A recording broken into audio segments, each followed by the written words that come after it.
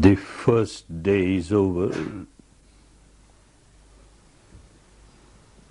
You have 9 more left to work. To work very hard. To get the best result of your stay here, you have to work very hard, diligently, ardently, patiently, but persistently, continuously. It is your own hard work which will give you the best fruits of your stay here. Nothing else. Your own hard work. From morning 4, 4:30 till night 9, 9:30, you have to keep on working very diligently, continuously. Of course, every evening, from 1 to 1.5 hours, there will be these Dhamma talks. And understand they are not for any kind of an intellectual entertainment. They are just for you to understand the technique, what it is, how you have to work.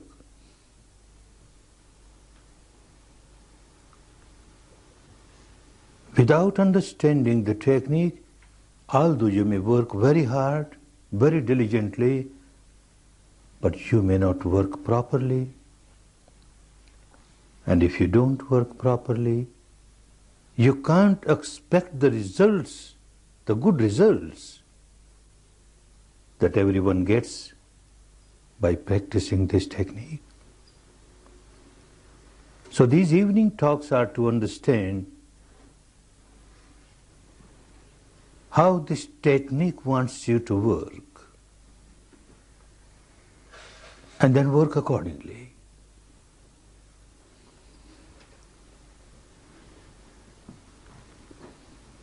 You started your work, observing respiration,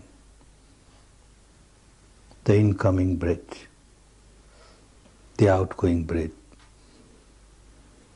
as it comes in naturally, as it goes out naturally.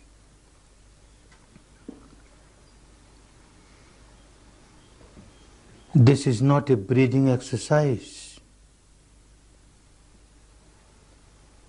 You are not supposed to control your breath, not supposed to regulate your breath. This is not the practice of what is called pranayama, where it is necessary to regulate the breath. Different techniques have different peculiarities, specialities. We are not here to condemn other techniques, but while you are here to give a fair trial to this technique, you are here to give full justice to this technique, you must understand the speciality of this technique, the peculiarity of this technique, and adhere to this peculiarity and work exactly as this technique wants you to work. Don't try to regulate your breath, natural breath. If it is deep, you are aware, it is deep. If it is shallow, you are aware, it is shallow. If it passes through the left nostril, you are aware, it is passing through the left nostril. If it passes through the right nostril, you are just aware, it is passing through the right nostril. If it is passing through both the nostrils simultaneously, you are just aware. Passing through both the nostrils simultaneously. That's all. Don't interfere with the natural flow of the breath. Let the nature play its own role. And your role is just observe. Just observe the reality as it is. Not as you would like it to be, but as it is. This is the speciality of this technique. You start by observing the breath as it is. Pure breath, bare breath, nothing else but breath.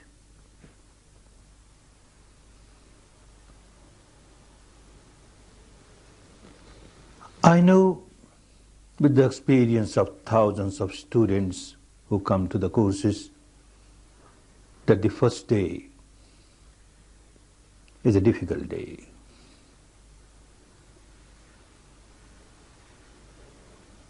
Some complain about pains in the leg or ache in the back or headache or this discomfort or that discomfort. Natural. One basic reason is that your body and your mind, both, have become prisoners of their own habit pattern of life. Now you are doing something to which they are not accustomed. So they start resenting, they start revolting. The body starts revolting. I don't like it. The mind starts revolting. I don't like it. So you feel very uncomfortable. Natural. But that is one reason, a minor reason. The major reason of your discomfort is this technique itself.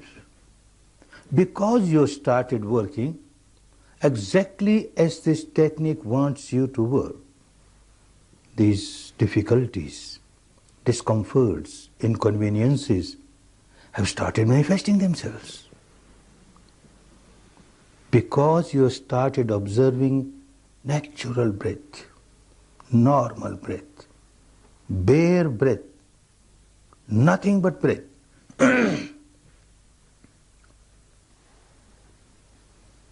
There are many techniques where along with the awareness of the breath, you are asked to recite any word mentally.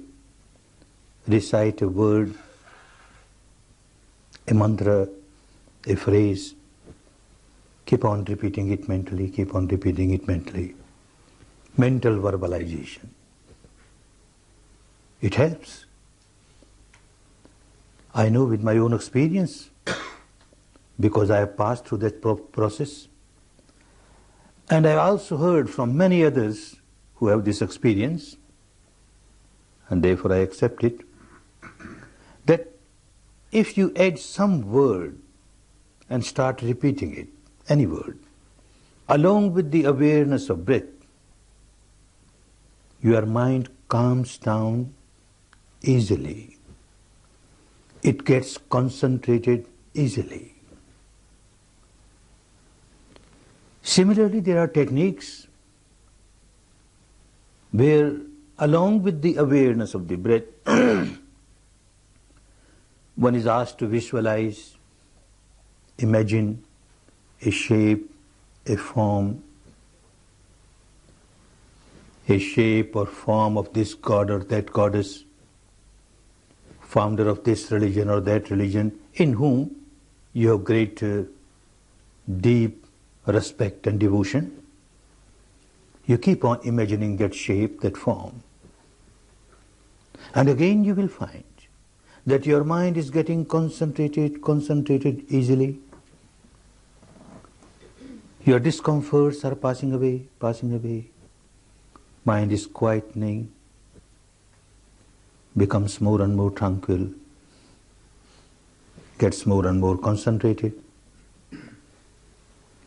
Knowing this with my own experience and also the experience of so many others, and yet I say, don't use any verbalization, don't use any visualization, just observe the breath, bare breath, nothing but breath. Why? There must be some valid reasons for that, and there are valid reasons.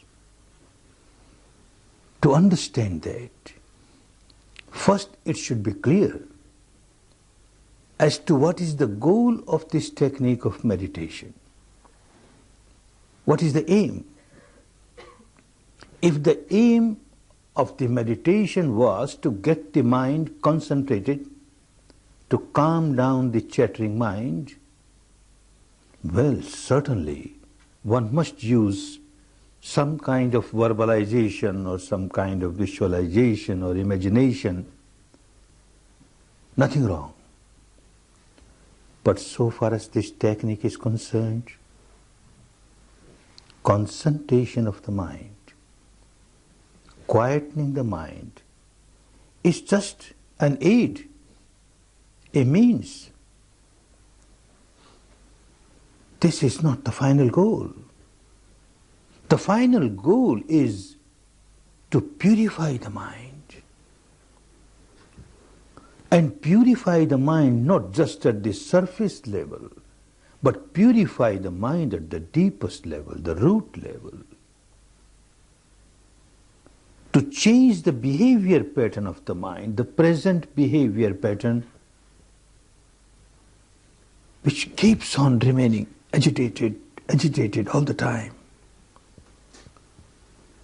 Something unwanted happens in the life, and they keep on happening.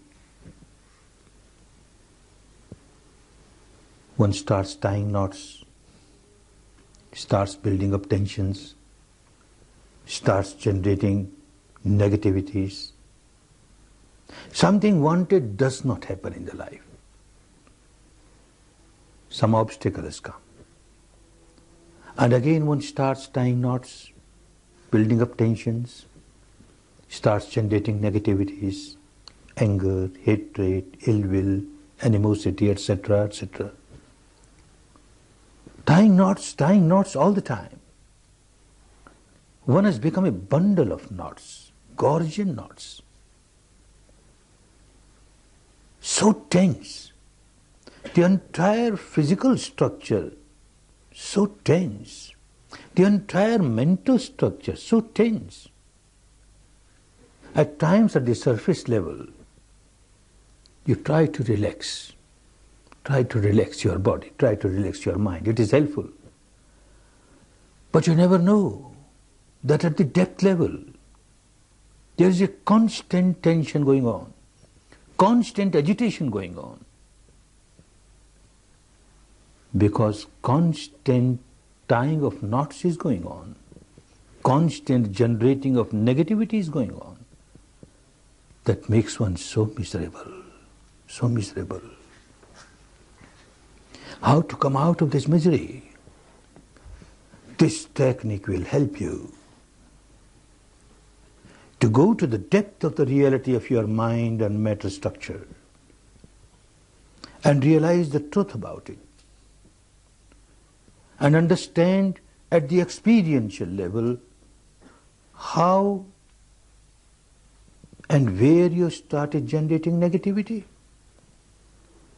how and where you started multiplying the negativity. That means you started generating your misery and started multiplying your misery. You must go to the source of your misery.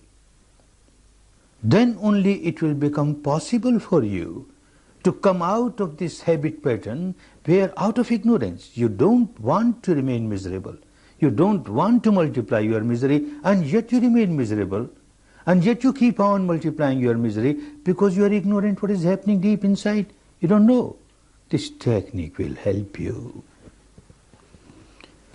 All the saints and sages and seers of the past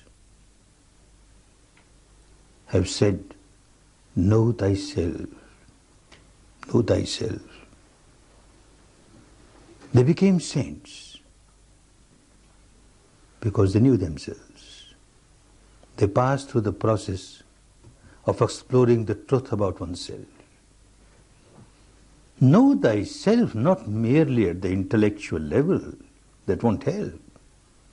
Know thyself at the actual level, that means the experiential level. What is this to which I say I? This corporeal, physical, bodily structure, this mental structure, the combination of the two, is this I? Tremendous amount of attachment towards this physical structure, the mental structure, by identifying oneself with it as I. And the resultant misery. When you identify yourself with the matter and the mind, and you develop attachment towards it, you start becoming tense. You start tying knots. And the misery starts. To accept it merely at the intellectual level, or even to accept it at the devotional level, because an enlightened person has said so, doesn't work. At the actual level, you have to explore the truth, the reality of your entire being, the mind, the matter, from the surface level, the apparent grossest level, going deeper, deeper, deeper, subtler, subtler, subtler, subtlest level. This technique will help you to explore the truth of the entire field of matter, to explore the truth of the entire field of mind at the experiential level. If someone wants to realize the truth at the experiential level, one has to work within the framework of the body, not outside. So the technique will help you to explore the reality within the framework of your own body. And respiration, the breath, will be a very important tool for you. Pure breath, bare breath, as it is.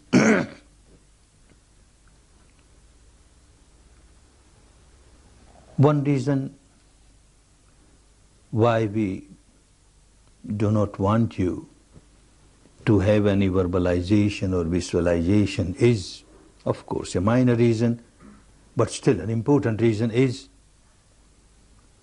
that when you verbalize, you generally use a name of this god or that god, this goddess or that goddess, founder of this religion or that religion.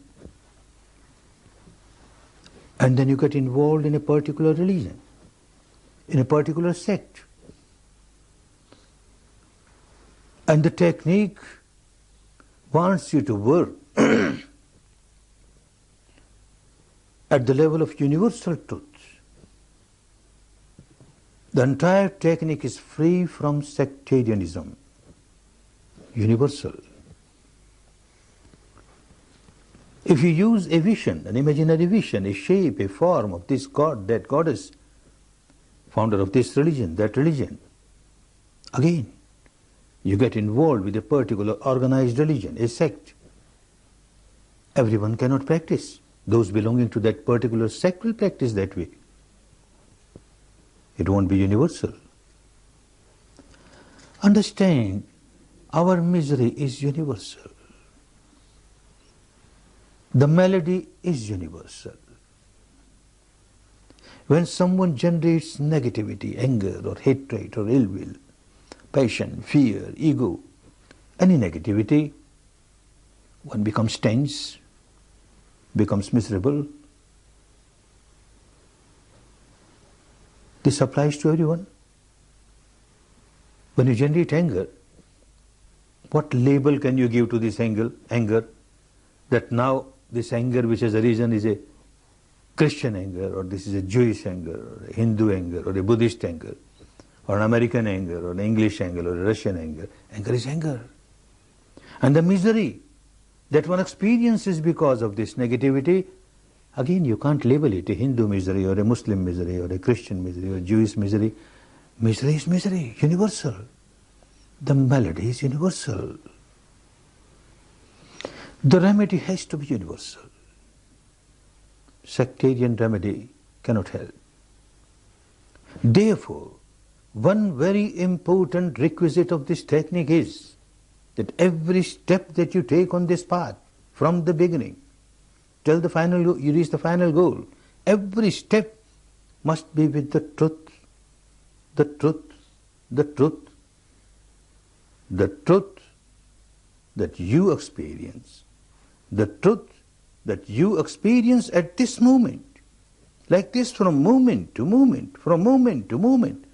Whatever truth manifests itself within the framework of your body, the truth pertaining to this physical structure, the mental structure, you just keep on observing, observing, observing. This is universal. Same with everyone. Till you reach the final goal. Don't mix up with any belief or dogma or cult or philosophy of this tradition or that tradition, however correct they may be, however true they may be. The reality that you have not experienced is no reality for you. The reality experienced by an enlightened person, the Buddha, or say Christ, or say Muhammad, is the reality for those people, not for you. When you reach that stage and realize yourself, it becomes a reality for you, not till then. So work with the reality that you experience directly within the framework of your body, from moment to moment, from moment to moment. The breath that you are experiencing from moment to moment, breathing in. This is the reality of this moment. Breathing out, reality of this moment. If it is deep, it is deep. It is shallow, it is shallow.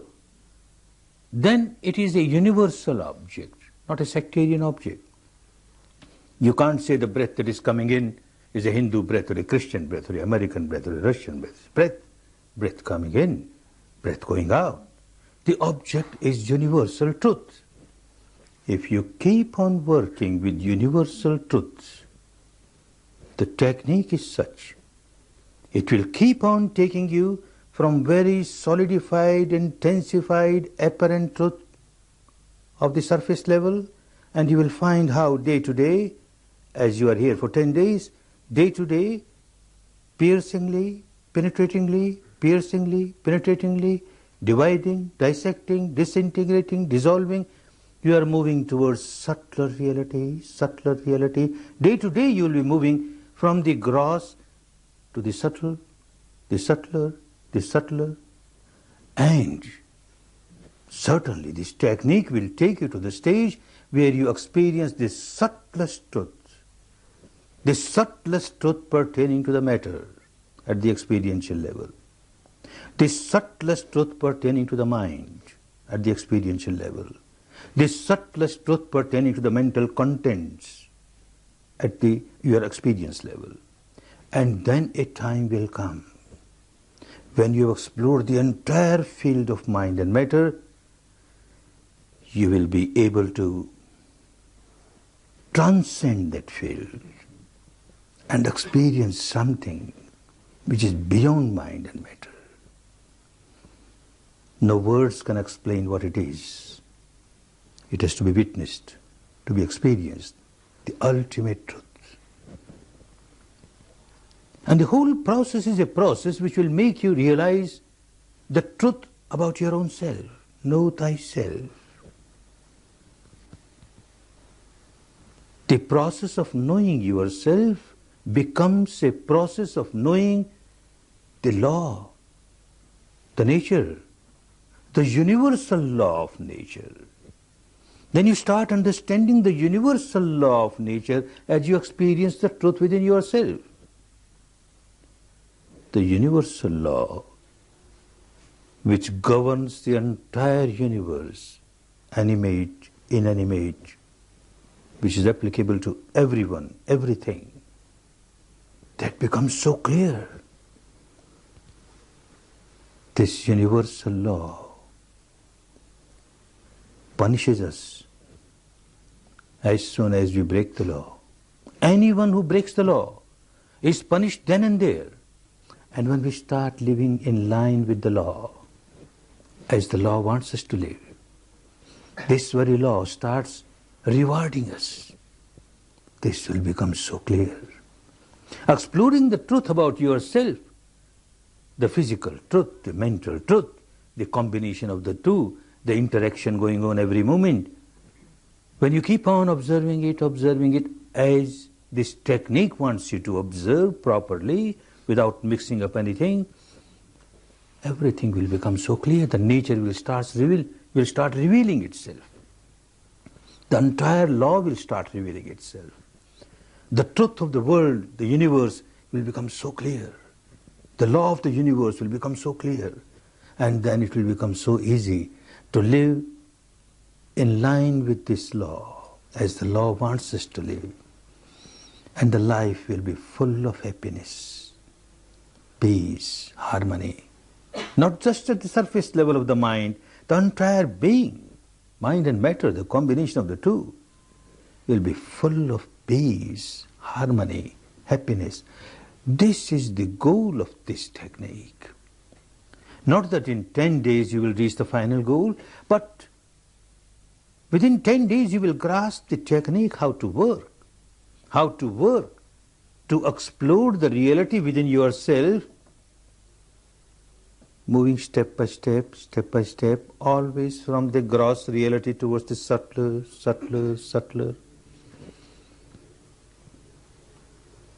without mixing anything else with it. The truth as you experience from moment to moment, from moment to moment. And for this, to start with, the breath is a very important tool. If you mix up some verbalization with it or visualization with it, as I said, the concentration will become very easy. True. But as your mind gets concentrated with the verbalization, with the visualization, you forget all about the breath. Your mind gets concentrated, you start experiencing peace at the surface level of the mind. Then the whole process of exploring the truth pertaining to yourself from the surface to the depth is lost, because the tool is lost. Bare breath was an important tool with the help of which you could have gone much deeper. Therefore, don't miss this tool, at least at this stage. Later on, you will get some more tools which will help you to go deeper. Now, breath is very important for you. Bare breath, pure breath. Like you want to explore the truth about your body. What one knows about one's body. One may have read books on physiology or anatomy, and might have seen charts, this or that. That doesn't mean that you know. You don't know at the experiential level. It is just an intellectual game. At the experiential level, you know so little about your body. You know something about the external organs, the limbs, the eyes, etc., how they work, how they function. They work according to your wishes, according to your desires, according to your commands. If you want your eyes to get open, it opens up, close, your hands raised, your leg move, whatever wish you have. According to that, these limbs, these organs outside, they start working. But how about organs inside? The heart, the lungs, kidney, liver, etc. They don't work according to your wishes, your desire, your command. If you give a command to your heart, stop beating, it won't stop. If you say you slow down, it won't slow down. If you want it to become fast, it won't become fast. You have no command over it. You have no control over it. What to talk of these big organs inside?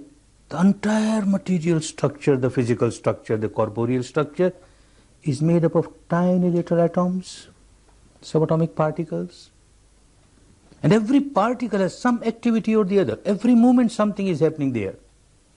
You are not knowing because you are not experienced. This technique will help you to experience that. But you have no control over that. It is just happening naturally. Oh, so you know something about this physical structure at the surface level, at the external level, where things happen intentionally as well as unintentionally. But you know nothing about things which are happening inside unintentionally. They are just happening. You have no control over them. The enlightened one found a tool with the help of which you start experiencing the reality within the framework of the body inside what's happening. This tool, the breath. Like someone living on this bank of the river, more or less knows about the reality of this bank of the river because this person has lived there, is living there.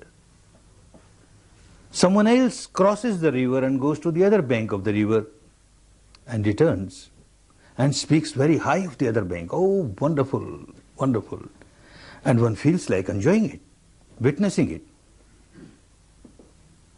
But one sits at this bank of the river with folded hands, moist eyes, choking voice, starts praying, craving, crying. Oh, other bank, please come here. Oh, other bank, please come here. I want to witness you. I want to enjoy you. I won't come there. You come here. Whole life this person may keep on crying. It doesn't happen. Can't happen. The only way for someone to witness the truth of the other bank is to leave this bank, cross the river and reach the other bank. So simple. You require a bridge which connects this bank with the other bank, with the help of which you can enjoy and witness the other bank. This breath works like a bridge. This known field of your physical structure.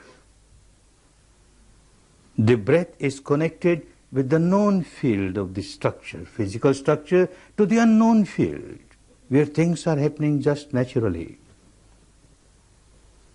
It connects them.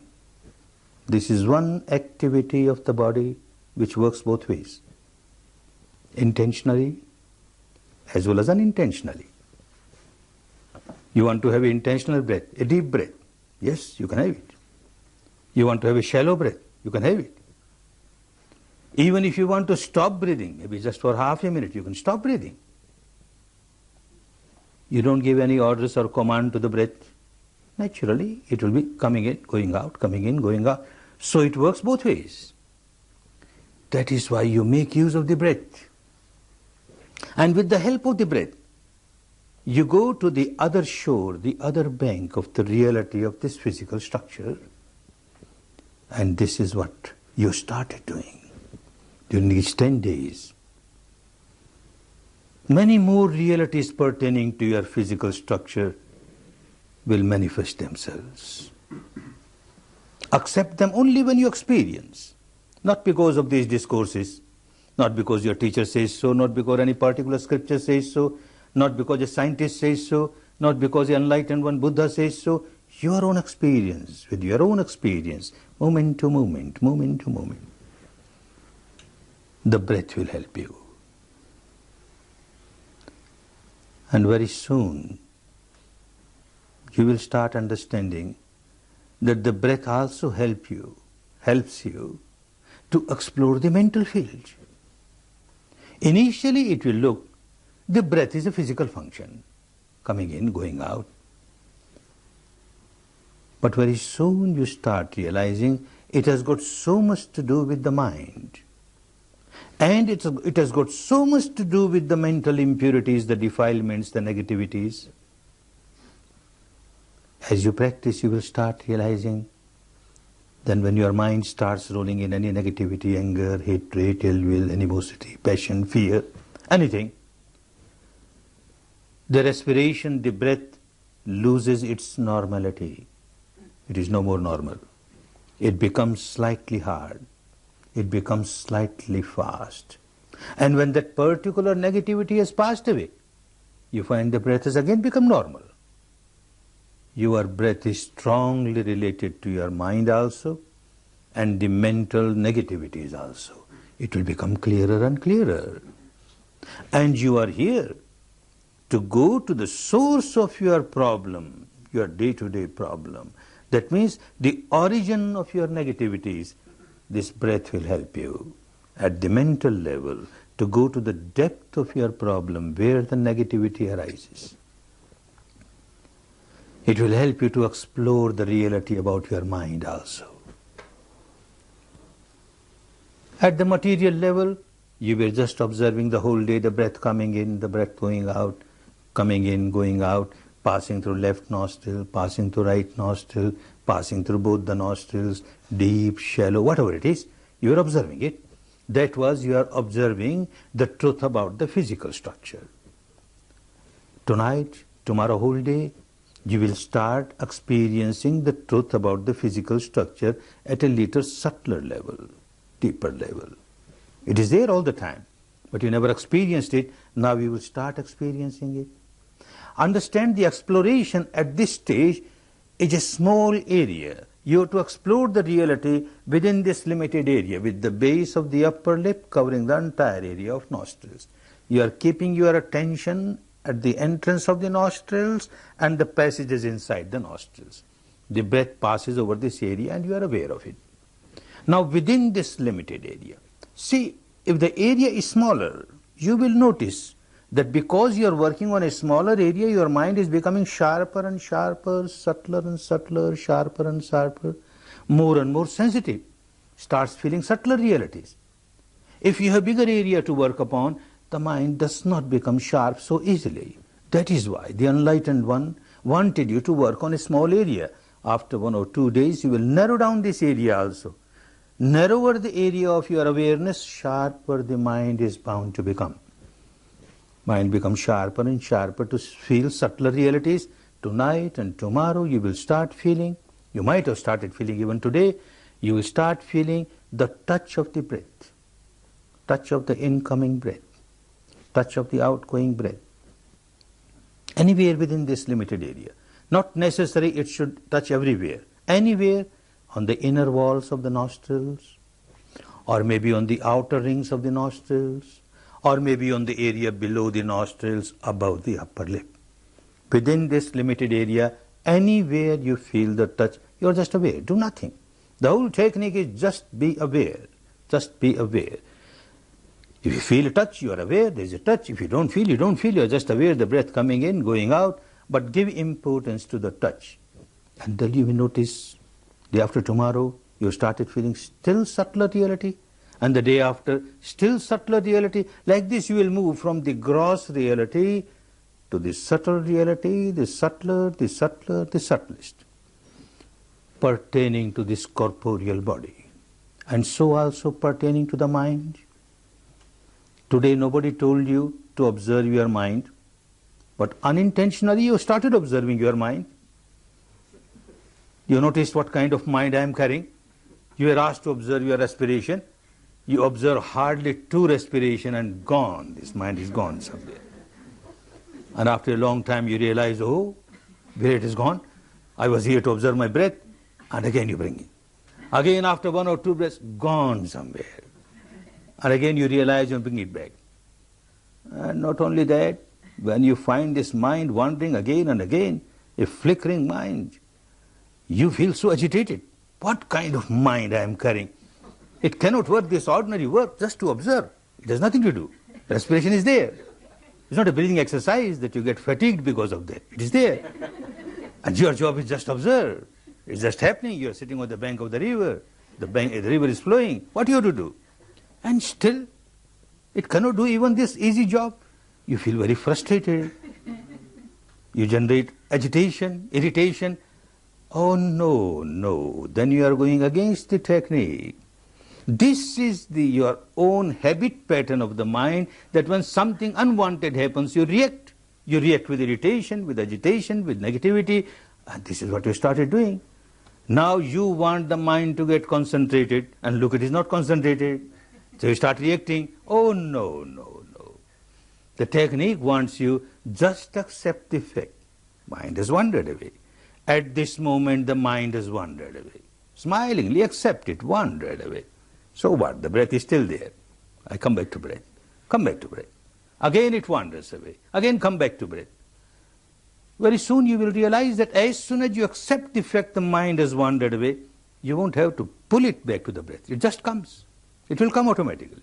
You just accept the fact mind has wandered away. Enough. It will come back to the breath. So you started observing your mind, the nature of your mind. It keeps on wandering. What a fleeting mind, a flickering mind, a wandering mind. Another reality. Where does it wander? Oh, so many objects. You can't keep a diary. You're not allowed to keep a diary here, but even if you were allowed, not possible for anyone to keep a diary where it wandered. Every moment it is somewhere on the sky or somewhere in another world altogether. You can't keep a diary. But still, carefully if you notice, you will find there are only two fields for this mind to wander. The field of the past memories, the field of the future. A memory will arise in your mind, this memory or that memory. At this moment, this memory, later on maybe some other memory. But some memory, it so happened. Oh, so-and-so insulted me in the past. So-and-so abused me. At that time I didn't know what to do. Now this fellow insults me. I will retort like this. I will reply like this. I will do like, and start rolling in future. And you keep on rolling in future. Again suddenly a thought of the past comes. And you start rolling in the past. Again you jump to the future. And you keep on rolling in the future. This is the habit pattern of my mind. It keeps on rolling in the past or rolling in the future. It does not want to live in the present. Does not want to live in the present. And one has to live in the present. How can you live in the past? The past is gone forever. You cannot buy back the moment that has gone away. You cannot buy back it and relive, giving all the dollars of the world. Impossible. It's gone forever. And future is future. Unless it becomes present, you can't live. You have to live in the present. And look what sort of mind which does not want to live in present. Oh, that is the reason why it remains so agitated. It does not know the art of living. And the whole technique teaches you the art of living, how to live in the present moment. Even a few moments you get, when you are with the respiration, this is the moment, the reality of this moment, the breath coming in, the breath going out. And all other moments, when you were rolling in the past or in the future, was the result of the habit pattern of the mind. Another reality will become clearer and clearer. Well, it wanders in the past, it wanders in the future. What kind of thoughts? Again, two kinds of thoughts, two patterns. Pleasant, unpleasant. When it rolls in the past memories, the memory may be pleasant memory or unpleasant memory. When it rolls in future, the thought of the future may be pleasant or unpleasant. So either it is pleasant or it is unpleasant. Then you will notice that when it has started rolling in something pleasant of the past or of the future, then a part of the mind has started reacting.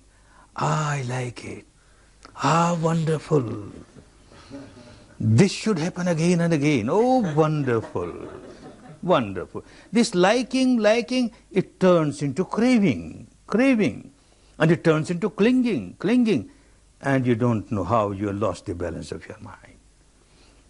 You have become unbalanced, you become miserable, because you started craving, you started clinging. Similarly, when the mind starts rolling in a thought unpleasant, of past, of future, you will notice a part of the mind will start reacting, I don't like it, I don't like it. And this don't like it very soon turns into aversion, hatred. And again you notice you have lost the balance of your mind, you become very agitated. This is the present behavior pattern of my mind. It keeps on reacting with craving, clinging, aversion, hatred, which in the language of the days of Buddha was raga, craving means kraga, and dvesha, aversion. So all the time craving, aversion, therefore all the time agitated. Why this craving? Why this aversion? Because one does not know what is happening deep inside. A surface level of the mind remains busy with the outside objects, and one does not know the depth of the mind where craving arises, where aversion arises, where agitation arises, where misery arises. This is what is called ignorance.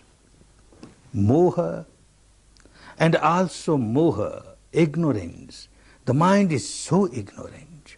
At times you will notice how ignorant the mind is.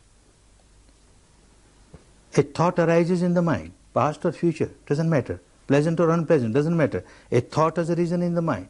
And before even one sentence is over, some other thought has started. And before one sentence is over, some other thought has started. Irrelevant thoughts. There is no sequence of thoughts. And this is madness. What else madness can be?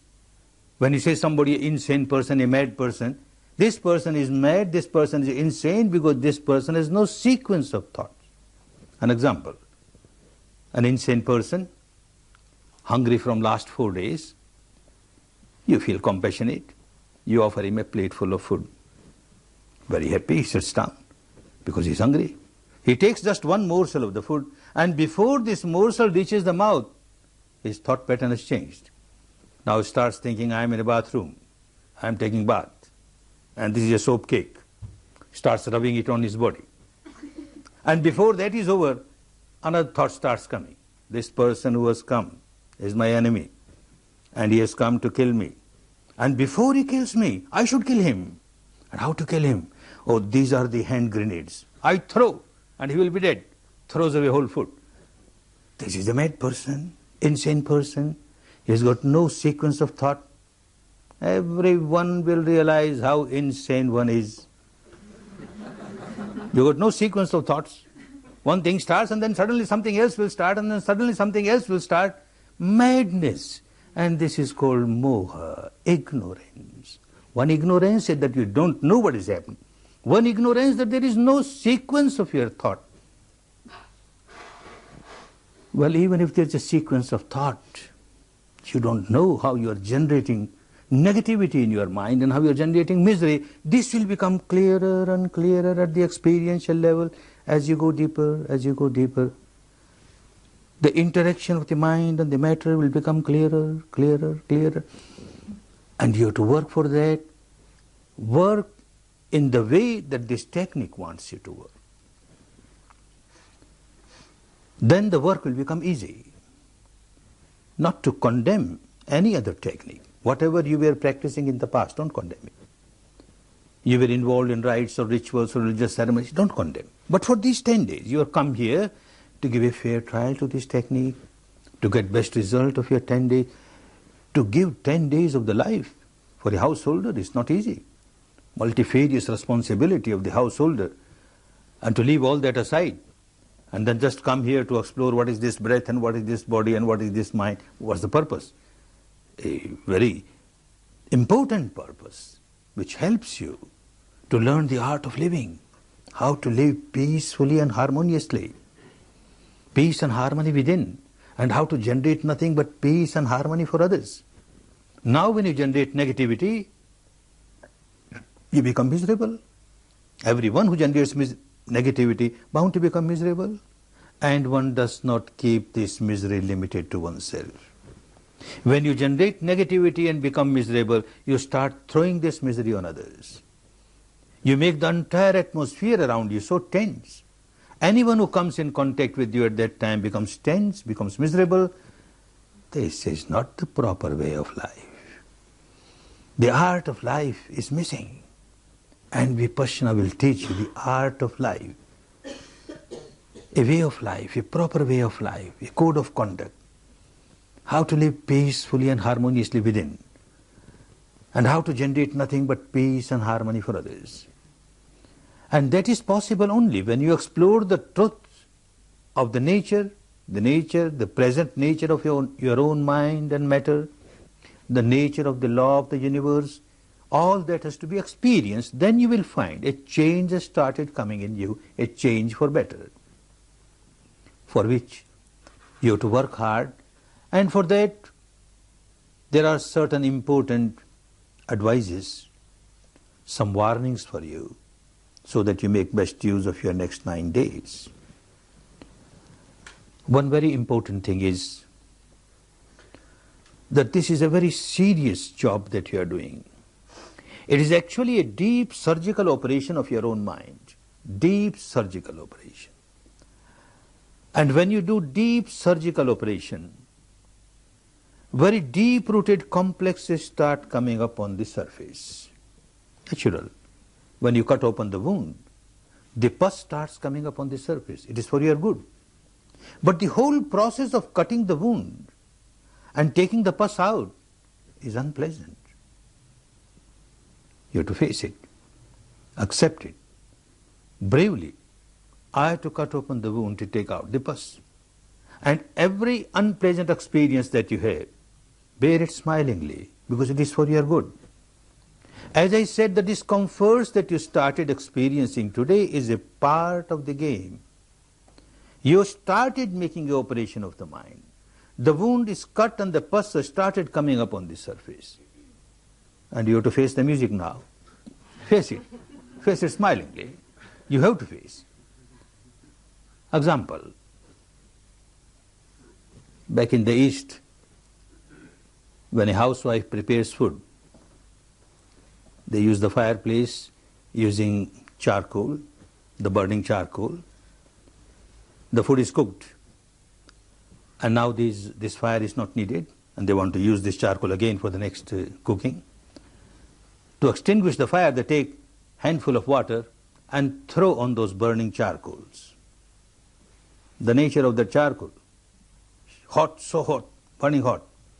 Nature of this water, so cold. As they come in contact, this cold, this hot, great impact, great reaction. And there is a great reaction, chung. There is a sound of chung comes there. You throw another handful of water. Again chung. You keep on throwing handful of water, chung, chung, chung, till the temperature of the charcoal has come in line with the temperature of your water. It is no more hot. Then you may throw a bucket full of water. No chung. So understand, this is chung of your body. That moment, maybe you are working for 1 hour. You will have maybe one moment when your mind is just with your breath. Coming in, going out, reality of this moment.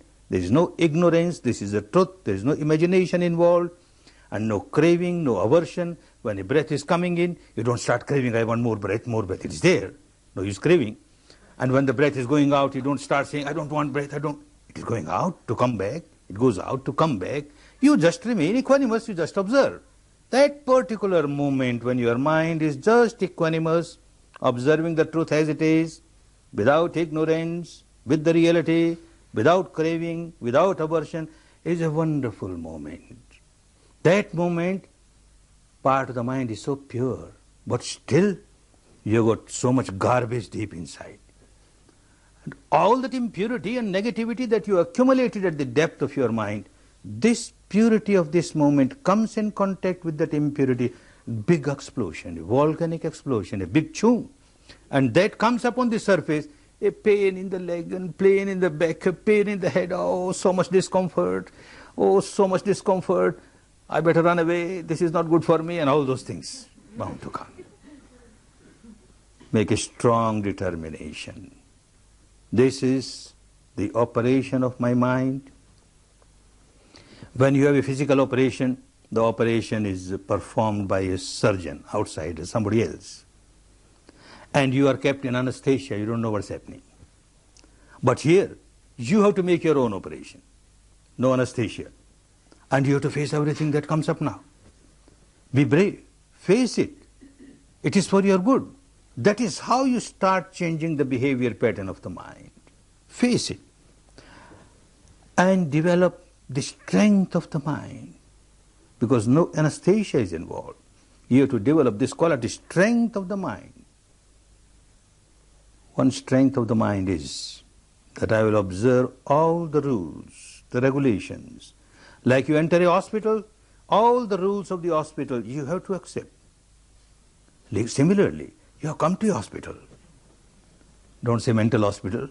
You have come to a hospital to some extent, yes. You are here to purify your mind, make it a healthy mind. You have to observe all the rules, all the rules.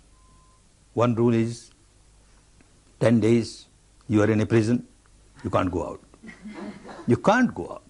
People who come to the course before they join the course, they are asked, are you prepared to stay for 10 days? And when they come to the course again, they are shaken. Are you prepared? Look, read these rules. Sign up. Are you prepared? And then again somebody gives a small talk. Are you prepared? You have to stay for 10 days. And yet, with the experience of so many people and so many courses, we find, not all, but some who are a bit weak-minded, as the first day goes, the operation has started. The second day, there's agitation. One feels like running away. Oh, this is not good for me. Some other time. I'll come some other time. And wants to run away. No. Then again on the fourth day, another deep operation starts. And the fifth day goes deeper. By the time one reaches the sixth day, again, this agitation will start in the case of some. I want to run away. I want to run away. The second day, the sixth day, maybe on some other days too, but the second day, the sixth day, big agitation. Face them. Face these agitations bravely with a determination. I am here for 10 days. I have to take out this garbage from deep inside. All the pus of my wound should come out. It is unpleasant, but it is good for me. I will face it. As you go to your hospital where a surgical operation of the body is going on, you have half the operation, then you say to the surgeon, no, enough. Now I'll come again and have it operated. Nothing doing, the surgeon won't allow. So also the surgeon here won't allow. No teacher will allow you in the midst of the course to go away. So have a strong determination that I won't go away, let anything. Another strong determination that I will abide by all the rules, especially the timetable. I am supposed to be in the hall at 8 a.m. I must be here a couple of minutes earlier. 8 a.m. I am sitting cross-legged. I have started my meditation. You come gossiping, talking, lingering, saying here, saying there, and reach 10 minutes late, 15. This doesn't work. 8 o'clock. You must start at 8 o'clock. Time is very important. Every minute is so precious for you. And then, meditation period. You have to meditate. 8 to 11, meditate. Not that now there is time, I have sat for 1 hour, enough, now let me wash my clothes, let me take a bath, let I do this. Oh, nothing doing. Meditation period. Strong determination. Another strong determination, 3 times a day. Morning 8 to 9, afternoon 2:30 to 3:30, and evening 6 to 7. You are in the hall. Let anything happen. I make a determination, I won't go out of the hall. I may keep on changing my posture, doesn't matter. Later on, after 3-4 days, you won't even change the posture. Don't get frightened by that now. Now at this stage, you can change the posture, but remain in the hall. This will give you the strength of the mind. Your determination helps you, a strong determination. Another warning, that you are asked to lie down, take rest. Whenever you feel very tired, in your residential quarters, you take rest. You are lying down, and you are told not more than 5 minutes. You feel so comfortable lying down. And you say, why 5 minutes? Perhaps this restriction is for ignorant persons. I'm quite smart. I don't feel drowsy. I know, I'm aware of my respiration. So what? 10 minutes. So what? I'm aware of my respiration. I'm a very smart chap. All right. 15 minutes. You feel drowsy. 20 minutes. Half an hour. You start snoring. snoring. And then somebody else in your dormitory finds you are snoring. Ah, wonderful. I to lie down. Snoring, snoring. The whole dormitory will become full of snoring dormitory. The whole camp, the meditation center, will become snoring meditation center. You are here to remain awakened, alert, all the time, every moment, not more than 5 minutes. Sit more and more, work in a sitting posture. More and more, work in a sitting posture. Another risk, another danger. Work inside at this stage. Work indoors. If you sit and meditate outside in the open sun with open air, not healthy. Later on, of course, a Buddha becomes Buddha sitting under a tree, open sky. But that requires a lot of maturity in meditation. At this stage, if you sit outside during meditation hours, the breeze that touches your nostrils or the area below the nostrils will not allow you to feel this subtle touch of your own breath. So don't sit outside. During recess periods, all right. Or even with closed eyes, there is a light on your eyes, closed eyes, and you can't go deeper because of that. So always work inside. That is a very important thing for you. And then another danger. Now staying here for 24 hours, you have come to know that there is no dinner here. And 11 o'clock when you are in your queue for your lunch, then you think of your dinner. No dinner here. I am accustomed to take one full plate in my lunch, one full plate in my dinner, and I am not getting dinner here. I better take my dinner now. 2 plates. One for the dinner, one for the lunch. And my teacher keeps on saying, you have to fight out your own battle, you have to fight out your own battle. I must be physically strong to fight my battle. 3 plates. Dangerous. You can't meditate. Impossible. If you are accustomed to take one full plate in one meal, take 3/4. 1/4 of your stomach should always remain empty, 24 hours. Then you can meditate better. Don't fill it. Overfilling is out of question. Don't fill it. Keep 1/4 of the stomach empty. This will help you. Another warning. Complete silence is very important. Very important. You have seen your mind working for one day. What a chatterbox it is. Keeps on chattering. And then you start talking to somebody else. Of course, if you have got any problem pertaining to technique, you are always free to come and discuss with the assistant teachers. Any real problem pertaining to management, you can have a few words with the management, but amongst yourselves, no talking. No communication even at the level of glances or gestures. Just remain within yourself. The reality within yourself is so important for you. You have been extrovert the whole life. Now you learn how to observe the truth inside. If you start communicating with the fellow student, then you started creating problem for you. This chattering mind gets some more food for chattering. You talk with somebody and then you sit for meditation. All those thoughts will keep coming in your mind and they will churn your mind, and so many thoughts related or unrelated will start coming up. It becomes a problem for you. Not only a problem for you, a problem for that person also with whom you talk. When you talk, you can't talk with the air, you can't talk with the walls, you can't talk with the trees. With whomever you talk, this is a meditator. And you give some more chattering food to this person also. All right, you keep on chattering for some time. You created problem for others. You created problem for others, other meditators. 2 of you start chattering, and that noise disturbs so many students. No talking, complete silence. And you will know the benefit of this silence. This silence is also important for another reason. Yesterday I took a vow. 5 precepts. Very easy to observe other precepts, not to kill, not to steal, not to have any sexual activities, etc. But not to speak lies. Whenever you speak, because of the old habit, you may exaggerate, you may hide something, and you have broken one of your Shila. Out of those 5 foundation stones, even one foundation is shaken, your meditation will become weak. Don't do that. Silence, complete silence, and you will notice it is of much help to you, very much help. Another very important thing, Don't mix up anything with this technique. You surrendered yourself to this technique for 10 days. After 10 days, you are your own master. But for 10 days, you have surrendered yourself. Don't mix up anything with it. I read something there in this way, Vipassana, these people say Vipassana is like this people say Satipatthana is like this, or my tradition says meditation of this type, or this verbalization, this visualization, this imagination. Why not do little bit of that and little bit of this? Dangerous, very dangerous. It is risky. An example, someone is accustomed to ride a white horse, his own white horse, and he gets another black horse, and somebody says, you just try this black horse, this is a very good horse. And he says, yes, I will try, but I won't leave my horse. One leg on my horse and one leg on your horse, and let me try. Dangerous. One is accustomed to travel in his own boat, in her own boat. Somebody offers another boat, very convenient, his fast boat, good boat.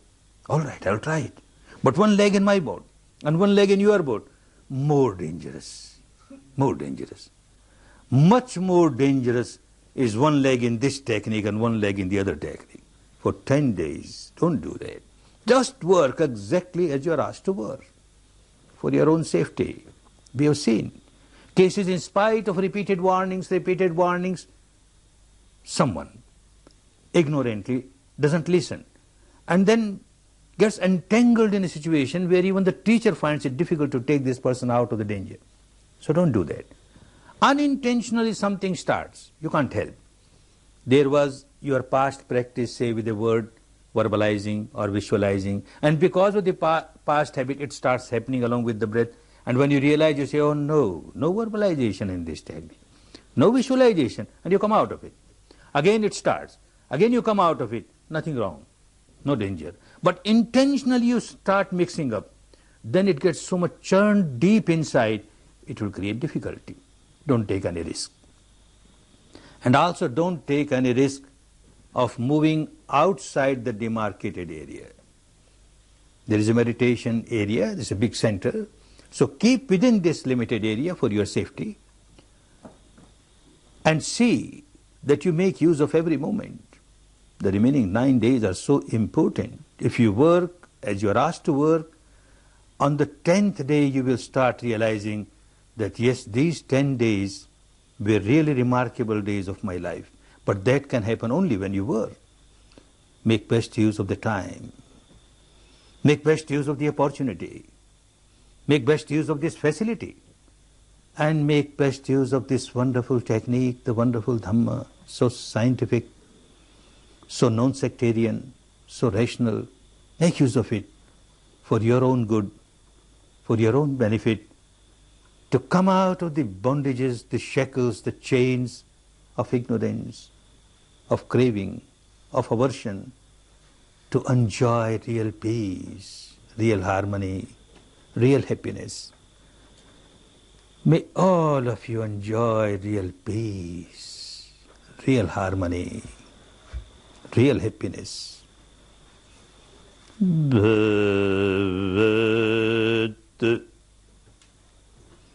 Sarva Mangalam Bhavat Sarva Mangalam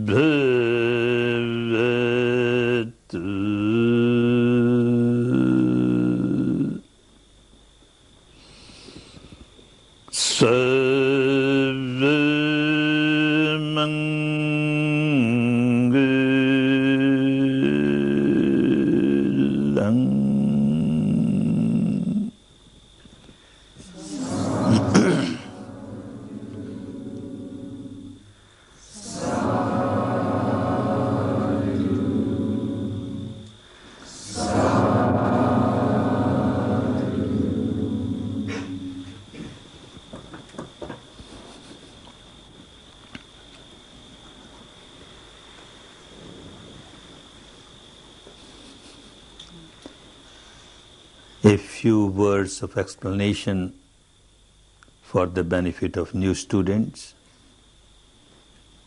Thus now you noticed, and you will be noticing again and again, where you heard me chanting 3 times these 3 words, Bhavatu, Sabba, Mangalam.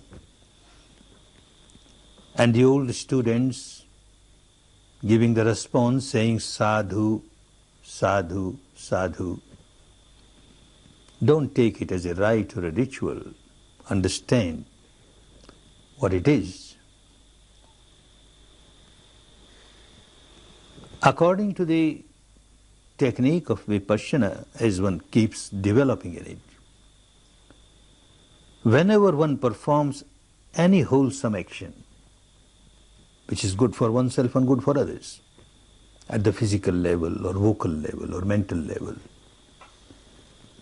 when one finishes that particular wholesome action, one develops love and compassion and goodwill for others. May this wholesome action of mine result in the good of others. So, Bhavatu, Sabba, Mangalam, may all be happy, may all be happy, may all be happy. Then those who listen, they also generate and develop this quality of love, compassion and goodwill. And with that love and compassion and goodwill for others, they respond, Sadhu, oh well said, well done. We are also with your good wishes. We also want, may all beings be happy. If you develop this kind of positive feeling of love, compassion for others, then say Sadhu, Sadhu, Sadhu. Otherwise not. Don't make it a rite or a ritual. Now you may take rest for about 5 minutes and then you start again. Take rest for about 5 minutes.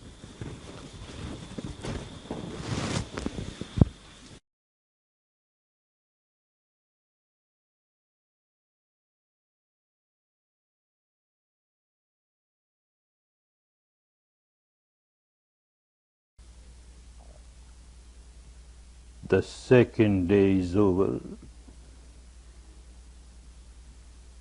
You have now 8 more left to work. To work diligently, ardently. Second day, slightly better than the first day. Slightly better. The difficulties are still there. What a wandering mind, a fleeting mind, a flickering mind, so unstable, so infirm, so agitated, no peace, no tranquility, so wild, like a wild animal,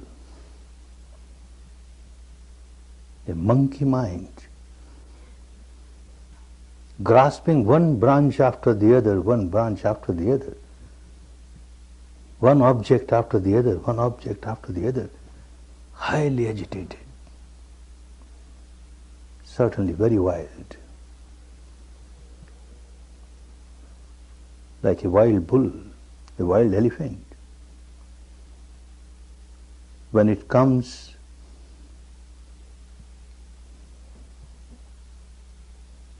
in the midst of a human society, dwellings of human beings, it proves so dangerous. It creates havoc, so harmful.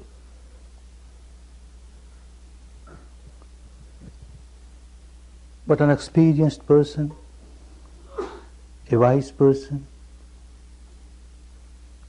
trains this wild elephant, the wild bull, tames this wild elephant, the wild bull, working very patiently and persistently.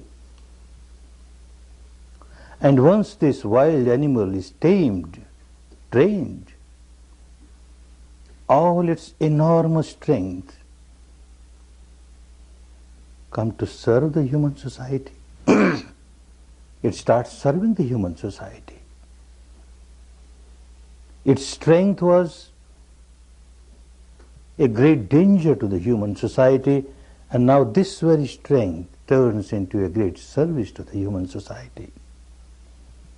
Similarly, this wild mind, so long as it remains untrained, untamed, very dangerous, very harmful. And if we somehow train it, tame it, its enormous strength starts helping us. And the strength of the mind, no comparison with the strength of a wild elephant. Many more times it is stronger, more powerful. No one can harm us more than our own wild mind. And no one can help us more than our own trained mind, tamed mind, disciplined mind. But as it requires a lot of patience to train a wild elephant, one who is experienced in training the wild elephant or wild bull does not get irritated, does not develop anger or hatred towards this wild animal. Very patiently. One works very patiently but persistently. Similarly, you have to deal with your wild mind very patiently. You want to get it trained in 1 day or 2 days? Oh no. No. And you become irritated because it is not getting trained. Look, I have given 2 days of my life and yet it's not getting trained. You become agitated, irritated, it becomes more wild. It becomes more dangerous. Patience. You have to work very patiently. Patiently, but persistently, continuously, ultimately, you will win. The mind is bound to get disciplined. But you have to work. No one else can work for you. You have to fight out your own battle. You have to work out your own salvation, your own liberation. None else can do that for you. Someone who has been successful in controlling the mind, someone who has become successful in purifying the mind, someone who has become liberated, enlightened, with all the compassion and love, this person will show the path. But you have to walk on the path. You have to take every step on the path yourself. Step by step, you have to reach the final goal. Nobody will take you on his shoulder to the final goal. Nobody can take anyone else on the shoulder and reach the final goal. Impossible. Each individual has to work. Of course, when you start taking steps on the path of Dhamma, the path of liberation, the path of enlightenment, the law of nature is such. The universal law of nature is such that you get tuned up with the good vibrations of saintly people, good vibrations of Dhamma, and you get all the inspiration and the strength. You start getting so much support. I know it with my own personal experience. And also the experience of so many students. You will get support. You call it grace, you call it mercy, you call whatever you like. You will get support. But still, Every step you have to take on the path. You have to take every step on the path. An incident in the life of Gautama the Buddha. At that time he was dwelling in a big meditation center in the city of Shravasti, capital of the state of Kosala. Large number of monks and nuns will come and learn Vipassana from him. Large number of householders, men, women will come and learn this technique from him, get benefited. Someone who used to come only in these evening discourses but never practiced, he came one day little earlier when Buddha was alone, came to him, paid respect, and said, "Sir, one question keeps on bothering me, and I hesitate to ask you when there are so many people around. Now that you are alone, permit me to ask the question." "Oh, go ahead. There should not be any confusion in your mind so far as Dhamma is concerned. Go ahead." And he said, "Sir, I am coming here for a number of years. I understand what you teach. It is good. But I examine the people who come here to learn. I have noticed that some of them have really become fully liberated, fully enlightened. It is quite clear with their behavior, with their lifestyle, with their dealings with these people, situations. It's very clear they are liberated people. And quite a few are not fully liberated, and yet a big change has come in their life. I notice it. A big change for the better has come. But then, sir, there are people like me who change. We are as we were. My question is, sir, you are so powerful, you are so compassionate. Somebody coming to you, taking refuge in you. Why don't you use all your power and your compassion to liberate us? Why somebody remains unliberated or half liberated? Please, sir, this question bothers me."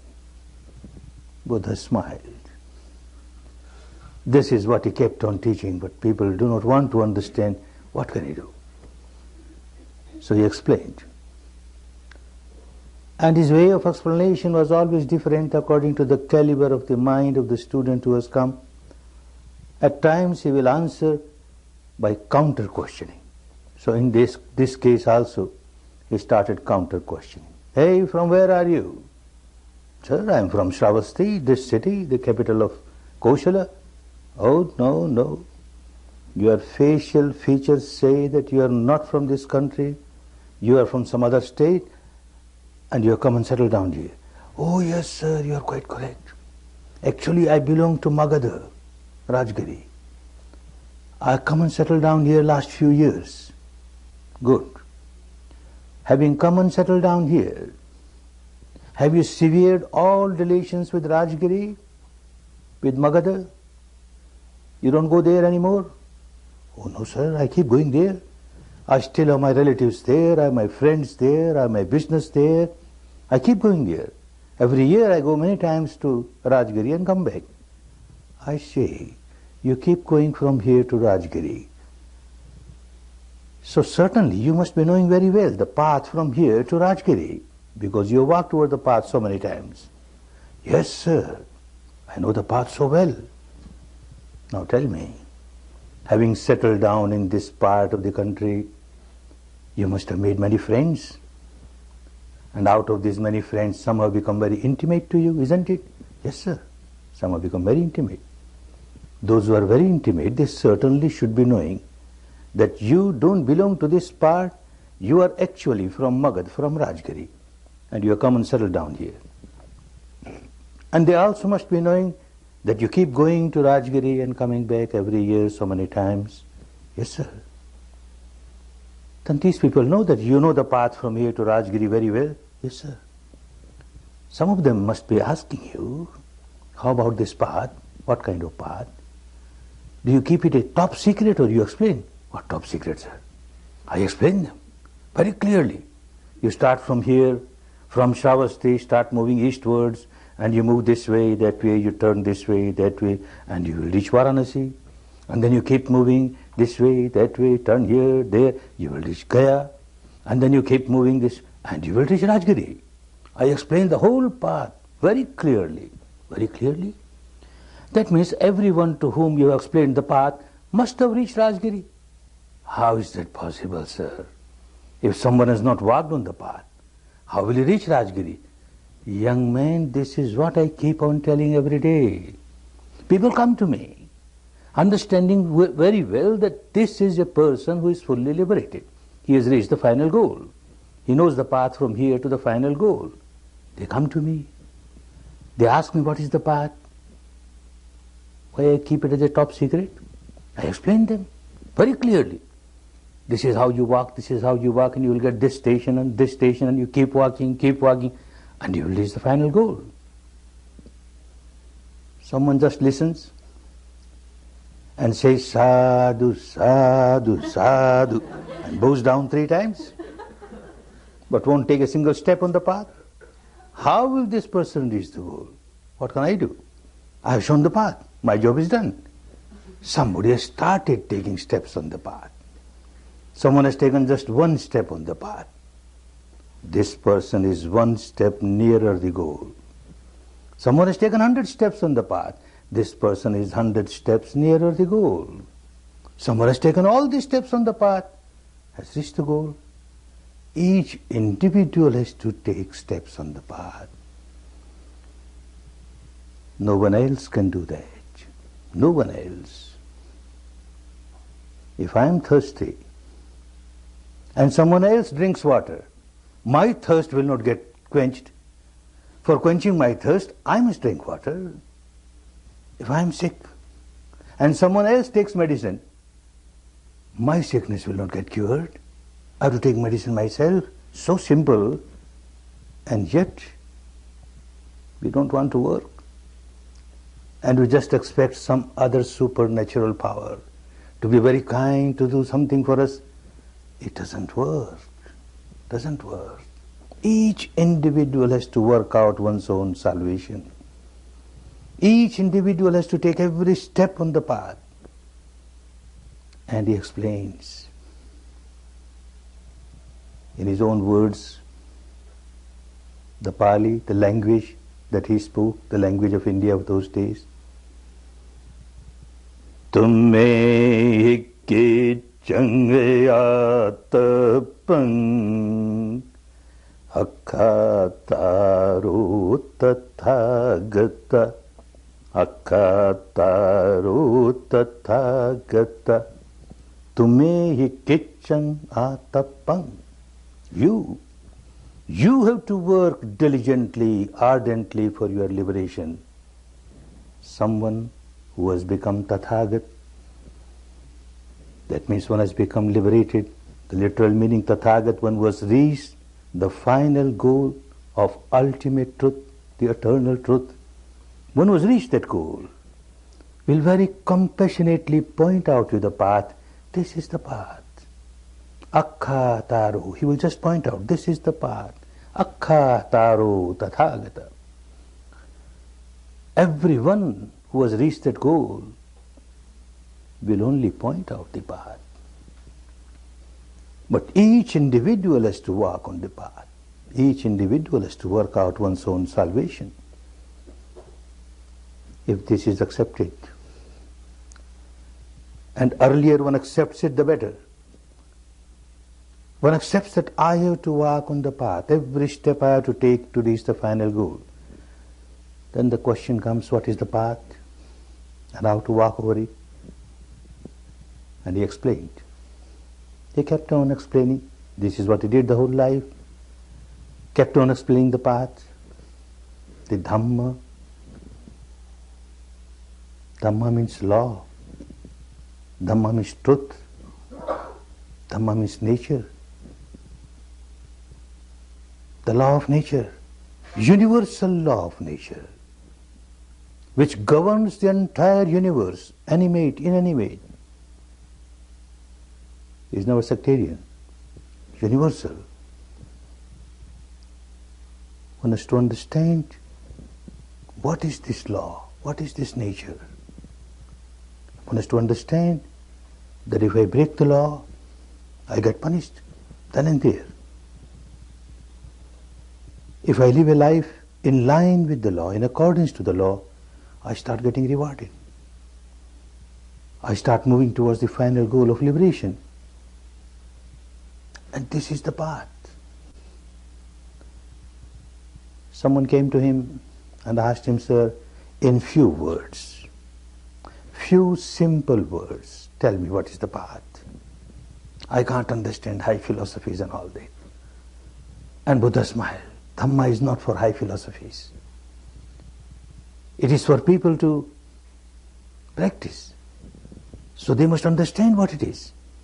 If they don't understand and simply play intellectual game with it, it doesn't help. Dhamma is always explained in very simple words. All right, I will again explain you.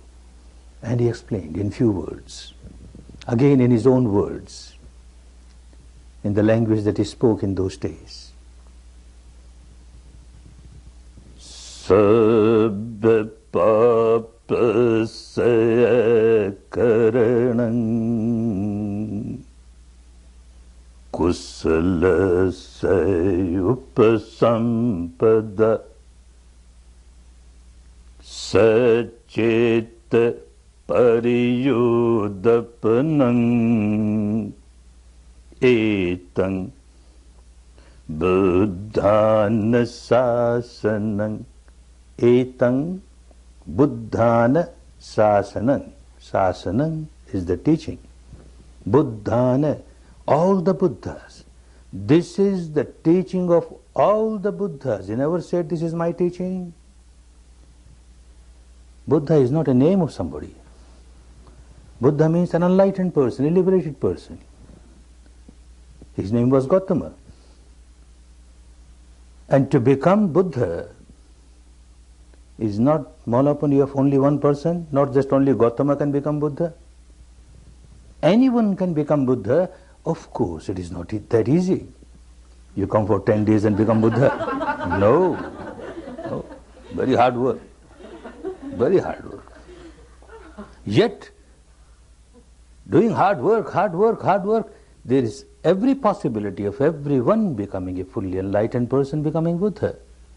And when someone becomes a Buddha, he will teach this and nothing else. This will be the teaching of every enlightened person. What is it? Sabba papassa akaranam. Akaranam, abstain. Sabba, all. Papassa, all sinful activities. Abstain from all sinful activities, unwholesome activities. And kusalasya upasampada.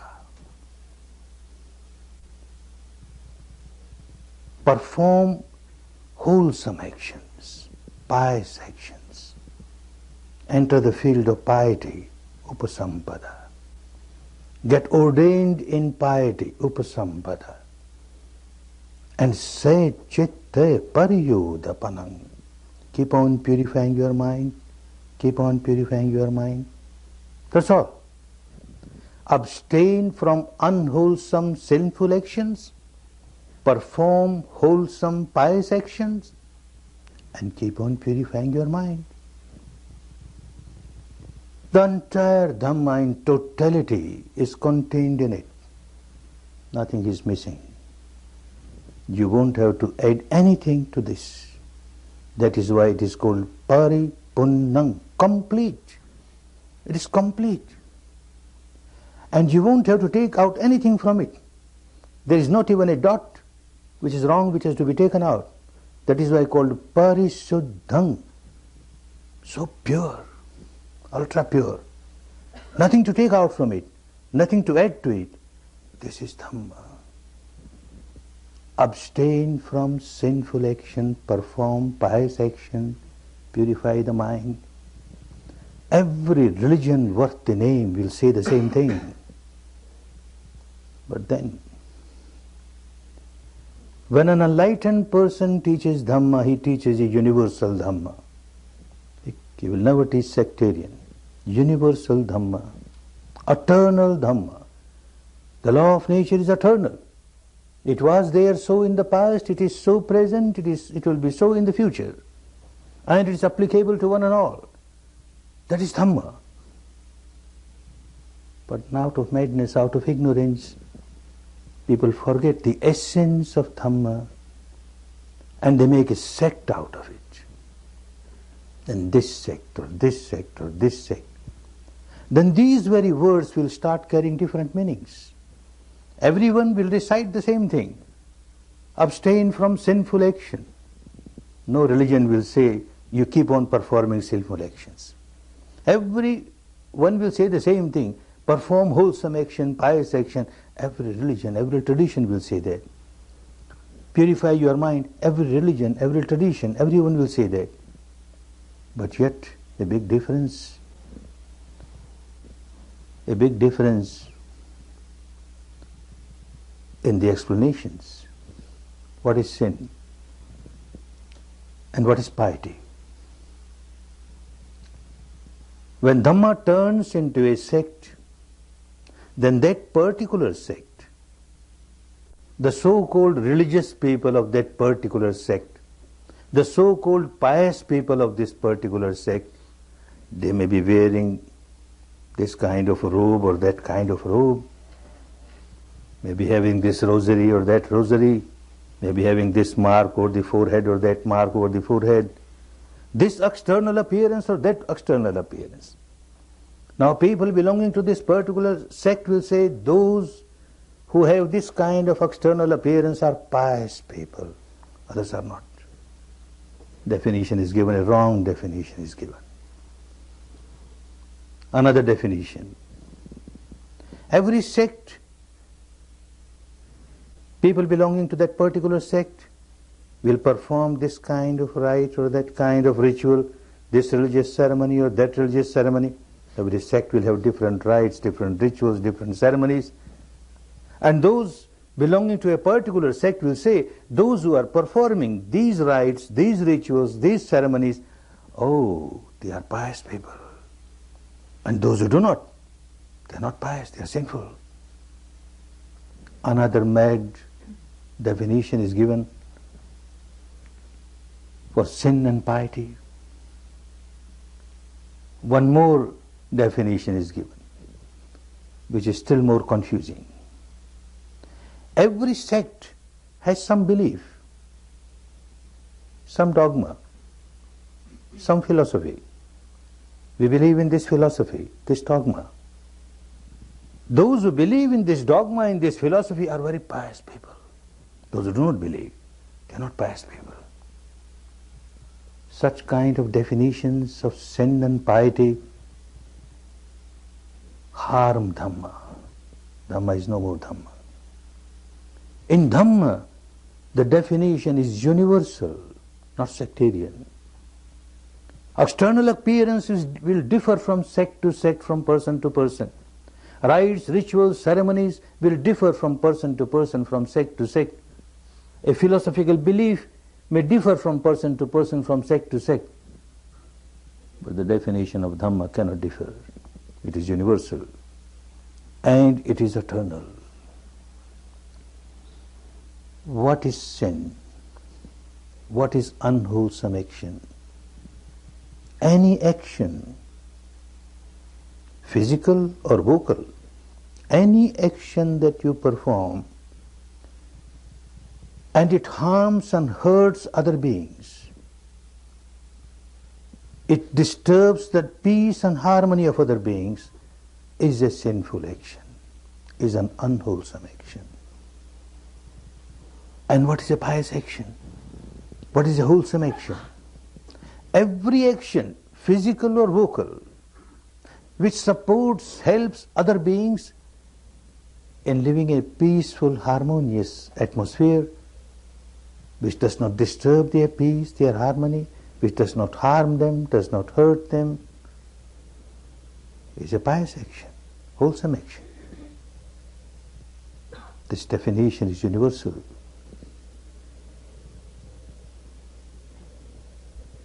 As one keeps going deeper in Dhamma, at the experiential level, it becomes so clear that this is in line with the law of nature. In line with the law of nature. The first, abstain from all sinful action, is called Sila, living the life of morality.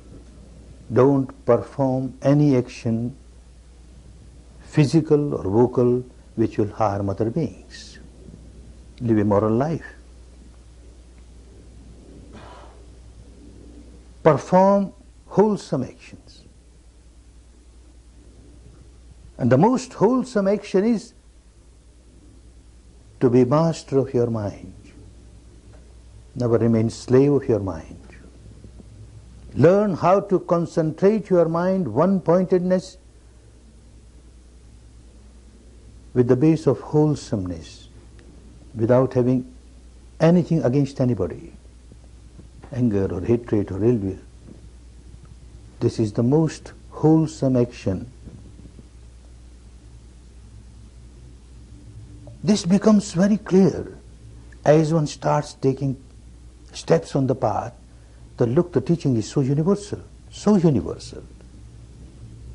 The first is called Sila, the second is called Samadhi, and the third, purification of the mind, is called Panya, that means wisdom, insight, direct experience of the truth inside, and developing the wisdom of the law, the universal law, and changing the habit pattern of the mind at the deepest level. Now the first Sila, morality. Initially one starts understanding it merely at the intellectual level. Yes, I should not perform any action at the physical level or vocal level which will harm other beings. For example, if someone comes and hits me, kills me, I certainly don't like it. I don't like it. So if I hit others or kill others, this person will not like.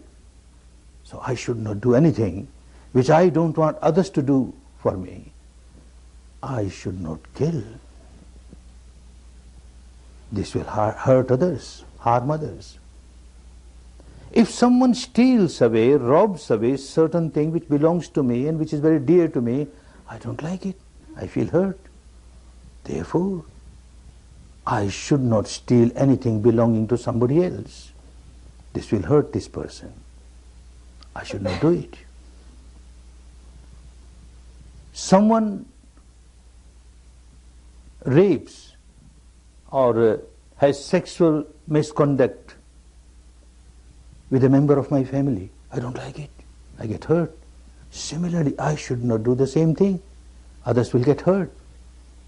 Someone speaks lies and tries to deceive me, I don't like it. I should not speak lie and try to deceive others. Someone speaks harsh words and I don't like. I should not speak harsh words to others. They won't like it.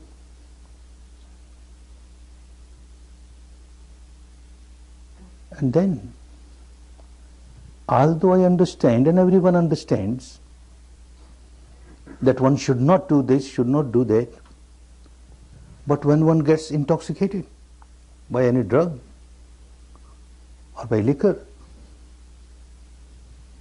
one is helpless.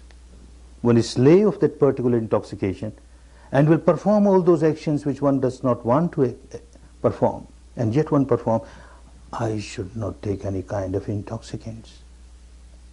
This is what one understands at the surface level of the mind, at the intellectual level of the mind. Again one starts understanding, again at little deeper level, but again at the intellectual level. A human being is a social being. He is to live in the society, live with the members of the family and others.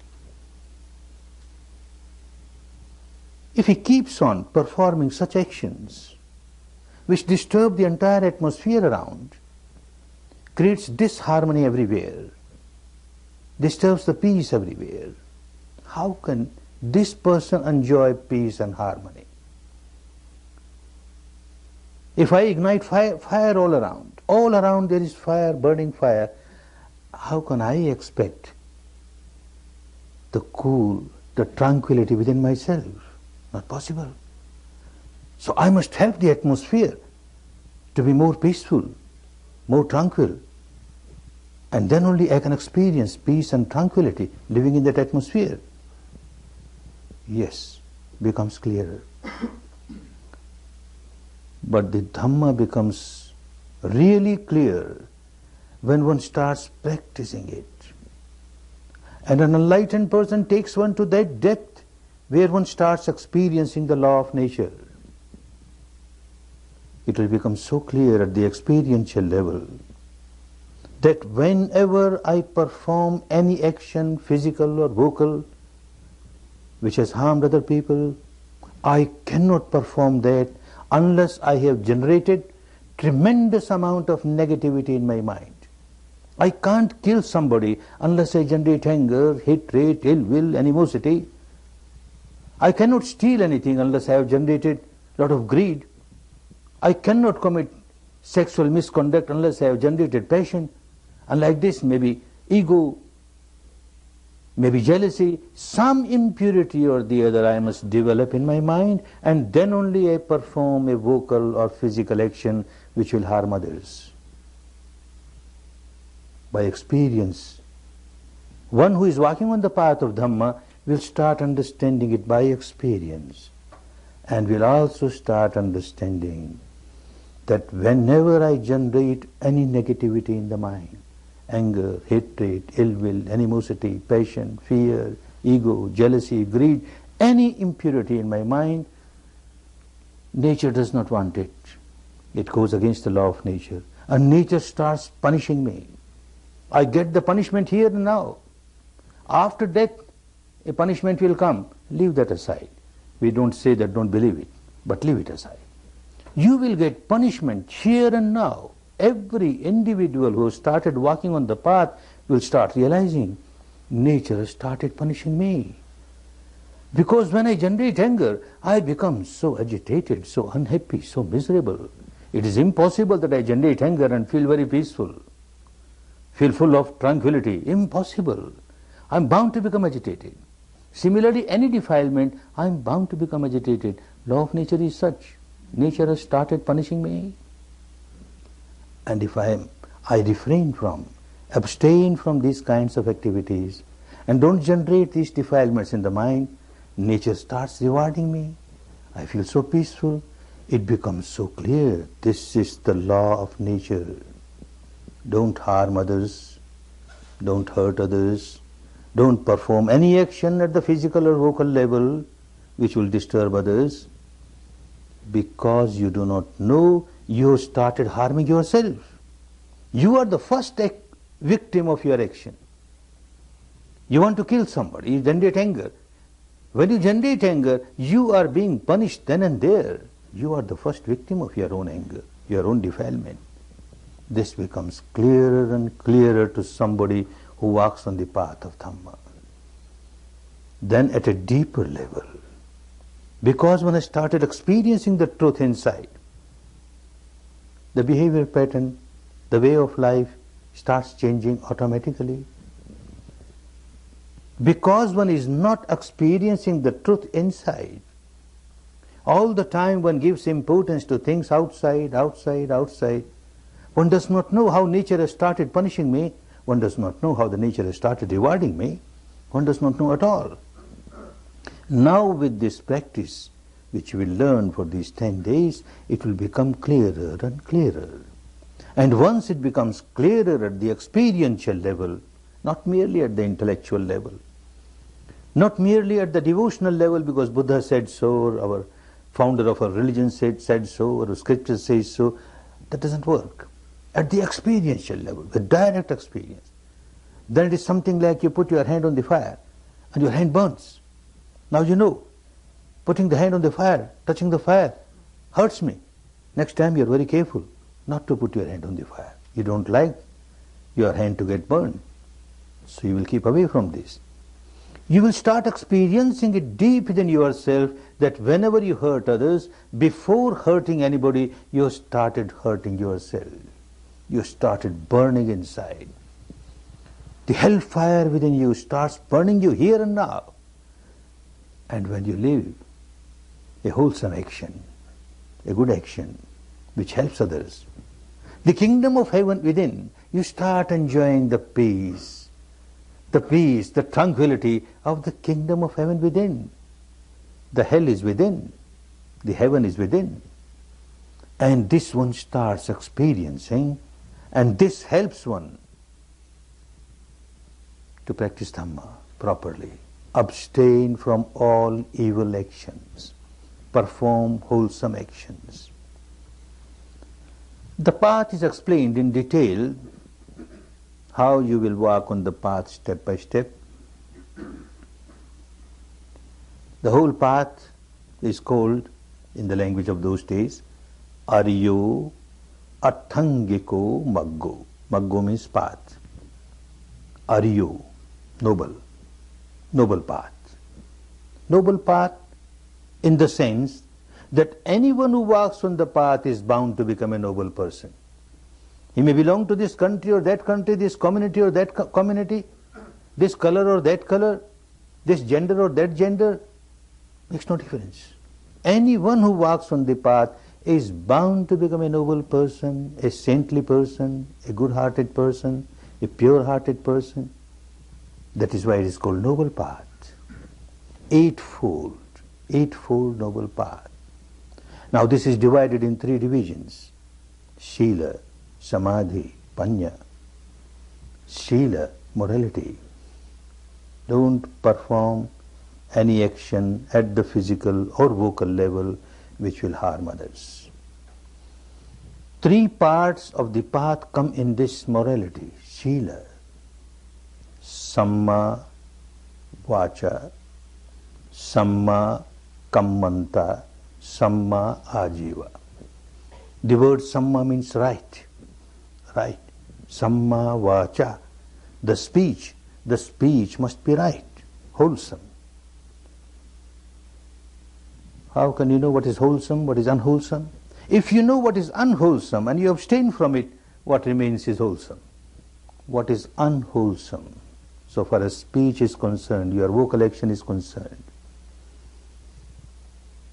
you abstain from speaking lies. This is unwholesome if you speak lies. You abstain from speaking harsh words which hurt others, does not help them in any way. Because if you do that, it is unwholesome. You abstain from speaking words of backbiting. Two persons are friends, and you hear something from here and then say something else to the other person, and then you hear something, you break their friendship, make them enemies. You have performed unwholesome action. Or you just talk slanderous words, unwholesome action. Useless words, wasting your time, wasting the time of others, unwholesome vocal action. Abstain from all these. And what remains is the wholesome action. Samma Vacha, wholesome vocal action. Samma Kammanta, wholesome physical action. Same yardstick. Any action which hurts and harms other beings is unwholesome. You abstain from that, and what remains is wholesome. Don't kill. Don't steal. Don't perform sexual misconduct. Don't take any kind of intoxicants. If you abstain from that, then all your physical actions are wholesome, automatically wholesome. What remains is wholesome. Samma Ajiva, right livelihood. Unless one is a monk or a nun or a recluse or a hermit, in that case one goes out with a begging bowl and doesn't keep anything with him or her. But a householder is not supposed to go out with a begging bowl. Has to work to earn livelihood and work hard. and work honestly without harming others. Now the same yardstick, without harming others. Your profession, your dealings must be such that yes, you get your remuneration from that, but it does not harm others. If you get lot of profits in your business and that business is harming others, it is not samma ajiva, not samma ajiva. If your means of livelihood is such which encourages other people to break Shila and live an immoral life and disturb the peace and harmony of others, it is not a samma ajiva, not a right livelihood. For example, someone starts doing business of arms, ammunitions, guns, bullets, bombs, atom bombs, hydrogen bombs, one gets a lot of money, good profit. But anyone who buys will use it for killing others. Not a good livelihood, not a right livelihood. Someone says, I don't kill. Yes, you don't kill. But you help others to kill. You are encouraging others to kill. Not right livelihood. Someone deals in flesh or meat, fish, and says, I don't kill. Somebody else has killed. You are encouraging someone else to kill. Not right livelihood. One deals in animals, grazes animal, and then gave it to the butcher. He kills. I don't kill. No, you are encouraging it. Not right livelihood. One deals in poison. Anyone who makes use of it to kill others. Not right livelihood. Like this, anything. The commodity in which you are dealing, if it encourages others to break their Shila, then your livelihood is not livelihood. Even certain livelihoods which look quite wholesome, but the motivation is wrong. If the motivation is wrong, it becomes unwholesome. One incident in my life years back, when I was not in contact with pure Dhamma, I never knew how to observe things inside. And yet I used to feel myself a very Dhammic person, a very religious person, performing this rite, that ritual, this, giving this donation, that donation. I never knew pure Dhamma. It so happened, a member of the family became very ill, and it so happened that the family doctor was out of the station. I had to call some other doctor. Another doctor was very famous doctor, but very busy doctor. Whether he will agree to give a visit at home or not, let me go personally and persuade him. I went to him. Usually there's a big crowd of patients. Now I find nobody. He was just alone. Of course, I was happy that if he's alone, he will come. But out of curiosity, I asked him, how is it, doctor? Every day there is a long queue of patients in your dispensary. Today nobody is there. With a very long and sad face, he says, Goenka, this season, this part of the year, always there is some epidemic or the other. I don't know what happened this year. There is no epidemic. I felt so bad. What a noble profession, a doctor's profession, a physician's profession, to serve others, to come out of illness. And look his motivation. He wants more and more epidemic to start. Not that all doctors are like that. We shouldn't condemn every doctor. But that was the case. And I felt very bad. But at that time I never knew how to observe the reality inside. So long as one does not know how to observe the reality inside, one keeps on finding fault with others. Look, so-and-so is so bad, so-and-so is so bad, so-and-so is so bad. When I started this technique, observing the truth inside, I found out I'm worse than the doctor. I come from a business community, a business family, and we know the business people, mostly, the motivation, they have got their own vocabulary. Suppose there is war or famine, consumer goods are scarce, prices start shooting up. In our language, commercial language, we say, market is improving. Wonderful. Market is improving. We get more price, more profit. Whatever stock you got will bring more profit. Market is improving. No more famine, no more war. Lot of consumer goods. Market has gone down. And with a very sad heart, we will say, oh, market is crushed. So bad. It is so bad. What attitude? What kind of motivation? We don't care whether people suffer or not. We must get our money. Oh, this one will not understand unless one starts observing the truth inside. One remains so much involved in the madness. There is nothing wrong in doing business. One has to earn money reasonably, without harming others. Provided one keeps on understanding that I am playing the role, an important role to serve the community in this particular way. One may be in any profession, but if one keeps on thinking that by this profession I am serving the society and in return I get my remuneration from the society, then serving the society becomes more important. Remuneration will certainly come. Nothing wrong. A businessman buys from the manufacturer and distributes to the consumer. Nothing wrong in that. Every consumer cannot run to the manufacturer to buy his requirements. There must be a middleman. But this middleman, if he starts thinking that I am here to exploit and get money, then this rat race of money will make this person mad. Far away from Dhamma, far away from Dhamma. Samma Ajiva wants you to have a good volition, good motivation to earn money without harming others. Serving people, a member of the society parts his or her own role to serve the society in the capacity that one can.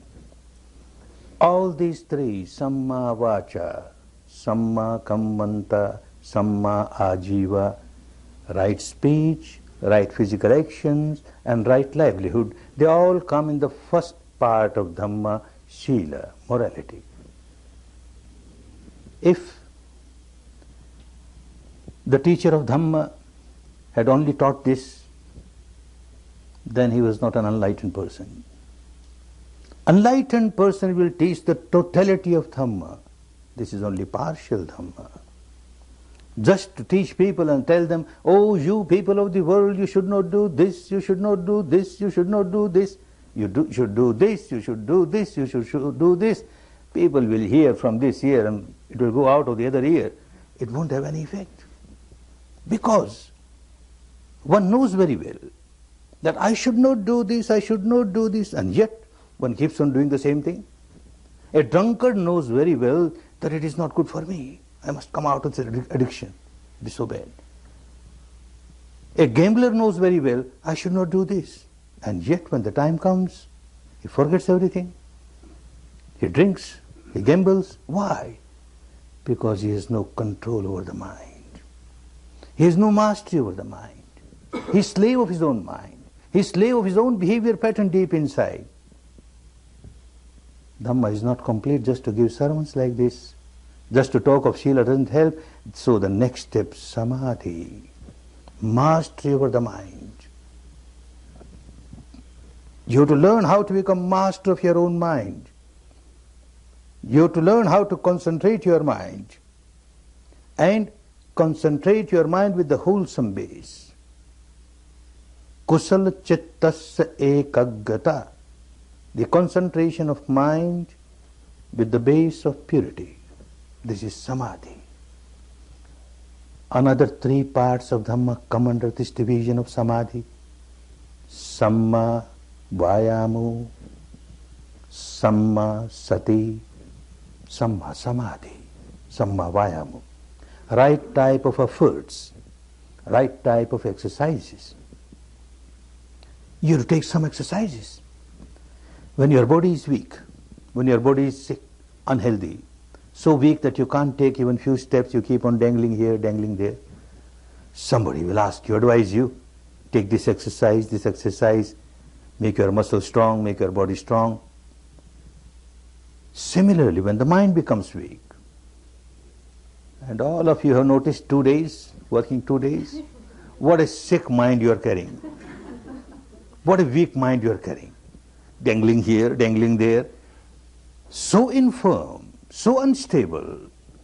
you have to do some exercises to make it stable, firm, strong, healthy, sound. Any exercise which makes your mind healthy is a good exercise. This is Samma Vayamo. There are 4 exercises. In Dhamma, every exercise is examine yourself. First exercise, examine yourself. Oh, even at the surface level of the mind, at present I have got this voice, that voice, this voice, this voice. Get rid of them. Get rid of the voices which are there. First good exercise. Second exercise, again examine your mind. My mind does not carry this particular voice or this particular voice. Close all the doors of your mind. Whatever impurity is not there, don't allow it to come. Second good exercise. Third good exercise, again examine your mind. My mind has this particular virtue, that particular virtue. Don't develop ego because of that. Don't develop proud because of that. This virtue is there. This is the reality. Now I must see that I preserve it, I maintain it, and I multiply it. Again examine your mind. And you find that you don't have this particular virtue or that particular virtue. Open all the gates of your mind. Welcome. This virtue which is not here should come in. Should come in. These are the 4 healthy exercises to make the mind healthy, strong. This is what you started doing indirectly. And the next, Samma Sati, awareness. Right type of awareness. What is right type of awareness? The awareness of the reality of this moment, pertaining to your own physical and mental structure, is the right type of awareness. Awareness cannot be of the past. The word Sati has got 2 meanings. One meaning is a memory, which has nothing to do with this part of Dhamma. A memory is of the past. You keep on thinking of the past. This is not Samma Sati, this is not right awareness. Awareness cannot be of the future. You will be just thinking, you will be just imagining, you will be just dreaming. Doesn't help. Awareness is real when you are with the awareness of the reality of this moment as it has manifested itself from moment to moment, from moment to moment. And this reality must be pertaining to your own being. This mind, this matter, the combination of the 2. This is what you started doing. You started observing your breath coming in, going out, from moment to moment, as it is. If it is deep, it is deep. If it is shallow, it is shallow. If it passes through left nostril, right nostril, both the nostrils, just the reality as it is, as it is. Of course, for a new student, you are permitted, when you can't feel the breath which has become very subtle, then you are permitted to take a few intentional breathings, conscious breathings, slightly hard breathings, but just a few. And you are again to come to the natural breath, normal breath, so that you make your capability, you develop your faculty to feel the subtlest breath very clearly, the softest breath very clearly. Then you are with the reality as it is, not as you want it to be, but as it is. And that is called Yatha Bhuta, as it is, from moment to moment as it is. You have been doing that. And another thing, the whole path takes you from very gross, intensified, solidified, apparent reality, because that is what you experience initially, and then you move towards subtler reality. Explore the entire field of this material structure, from the grossest reality to the subtlest reality. Explore the entire field of the mental structure, the mind and the mental contents, from the grossest reality, surface level, and then subtlest reality. In the language of those days, he said, Olariko, from Olariko to Sukhuma. Every step must be towards Sukhuma. Subtlety. You cross the entire field of subtlety of mind and matter, then you experience something which is beyond mind and matter. The entire field of mind and matter, you will notice, is a field where things arise, pass, arise, pass, arise, pass. Some change is taking place. There is a constant flux, a constant flow going on. But when you cross this field, nothing arises, nothing passes. This is something, the eternal, ultimate truth, you can't imagine. On the path of Dhamma, nothing should be imagined. And nothing should be accepted because a Buddha said so, or because your teacher says so. You have to experience it. And that experience will make you a totally changed person. Experience of that ultimate truth, even for a few seconds, turns one into a saintly person, naturally. And the entire path, as you are moving from the gross reality towards the subtler, is a process of purification, and you will understand as you proceed further on the path. So one thing clear, that you are moving from the gross reality towards the subtle reality. But understand, you can't create subtle reality. You have to leave it to the Dhamma. You have to leave it to the nature. And nature will keep on working. So for you, whatever manifests itself, you are just aware of it. Initially you have to take few hard breaths, and you are aware of it. Then naturally the breath becomes subtler and subtler, softer and softer, finer and finer. You are aware of it. Now, today, whole day, you were aware of the touch of the breath within this limited area. You have chosen a small area. The Buddha wanted us to work with the small area because smaller the area, the subtler the mind is bound to become. More sensitive the mind is bound to become. Now small area, tomorrow, day after tomorrow you will have still smaller area. Now you work on the triangular area. Within this triangular area, whole day you were working the touch of the breath, anywhere on the inner walls of the nostrils, touch of the breath, anywhere on the outer rings of the nostrils, touch of the breath, anywhere on the area below the nostrils, above the upper lip, touch of the breath, touch of the breath. Now tonight and tomorrow whole day, you will experience something subtler than that. As this touch was there all the time, but you never cared to be aware of it because you never practiced. Now by practicing, you made your mind sharper to feel this touch. Similarly, there are subtler things which are there all the time, but you never care to be aware of it. Now this technique will help you, and you will start feeling one thing, one reality, which will become very clear, very evident. You will notice that the breath that went in, and when it came out slightly warmer. The temperature of the incoming breath and the outgoing breath differs. The outgoing breath is slightly warmer. This is truth, but you never care to be aware of it. And it is just natural. The temperature of the outside atmosphere is lower than the temperature inside the body. So this breath from the outside atmosphere going in your body comes in contact with the warmer temperature there and comes out slightly warmer. You will notice that the outgoing breath is slightly warmer than the incoming breath. And then very soon, you will start experiencing something more.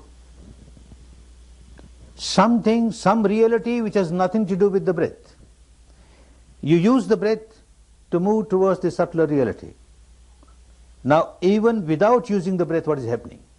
You have been working on this small area, this triangular area. By tonight, by tomorrow, you will start experiencing some biochemical reaction taking place here. Some electromagnetic reaction, which is taking place throughout the body. Throughout the physical structure, every moment, there is some biochemical reaction or the other. Some electromagnetic reaction or the other. And because of that, some sensation or the other. Throughout the body. Wherever there is life, there is bound to be a sensation. Now in this area, you will start feeling some sensation. Not necessarily this particular sensation or that particular sensation. Any sensation that crops up. Maybe heat. You start feeling heat in this area. Within this area only. Heat. It can be body heat, it can be atmospheric heat. Heat, you just observe. There is heat at this moment, there is heat, that's all. Maybe cold, maybe perspiration. Just observe, do nothing. maybe an itching sensation. Again, just observe an itching sensation. Don't react to it. An itching sensation, and you start reacting, you started rubbing it or scratching it, then it is not sammasati. Sammasati is just observe. Do nothing. Observe the reality which has manifested itself. And itching has started.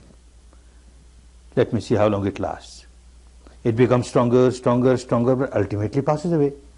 No itching is eternal. It is not going to stay forever. Let me see how long it lasts. Any sensation, not going to last forever. It arises, sooner or later passes away. It arises, sooner or later passes away. And you are just a silent witness of things that are happening. Maybe itching, maybe a ticklish sensation, at times maybe a prickling sensation, at times maybe a throbbing sensation, a pulsing sensation, maybe a sensation of lightness, maybe a sensation of heaviness, maybe pressure, maybe tension, maybe strain, maybe even pain, maybe a sensation of expansion, contraction, maybe a sensation of numbness, maybe a sensation of dryness, maybe a sensation of moisture, anything. You can't choose sensations. It's a choiceless observation. Let the nature play its own role. Let Dhamma play its own role.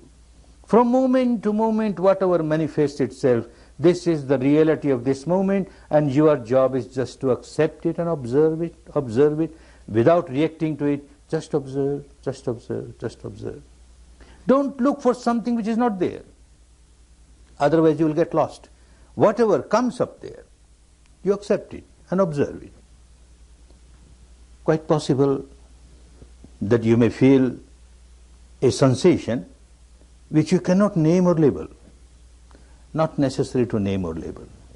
Even the sensations that you can name or label should not be named or labeled. No, something is happening, and you are just observing it objectively without reacting to it. Our purpose is served.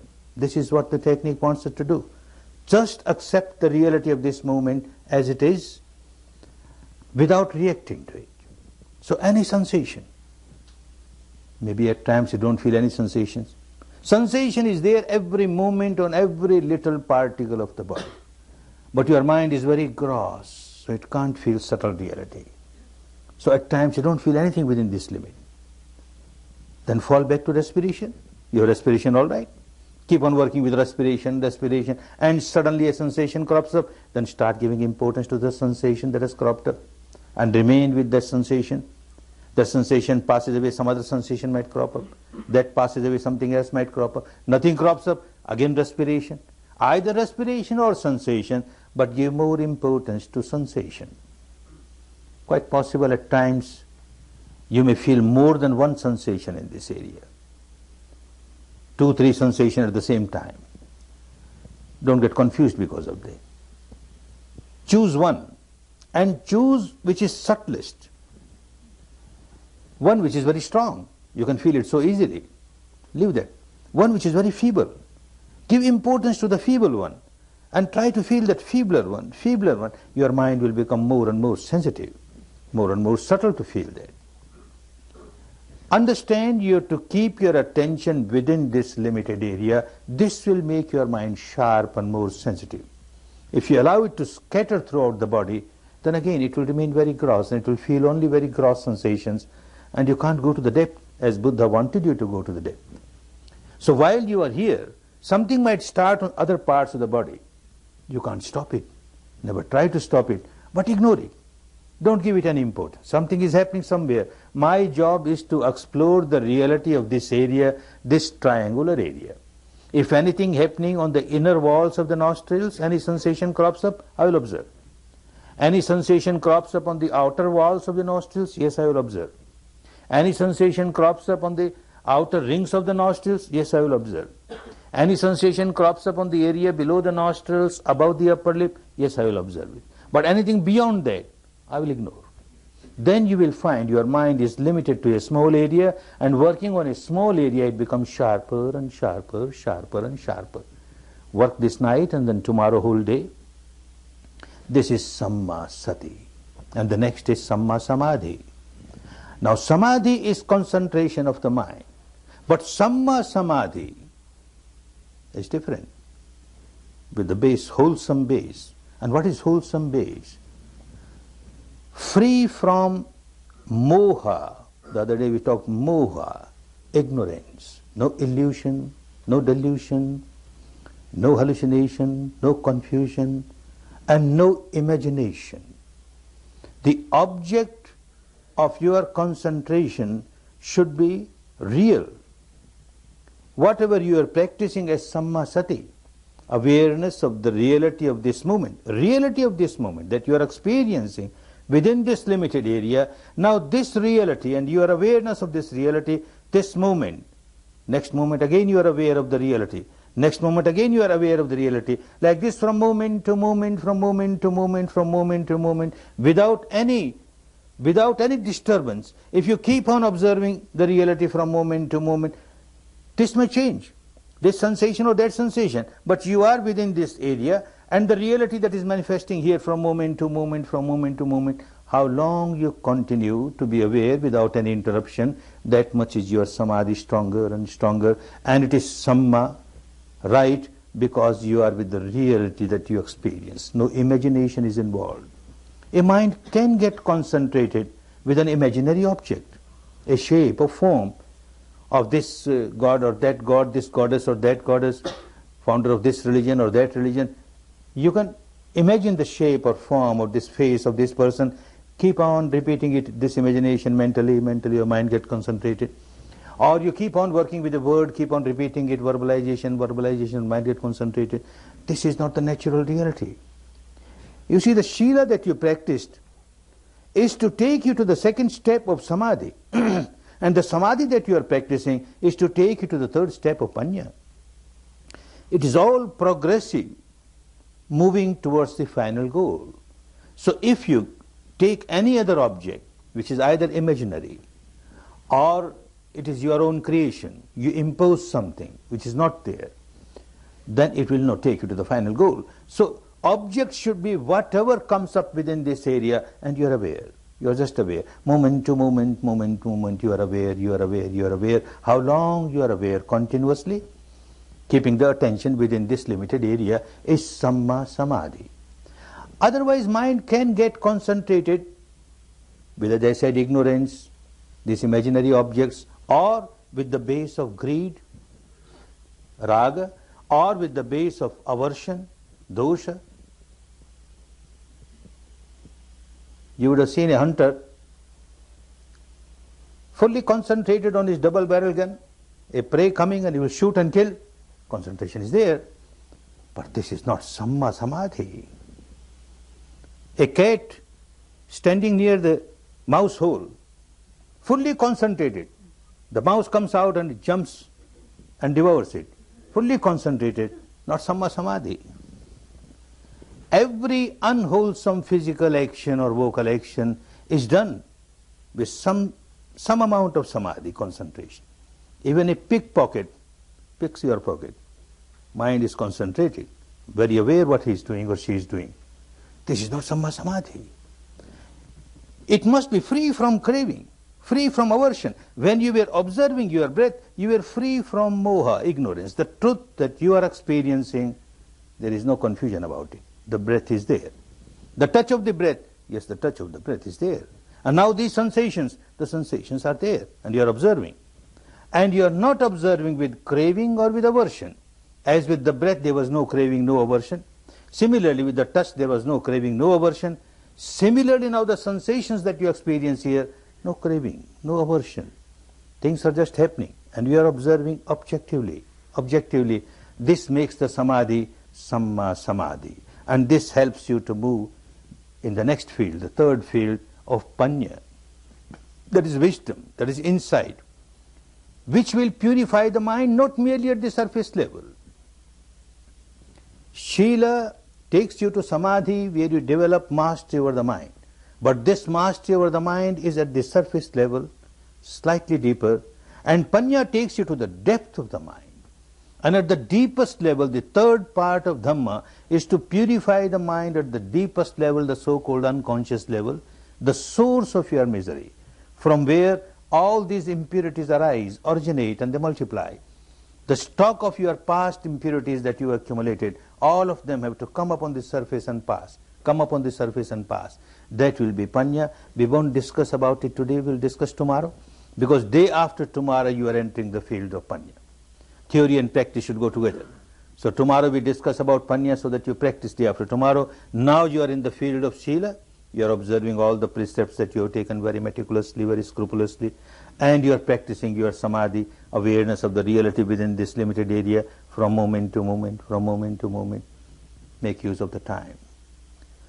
Make use of the opportunity with a good base of sila, living in this environment. In a camp, a meditation camp like this, there is no reason, reason that you should break any of the sila.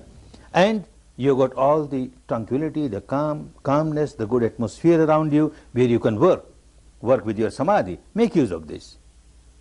The time is very important. The opportunity that you have got is so good for you. The facility that you have got here.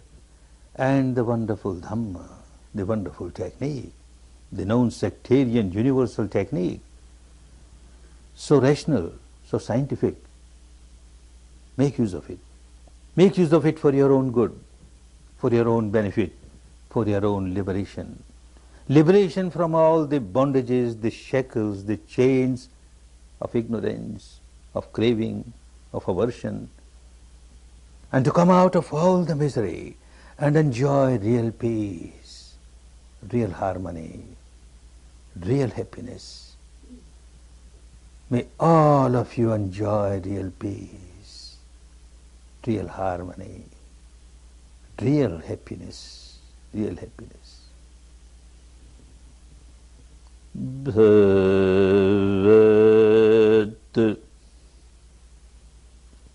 Sarva Mangalam Bhavat Sarva Mangalam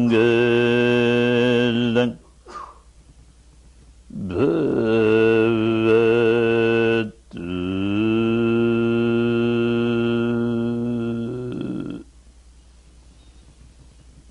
Sarva Mangalam.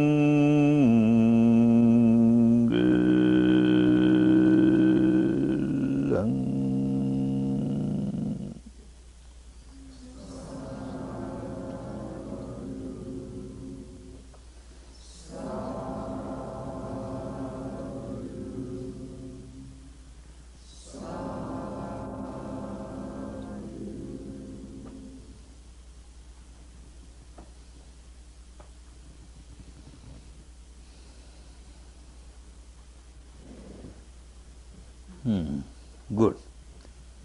Take rest for about 5 minutes and then start working again. Take rest for about 5 minutes.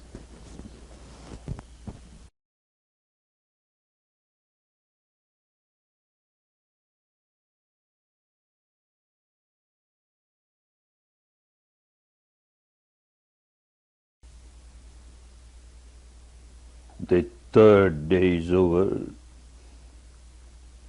You have 7 more left to work. Tomorrow, the 4th day, is a very important day for you. You will start practicing Vipassana. That means you will start entering the field of Panya, wisdom, insight.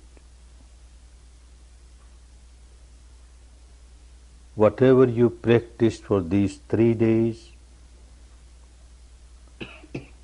was a very important prerequisite for your work tomorrow. The actual work starts tomorrow. These 3 days you were preparing yourself to start the actual work of Vipassana meditation.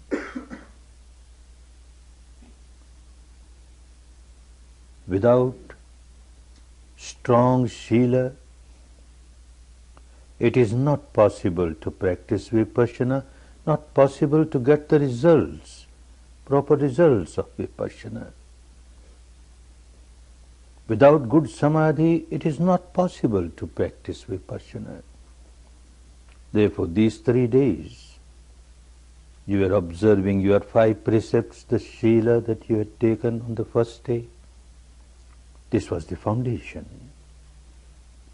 Stronger the foundation, the stronger the building will be on the foundation.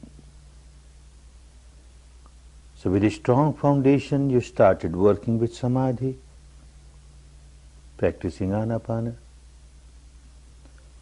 Shila is necessary to have right type of Samadhi.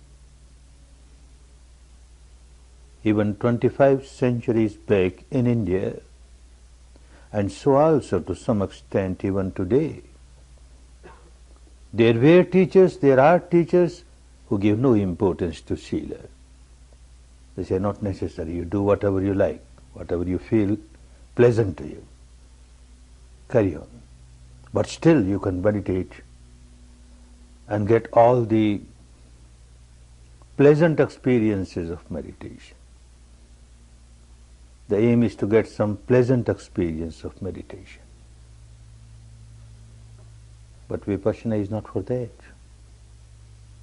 Vipassana is to get the mind purified at the deepest level, at the root level, for which not ordinary Samadhi but Samma Samadhi is necessary, the right type of Samadhi.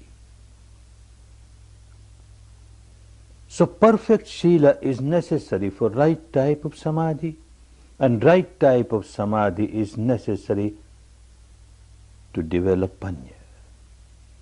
And Panya is necessary to reach the final goal of full liberation, full enlightenment. Shila for Samadhi, Samadhi for Panya, Panya for Vimutti, that is liberation. This is just when you start the work, but as you proceed, you find all 3 of them, Shila, Samadhi, Panya, they start helping each other. It's like a tripod with 3 legs. Even if one is weak, it can't stand. All 3 must be strong. Shila will help, Samadhi will help Panya. Samadhi will help, Shila will help Panya. Panya will help, Shila will help Samadhi. All 3 are interlinked and they start helping each other. If one is perfect in Shila, good. It gives its own benefits, good results. But merely having perfection in Shila alone cannot take one to the final goal of full liberation. One is perfect in Shila and has very deep experience of Samadhi, yet this also cannot take to the goal of full liberation. Panya is necessary. This person who became fully enlightened, Siddhartha Gautama, his life was full of Shila even from the young age, childhood age. And then he practiced Samadhi, living the householder's life. He went to different teachers. The highest Samadhi of those days, 8 absorption Samadhis. He practiced all that. And yet he found that he is not fully liberated. Because he noticed at the depth of the mind, there are sleeping defilements, which are like sleeping volcanoes. So long as these volcanoes are there, they can erupt any time, will overpower you. And again you will be full of misery. Roots have to be taken out. Roots of impurities at the depth of the mind has to be taken out. And for that, he continued his search and rediscovered this technique of Vipassana. This is Panya. Only by practicing Vipassana he could develop his Panya and become an enlightened person. Otherwise it would have been impossible.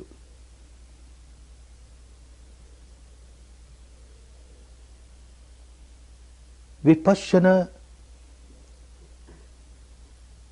was lost to the country. Talk was there. Panya was lost to the country in its perfection. He rediscovered that.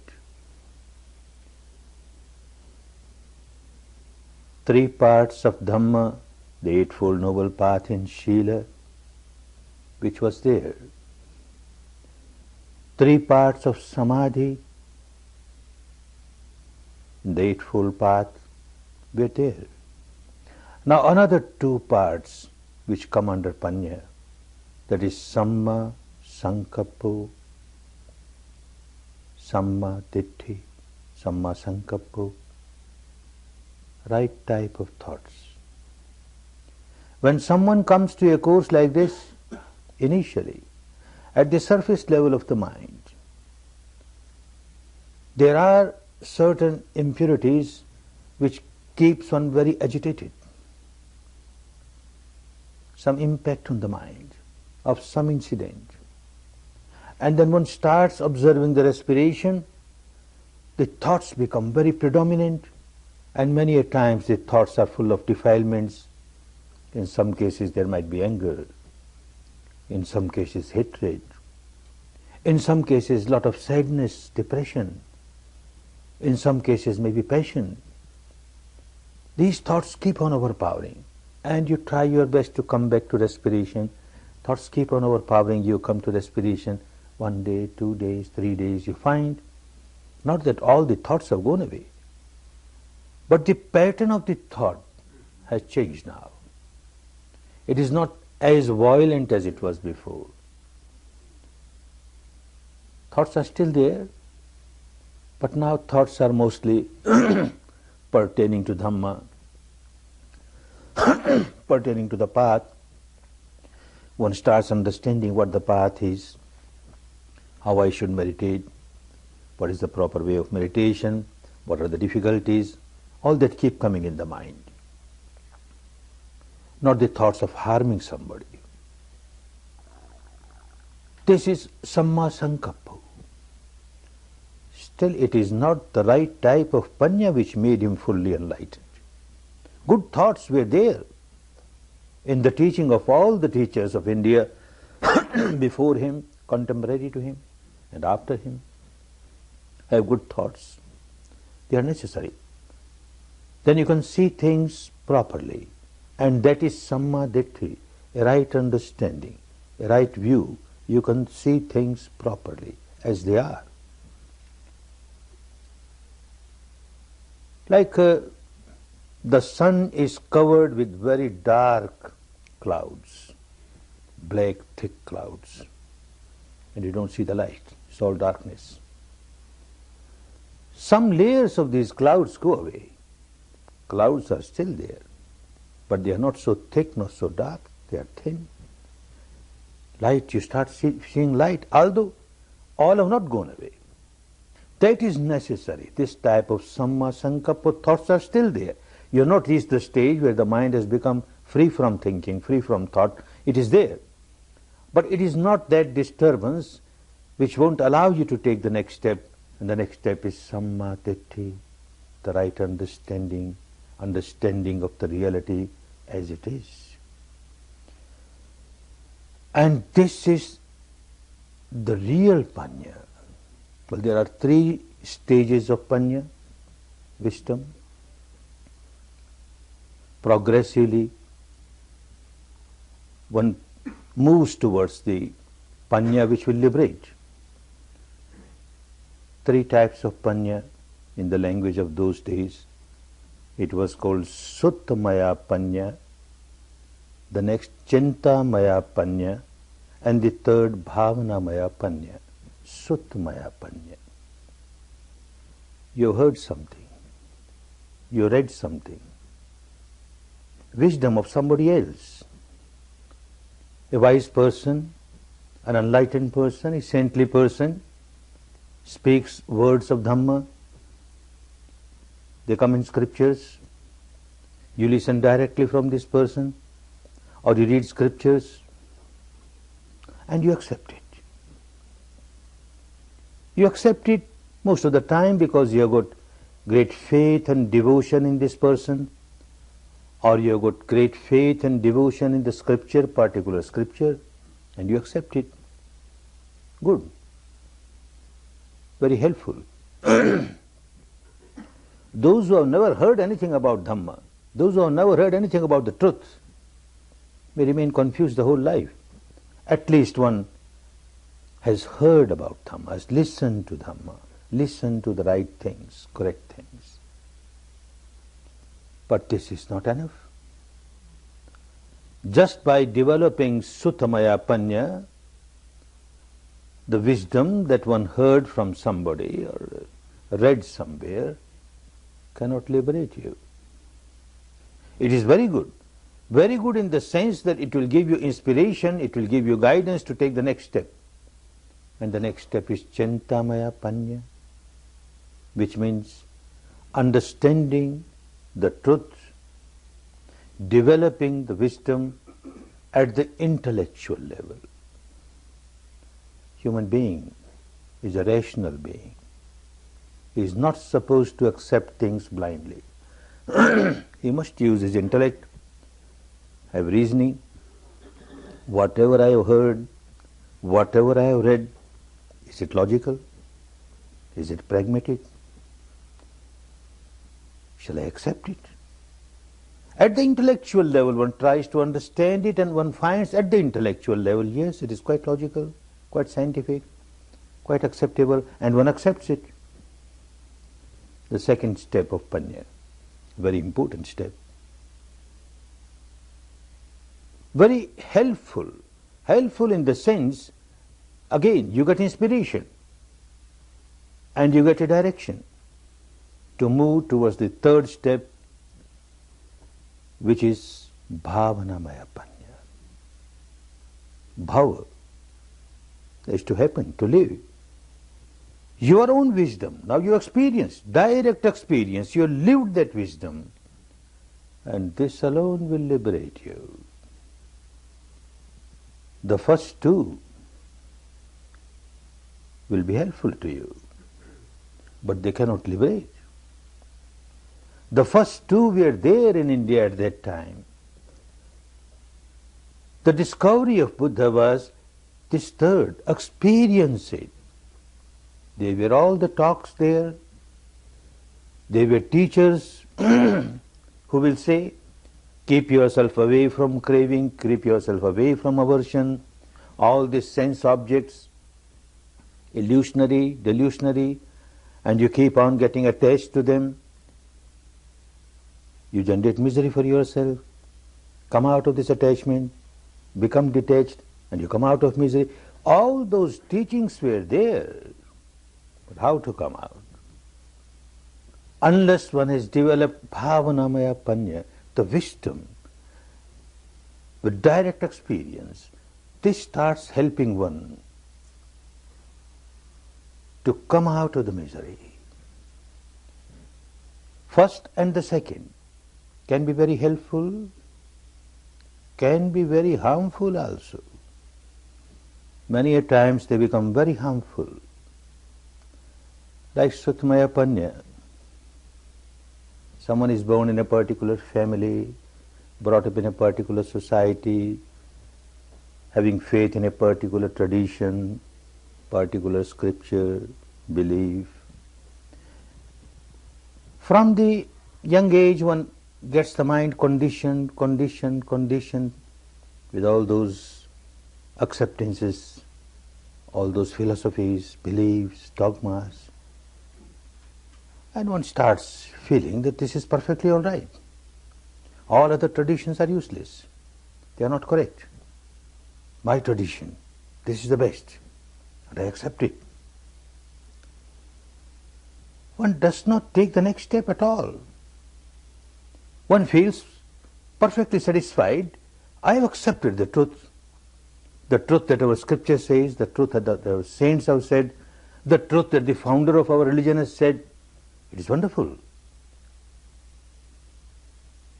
That becomes a great barrier, a bondage.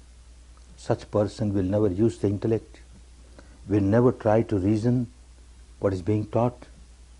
Far away. To develop one's own ability to experience it is far away. Becomes a big bondage.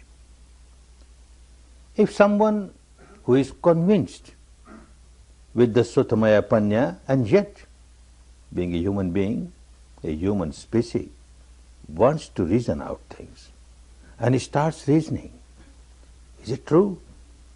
Is it correct? Is it acceptable? Is it pragmatic? Then the elders get worried. The elders of the family, the elders of the society, the elders of this particular community, they don't like it. They say, oh, you don't have belief. You don't have faith in our scriptures. You don't have faith in the founder of our religion. If you doubt, then you know what the result will be. After death, you will go to hell. And then a description of hell is given. So terrible. And he says, no, Baba, no. I don't like to go to that hell. I accept reasonable or unreasonable, pragmatic or non-pragmatic, anything, I accept. I don't want to go to hell. So poor fellow, he accepts it out of fear. Same very elders, they got another way.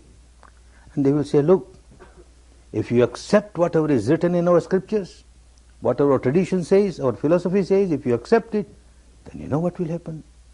After death, you will get heaven. And then a wonderful description of heaven. So wonderful, so wonderful.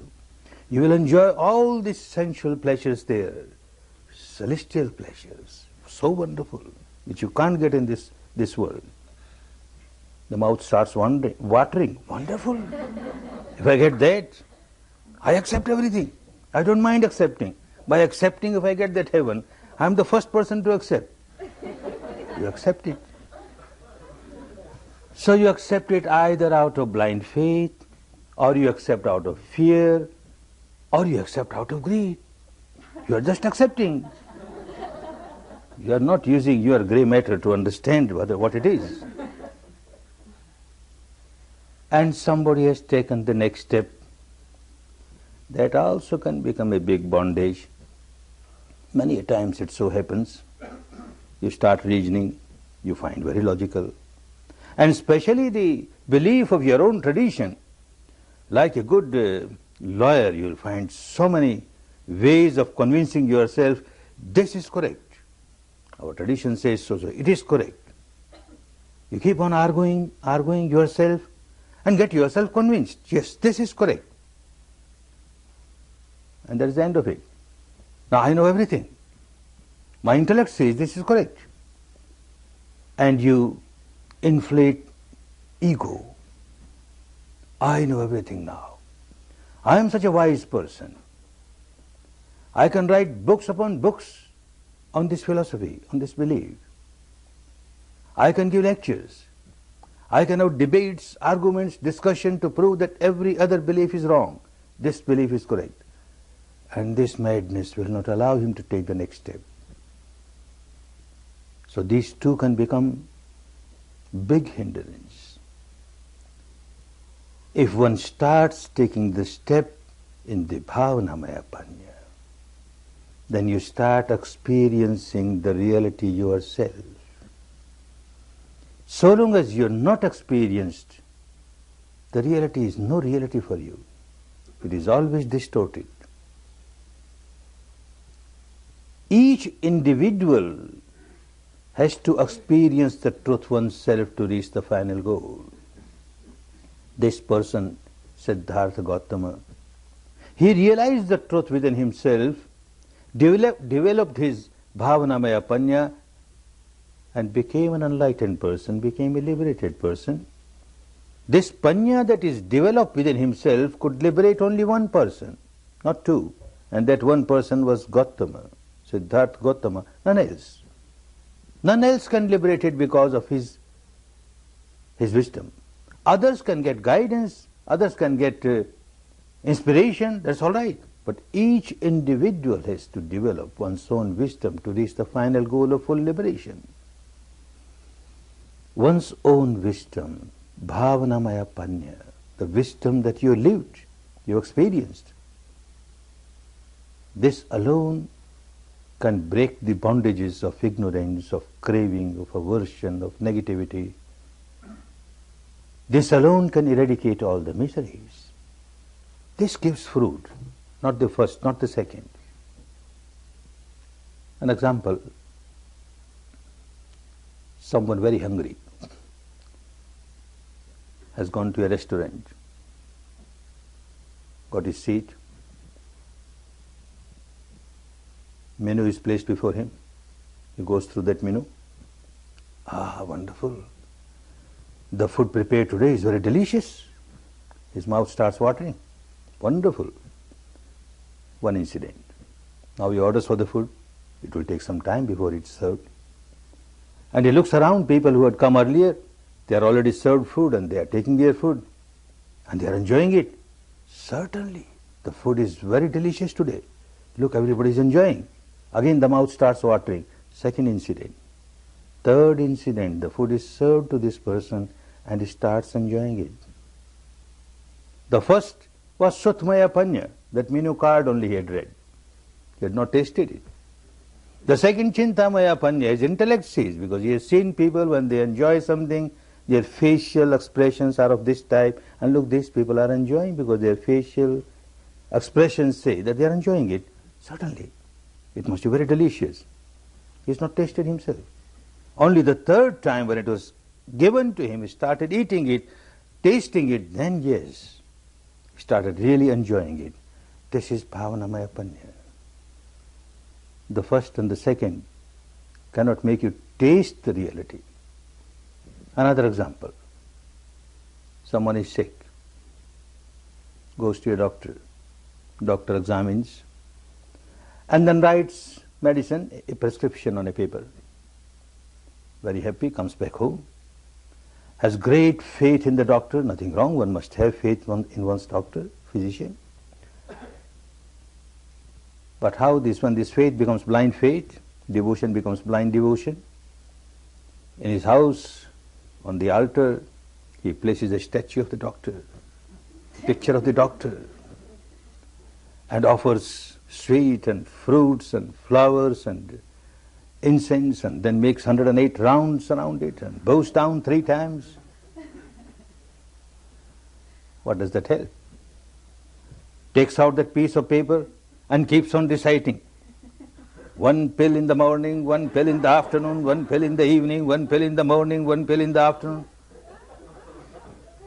What does one get? Madness. This is what happens when the faith becomes blind faith, the devotion becomes blind devotion. All right, second incident. After all, a human being, a rational being, so he runs to the doctor. Why you gave me this piece of paper? And what is this? How will it help me? The doctor is an intelligent fellow. He says, well, look, this is your disease, and this is the cause of the disease. If you take this medicine, this cause will get eradicated. When the cause gets eradicated, your sickness gets eradicated. Ah, wonderful. Now I understand. My doctor is so wonderful. His medicine is so wonderful. And what he does now? Coming back home, he starts fighting with all the neighbors. Useless, your doctors are all useless. My doctor is wonderful. The medicine suggested by your doctors is useless. The medicine suggested by my doctor is wonderful. Keeps on fighting, doesn't take medicine. Keeps on fighting. Oh, this is what happens. Every wise person, a saintly person, an enlightened person, when he finds people miserable, suffering, then he gives this prescription of Dhamma. You practice Shila, you practice Samadhi, you practice Panya, you will come out of your misery. Nobody tries to practice. They start different sects, beliefs, dogmas, rites, rituals, and get involved in that, and nobody practices. No benefit. And the third Panya, Bhavanamaya Panya, is to apply Dhamma in life by direct experience. It is only this which gives the benefit. Your own direct experience. Now the difficulty comes, how to have direct experience? Direct experience of this mind-matter phenomena. How a constant interaction is going on, and because of that, how the negativity gets originated and then it starts multiplying, starts overpowering you, and how with the understanding of that you can stop the arising of this negativity. Even if it has arisen, you won't allow it to multiply and overpower you. All that has to be experienced, and that is all that is happening at the depth of the mind. You must develop a faculty, an ability, capability to experience it.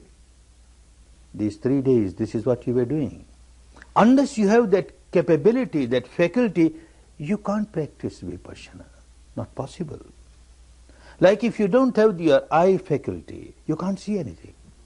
If you don't have your ear sense faculty, you can't hear anything. Similarly, this mind faculty which takes you to the depth of the mind and matter interaction, unless you have this faculty, you can't. An example. 2 friends, young boys, very poor, live the life of beggar. They go around and beg food. One of them is blind, birth blind. One day it so happened that this friend who was blind, birth blind, he had very high fever. So the other friend said, all right, you stay here. I will go around and beg food, and then we shall eat together. He went, and it so happened that day a housewife felt very compassionate, and she offered a very sweet dish. In our country we call it kheer, a pudding prepared from milk and rice and dry fruits and sweet, etc. This was offered. He was very happy. He enjoyed it, but this is liquid and he has no container to take for his friend, so he could not bring to the friend. Came back and very honestly told him, today in the begging I got this kheer, so delicious, but sorry I could not bring for you. I had no container. All right, you didn't bring, but tell me, what is this kheer? You don't know what is kheer? I don't know what is kheer. Oh, it is white, because made of milk, so white. White. Hey, what is white? You don't know what is white? I don't know what is white. It's not black. But what is black? You don't know white, you don't know black. What sort of person you are? I don't know what's white, what's black. Birth blind. How can I know what's white, what's black? He was looking here and there and he saw one white duck, caught hold of it and brought, look, white like this duck. White like this duck. There is no eyes, how can he see what is white and what is this duck? He uses his fingertips, passes his hand over this duck. Ah, now I understand what is white. White is very soft, very soft. Hey, what's soft? What softness has got to do with white? You said it is like this duck, and I touched it, it is so soft, and now you say white is not soft. How can I understand what is white? Oh, you mad fellow. I told you white is like this duck, and you can't understand it. All right, let me examine again. And he examines again.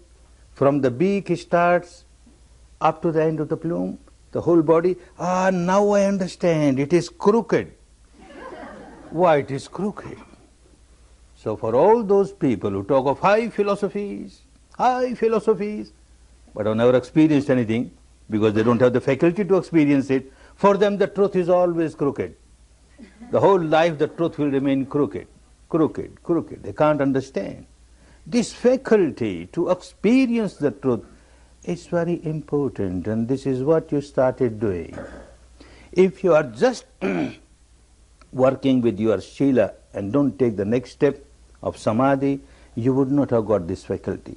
You started with Samadhi, and if you had worked with the Samadhi with some object of imagination, Verbalization, visualization, again you would not have got this faculty because you worked with the reality pertaining to your own mind-matter phenomena. And you started working on this area with the breath, which is truth, and you are experiencing it. Then the touch of the breath, you are experiencing it. And now the third day you started feeling sensations, the biochemical reactions here. This is how you are going to the deeper levels of your own mind. The deepest level of the mind, what is called the unconscious mind, is actually not unconscious. This is all the time conscious, day and night, but conscious of the sensations on the body that you started experiencing here. Such sensations are there throughout the body. Throughout the body something or the other is happening, something or the other is happening, some change is taking place, a change with the manifestation of this sensation or a change with the manifestation of that sensation, but some change is going on. And that can be experienced only by whatever you did for these 3 days. A beginning is made. Tomorrow you will explore the entire field and you will find everywhere some sensation or the other. This is how you are moving from the surface level of your mind to the depth of the mind, where deep-rooted complexes from the past are all accumulated there, where lies the behavior pattern of your mind, the deepest level of your mind. And the behavior pattern of this mind is to react. Whenever it feels any pleasant sensation on the body, it reacts with craving, with clinging. Whenever it experiences any unpleasant sensation on the body, it reacts with aversion, with hatred. You are moving towards that, moving towards that. At the intellectual level, it is very easy. It is very easy to understand that there is a change taking place everywhere. And everything is so impermanent. Anyone who takes birth dies. Anything that is manufactured later or sooner or later gets destroyed. Everything is impermanent. But that is an intellectual understanding. Experience of it can be only within the framework of your body. The law of nature is law of nature everywhere, inside, outside. But the law of nature that you see outside can be acceptable, can be understood at the intellectual level. But the reality, the law that you experience within the framework of the body can be experienced. And this experience is called bhavanamaya panya. You are living there. You have direct experience. Otherwise, it does not help. At the intellectual level, there were teachers before Buddha, at the time of Buddha, after Buddha, who kept on giving the same teaching, but it didn't work to the depth as it worked for people who started developing their own bhavanamaya panya. Like something very traumatic happens in the life. A very near or dear one has passed away. And you take his dead body to the funeral pyre and burn it, or to the graveyard and put it in the grave. While that is going on, one develops so much of wisdom. After all, everything is so impermanent. One who takes birth dies. Nobody is free from death. I will also die one day. People will bring my body, put in this grave, or burn on this funeral pyre. Then what is the use of all this craving, clinging, fighting with people, accumulating this or that? Ultimately, everything will be left here and my body will be burned. Big wisdom. But how long? As soon as one takes one step out of that graveyard, again the same I, mine. All madness is there. Makes no difference. It was only intellectual understanding. Or people come to such Dhamma talks, such discourses. Wonderful. Now I understand why this attachment is so bad. It gives so much of misery. The more you are attached, the more miserable you are bound to be. Misery. This I is a big misery. Mine is a big misery. At the end of the discourse, when you go out of the hall, hey, where are my shoes? Who has taken away? My slippers I purchased only today. New ones, what happened? Start crying. Mine. Makes no difference. It's all intellectual. Doesn't help. One has to experience. And it is so difficult to experience So easy to understand at the intellectual level, so easy to accept it at the devotional level, so difficult to experience, because unless you have that faculty to experience, you can't. There is so much of illusion, so much of delusion. At the apparent level, something appears to be so, seems to be so. Actual level is totally different. Like night time, you go to bed, you lit a lamp or a candle, you go to sleep, next day morning you get up and you see the candle, the light of the candle, the light of the lamp, and you are under the impression the same candle, the same light. Where the same candle, where the same light? Every moment a flame arises and passes away, another takes its place and passes away, another takes its place and passes away. There is no interval. Continuously. And that gives the impression, the same flame, the same light, the same flame, the same light. A big illusion. This electric bulb, I pointed towards it twice. One remains under the impression, the same light, the same light. Where the same light? If it was the same light, then why at the end of the month this electric company sends me a bill? You consume so many units, so many dollars, what for? My light I purchased in the market, my switch, and you on it, I get my light. Who are you? What for you want money? He is quite correct. He is generating their electricity. It comes through the wires, gets consumed, new takes its place with such great rapidity. The old one passes away, the new takes its place, the old one passes away with such great rapidity, it gives the impression the same, the same. Another example, you cross the river.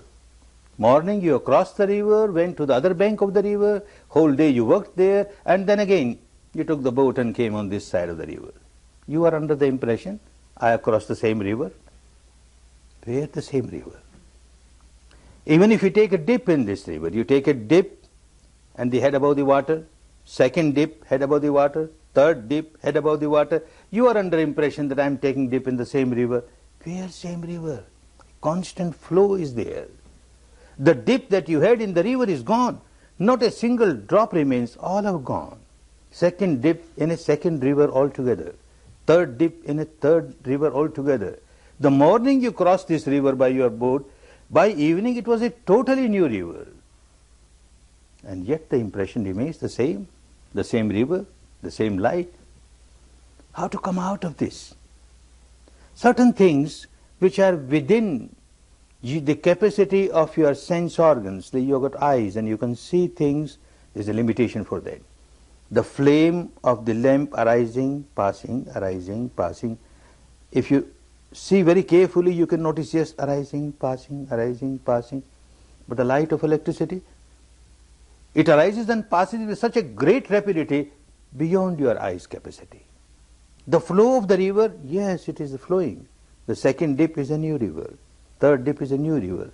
If you give attention, you can understand. But how to understand? This fellow who took the first dip is gone. Second dip is taken by altogether a new person. Third dip is taken by altogether a new person. How to understand that? You don't have that faculty to experience it. If one has not practiced Vipassana, then this Goenka, who started talking about half an hour ago, will remain under the impression, the same Goenka. I am the same Goenka. The same Goenka was yesterday.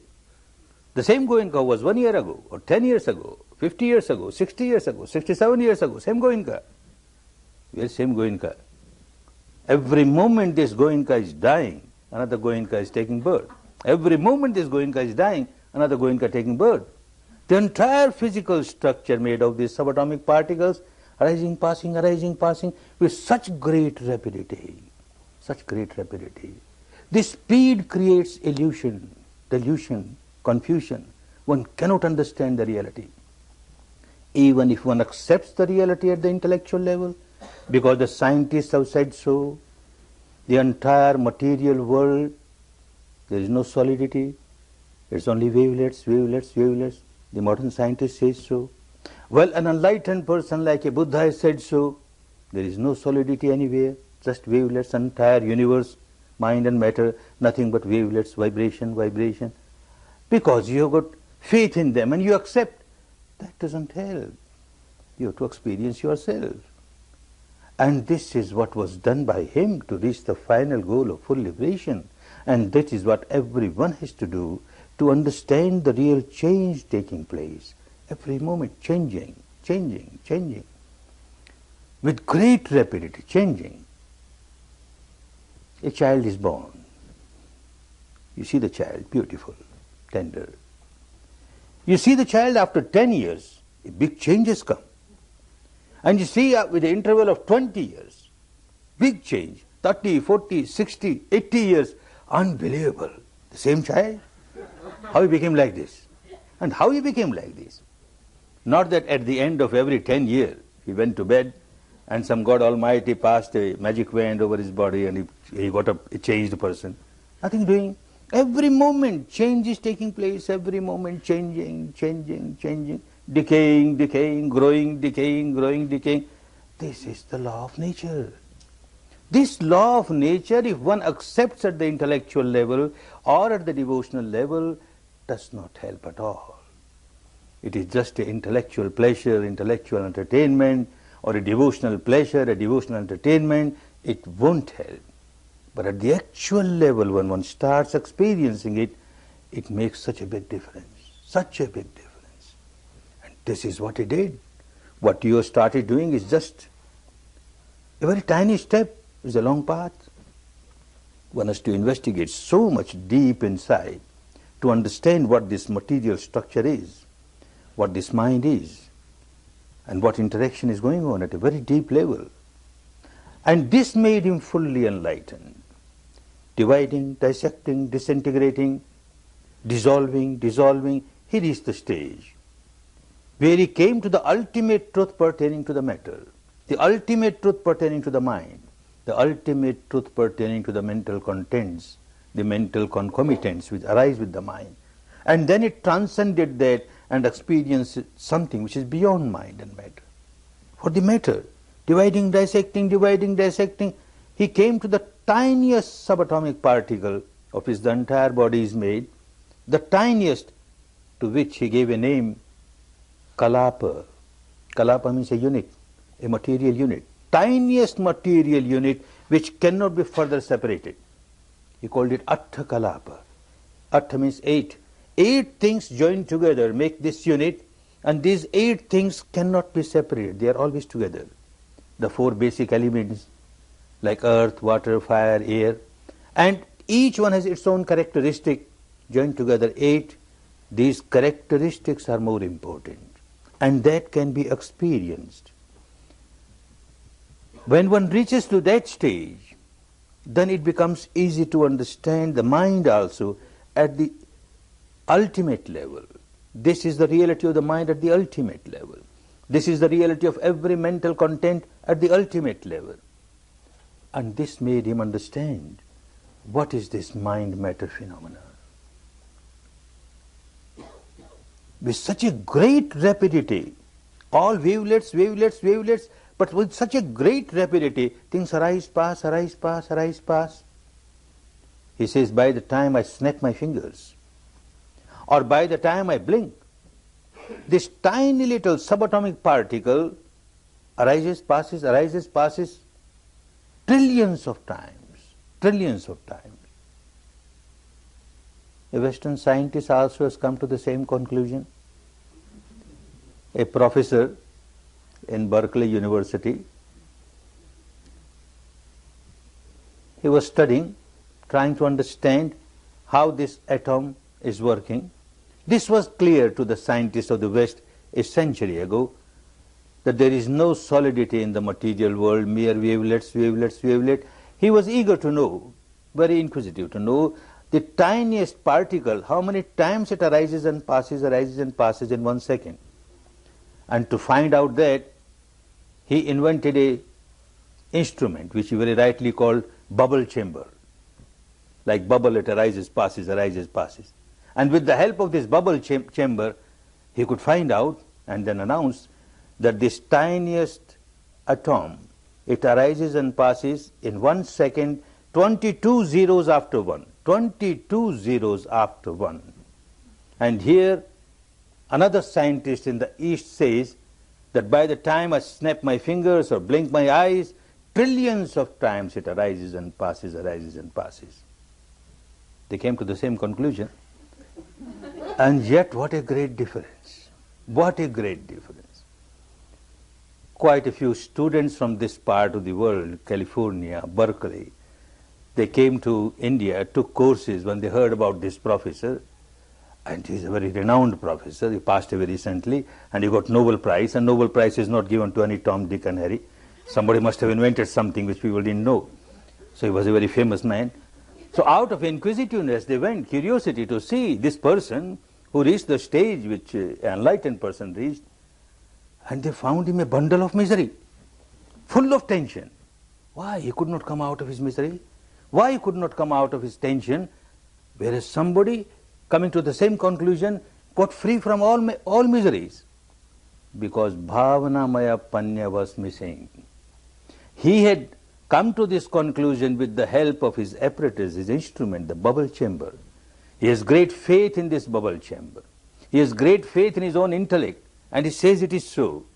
But this person is not using any scientific instrument or apparatus, only his experience, direct experience, and this makes all the difference. When you go deep inside to understand the reality of your mind and matter interaction, it is not for the sake of curiosity, not to quench the thirst of your inquisitiveness. It is, the purpose of it is to come out of the ignorance and see how, out of ignorance, you keep on generating impurity after impurity, defilement after defilement, negativity after negativity, and you become a bundle of misery. To change that habit pattern, one has to go deep inside, and experience the truth. The first truth which one starts experiencing is the truth of change. Every moment a change is taking place. The entire mind-matter phenomena, constantly changing. And that is understood at the experiential level. Everything is changing. There is nothing throughout the physical structure or the mental structure, as you keep on dividing, dissecting, disintegrating, dissolving, nothing which you can say this is the hard core and now this remains permanent.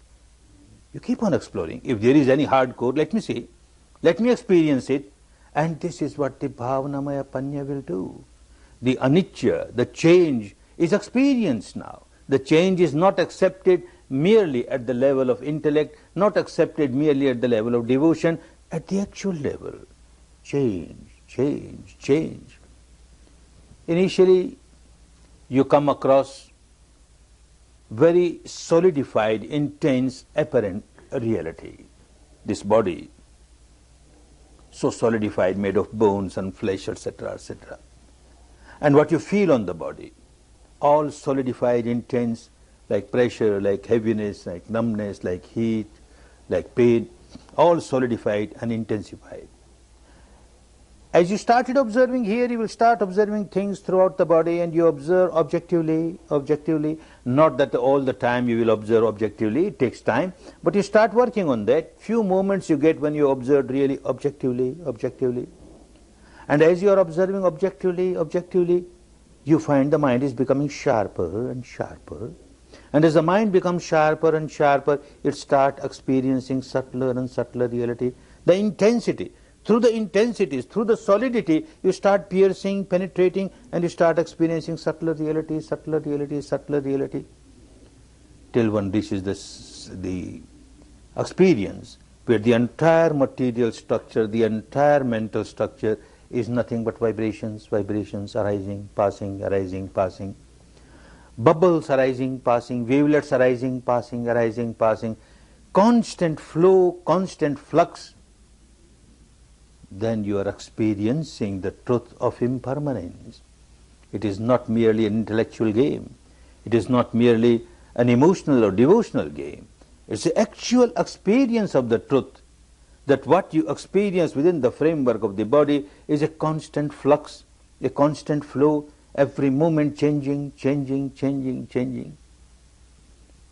Then the madness goes away. Madness of what? Madness of attachment towards this physical structure, madness of attachments towards this mental structure, the combination of the two, something which is so ephemeral. What purpose will be served by developing craving towards it, developing aversion towards it? And one learns how to observe. Observe equanimously, equanimously, equanimously. Old habit pattern was to react. This very mind-matter phenomena, generating this sensation or that sensation, pleasant or unpleasant, and a reaction is there, craving or aversion, you lose the balance of the mind, you become very agitated. And now, this first part of wisdom, anicca, will become clearer and clearer at the experiential level. As one develops this part of the wisdom, anicca, anicca, anicca, everything changing, changing, changing, another part of wisdom will raise its head. Dukkha, oh misery. Initially when you start practicing, observing the reality about yourself, coming across very solidified, intensified realities, the sensations which are very painful, heavy, numbness, pressure, tension, etc., obviously it is misery. So miserable. You don't like it, you want to get rid of it, and it is there. But you are trained to observe. However misery it is, you just observe. However unpleasant it is, just observe, just observe. And people reach the stage, sometimes on the 7th day, or 8th day, or 9th day, or 10th day, or maybe in 2 courses or 3 courses, they reach a stage where all the solidity gets dissolved, and there is a very free flow of subtle vibrations throughout the body, energy flowing throughout the body, and it looks so pleasant, so pleasant. Ah, wonderful. This is bliss. This is ecstasy. I was looking for it. Now I got my goal. And you develop so much of attachment to it. Ah, I got it. I got it. Without understanding this is equally impermanent, changing, changing. Morning you had a wonderful experience of a flow of energy throughout the body. And afternoon it changed. And you again have pains and heaviness and numbness. And you come to your teacher or your assistant teacher and say, oh, wonderful, morning meditation was so wonderful, and now it is so bad. You become so miserable because you developed attachment to something which was so impermanent. Then it becomes so clear that not only unpleasant sensations are misery, the pleasant sensations are also misery, because there is a tendency of your developing attachment to it. And every attachment is synonymous to misery. You are bound to feel miserable because whatever you are attached to is not permanent. It is impermanent, bound to change sooner or later. This becomes clearer and clearer. The dukkha, not the dukkha of the pains, etc., but the dukkha of even pleasant sensations in your body. The third part of panya will raise its head. It will become so clear. Anatta. No I, no mine.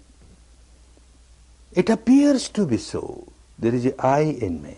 It appears to be so. This is mine.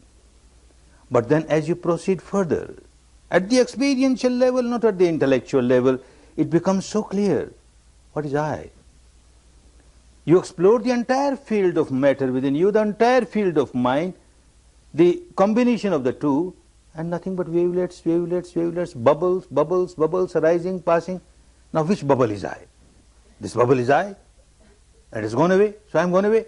Which wavelet? Which wavelet is I? It is gone, so I am gone. Which wavelet?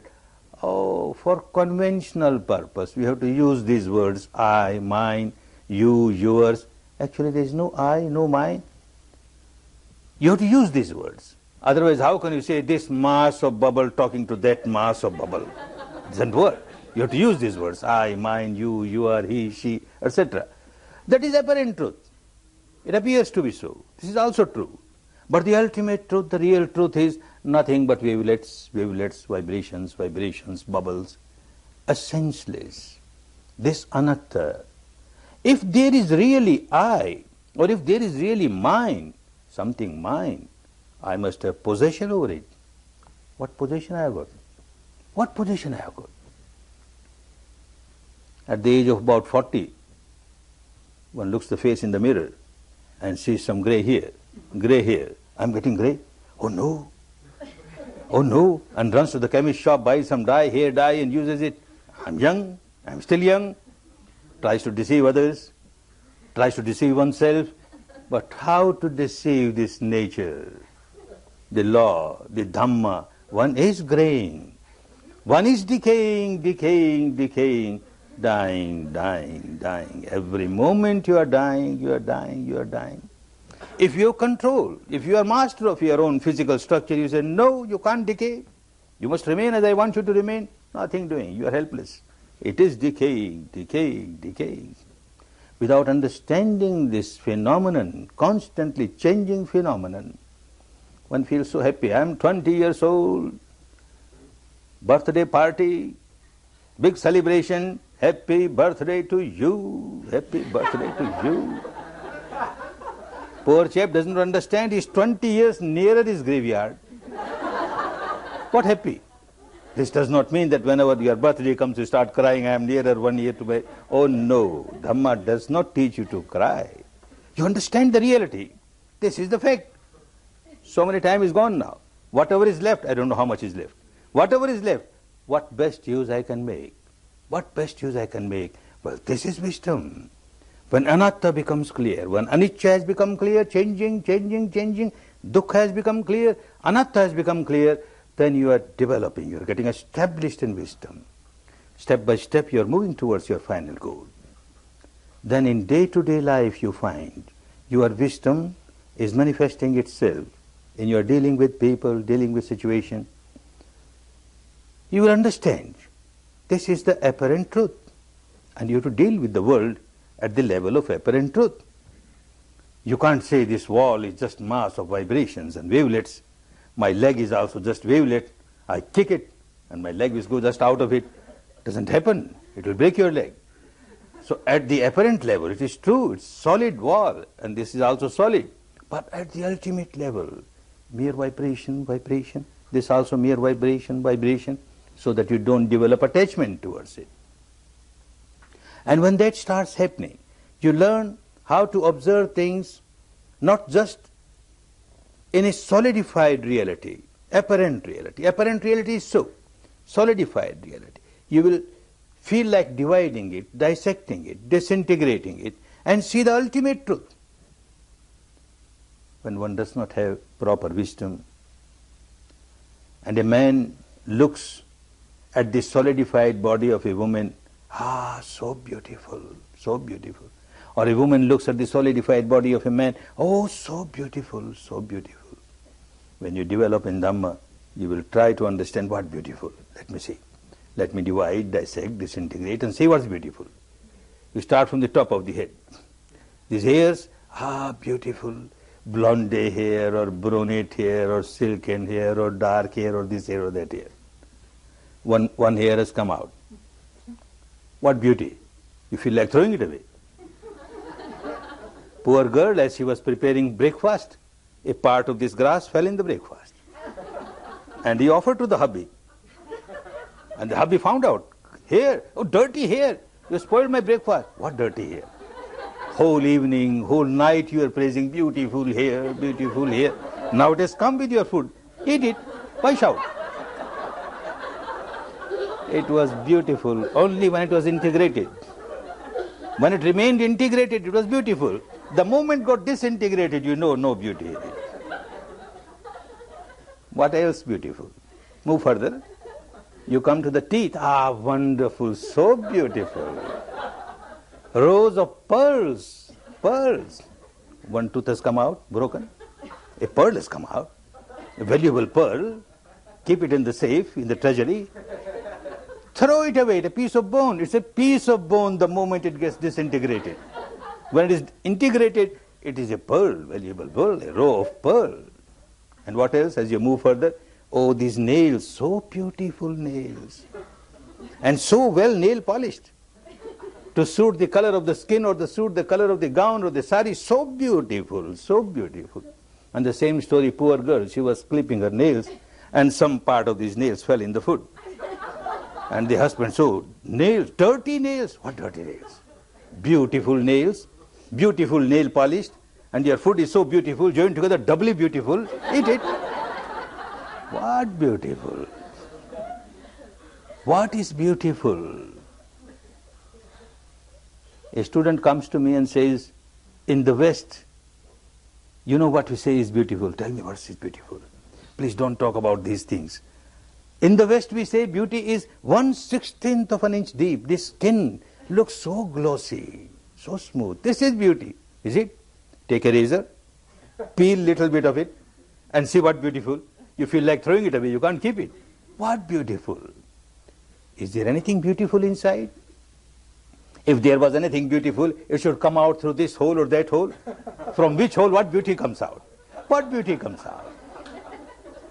The nature is really very kind to us. Otherwise, if whatever is inside it was outside and whatever is outside it was inside, what would have been our condition? Fighting with the crows, the eagles, the vultures, the dogs, life would have been horrible. What is beautiful? This does not mean that Dhamma will teach you that you start hating people. Oh, you not beautiful, you are ugly, you are mass of bubble. I am also mass of bubble.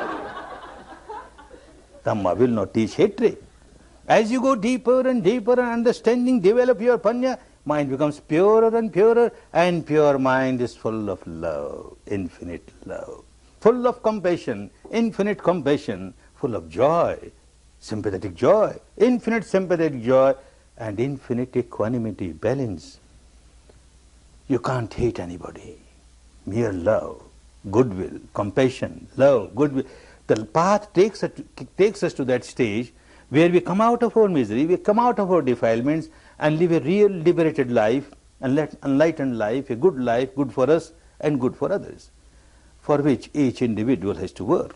Good that you have come here to work, you made a proper preparation these 3 days, and tomorrow you will be entering the field of Panya, starting Vipassana. But understand, when you start Vipassana, don't expect that as soon as you start observing the reality, you will see trillions of subatomic particles arising and passing. Oh no. Initially you will have all these pains and pressures and heaviness, and slowly they will get disintegrated. You will feel a flow of energy, but don't expect anything. Let it happen as it happens, from moment to moment. Just accept the reality from moment to moment, and leave it to nature. Leave it to Dhamma. You just accept whatever crops up at this moment within the framework of your body, free from all imaginations, free from all verbalization, free from all visualizations, the reality as it is pertaining to your mind matter phenomena.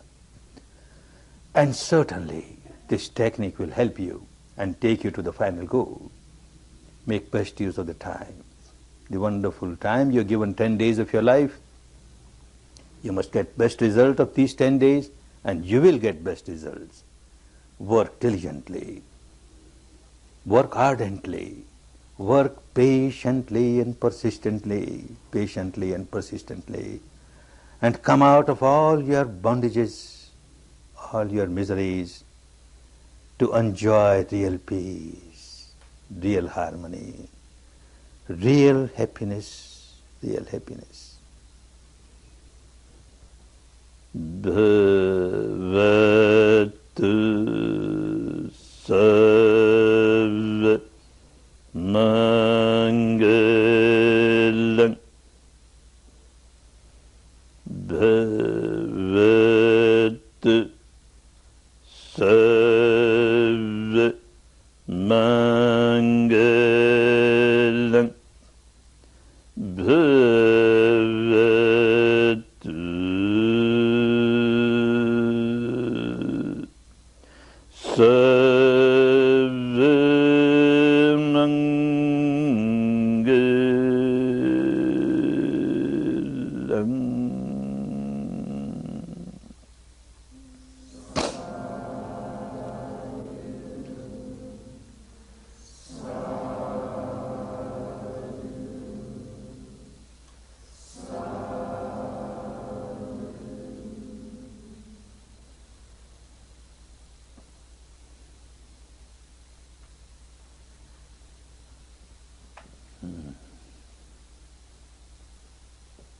Take rest for about 5 minutes and then you work again, start working again, take rest for about 5 minutes.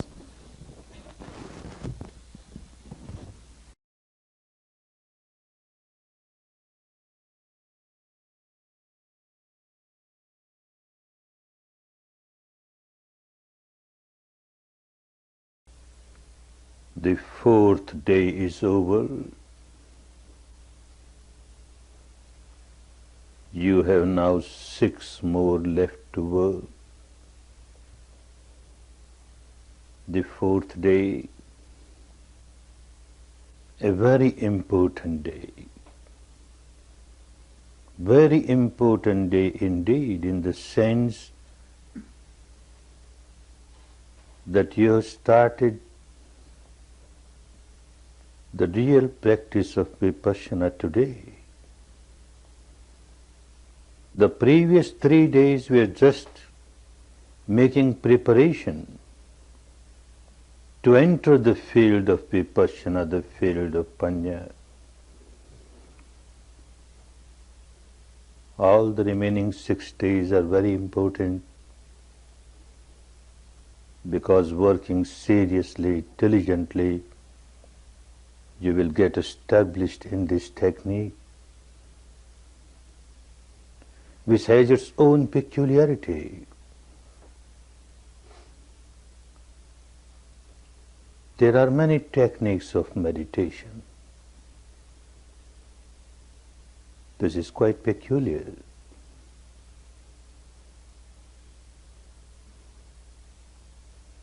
One can start meditating by contemplating something, a part of the scriptures, words of some sages or saints. You keep on contemplating. Your mind gets concentrated. Good. It helps you.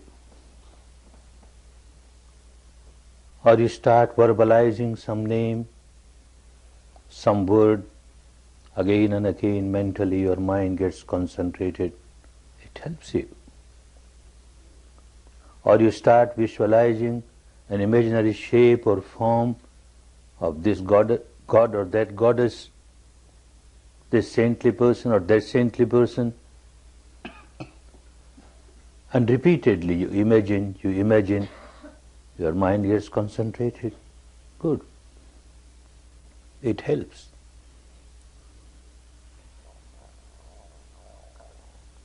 When you get your mind concentrated,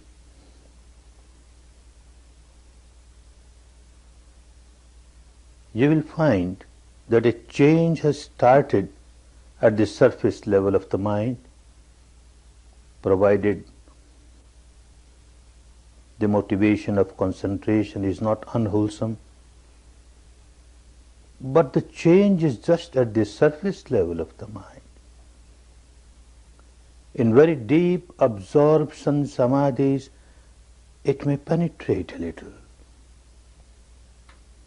but it can't reach the depth of the mind.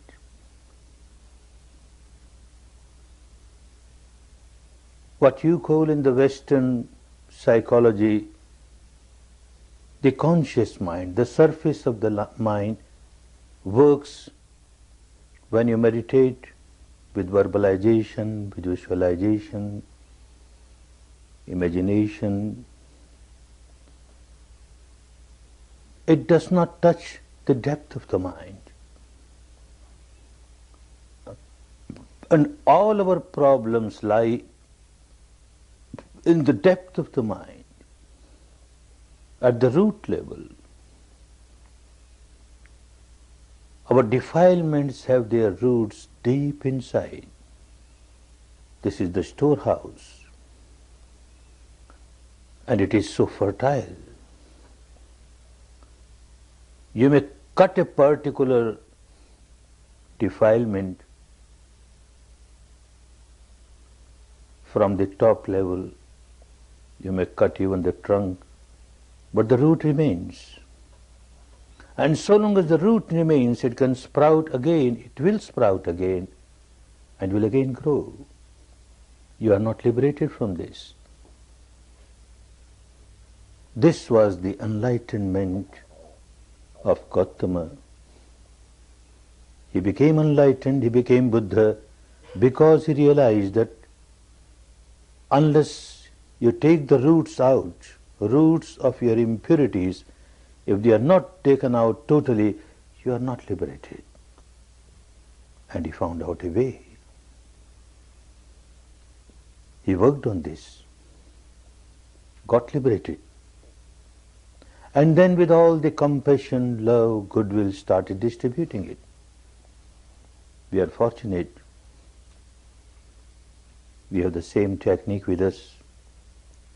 And you have taken today, most of you, the first step on the path of Vipassana. Most of you, for the first time, you have taken a dip in the Ganges of Dhamma within, in the Ganges of reality. Otherwise, from the time one has taken birth, open eyes, started seeing things outside, outside, outside. All the time the outside objects have become so predominant for you, you never care to know what's happening inside. Even if you try to meditate with closed eyes, you work with the objects outside, which you have read, which you have heard, which you have seen, and you contemplate all that. You never try to observe the reality as it is. And the reality as it is within the framework of the body is constantly changing. There is no stationary object on which you can keep your attention fixed. And this is very helpful to know that everything is changing and you are aware of it within the framework of the body. This is what he called in the language of those days, Nityang Kaya Gata Sati. Sati is awareness. Your awareness should be Nityang, all the time, Kaya Gata, within the framework of the body. And you started learning how to keep your attention within the framework of the body with the reality that manifests from moment to moment, from moment to moment. Later on, as you develop the technique, you become more and more established in the technique. Then in your daily life also, whatever you do, you don't lose the contact of the reality inside, and you find your mind remains very balanced. In every situation, it remains very balanced. Now at this stage, you have to learn how to be aware of the reality within the framework of the body at the experiential level. In the language of Buddha, language of those days of India, the word Vedana was used. And Vedana means experience, a feeling, a sensation. You are not just contemplating, you are not just imagining, you are not just intellectualizing. You are just feeling, actual feeling. You are really experiencing it. And that was Vedana. And this is what you started doing, feeling the reality from head to feet, from head to feet. This base should not be lost. You have to maintain the awareness of the feeling within the framework of the body. Now questions arise about the technique. You have taken the first step. Some questions might arise in your mind also. There are common questions which come in the mind of the students. Let us deal with them now. One question that keeps coming is, why move from head to feet? Why move? Even immobile, I can feel things happening here, here, here. Then why move? It is said to be a choiceless observation, a effortless observation. Let things happen, and I will observe. Why make even this effort to move? Good question. But understand why you move. Not to satisfy a particular tradition. It has its own purpose. If you don't move, then you feel a very strong, intense sensation somewhere, your attention goes there. Suddenly something else starts somewhere else, your attention goes there. You will be moving from part to part where you get cross, intensified, solidified sensations. Most parts will be left out. You will never feel, you will never observe. And the subtler sensations that are prevailing on those parts, you will miss them. Your mind will remain very gross. The ability of your mind will be to feel only gross sensations. You are not training your mind to feel the subtler ones which are there on other parts of the body, because you always work with the intense sensation, this intense sensation or that intense sensation. Moving is very important.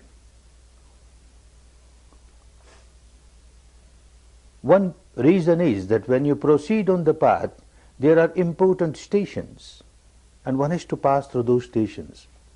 One of the station, an important station, is that you must reach the stage where you feel sensations everywhere on the body. Every part of the body there is a sensation. Every particle of the body has a sensation every moment. So long as there is life, wherever there is a life, there is a sensation.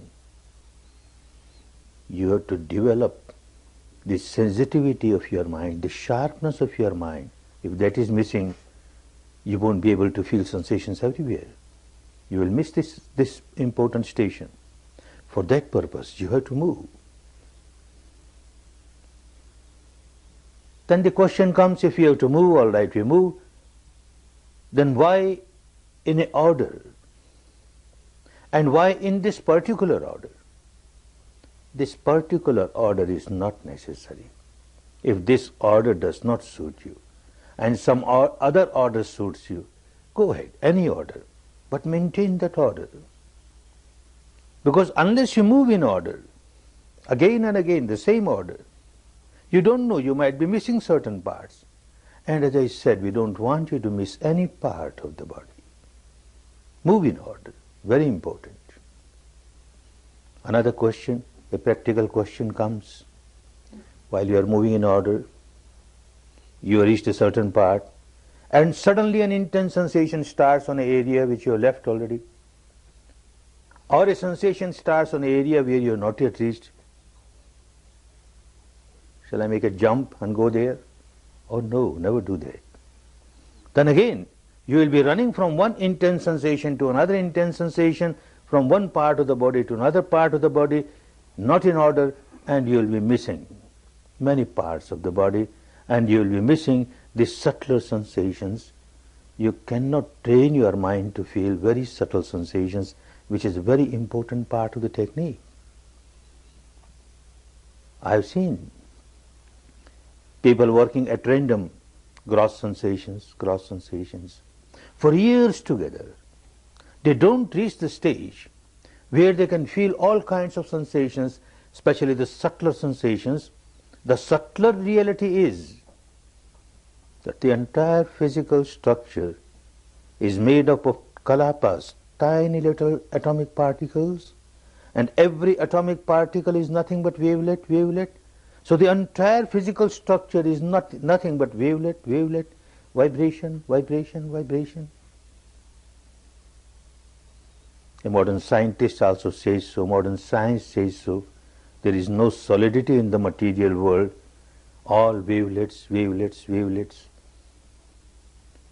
The same thing a Buddha said, there is combustion and vibration. Entire universe, combustion, vibration, he is experiencing. And he puts in word his own experience.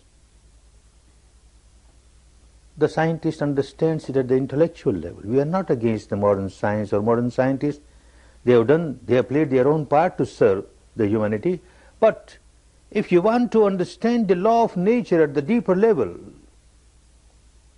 you must have direct experience of the nature of the law of the nature. And that can be done only when you feel the totality of whatever is happening within the framework of the body. Just working with the gross intense sensations, you can't understand the law of nature at the deeper level. Therefore, it is essential that you go in order.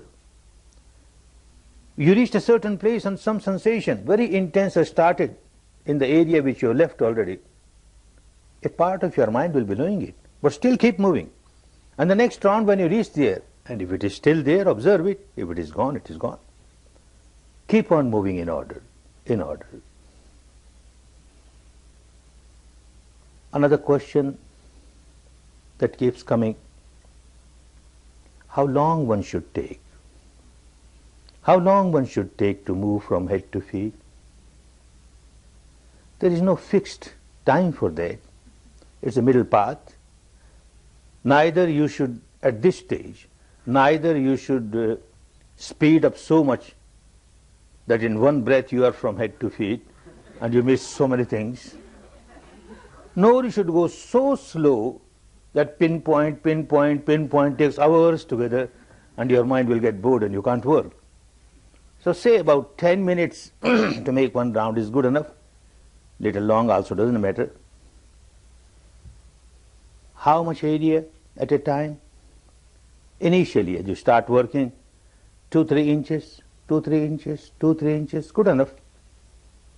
But sometimes somebody's mind is very dull, or even somebody's mind is very sharp, and at times it becomes very dull, and you can't feel anything.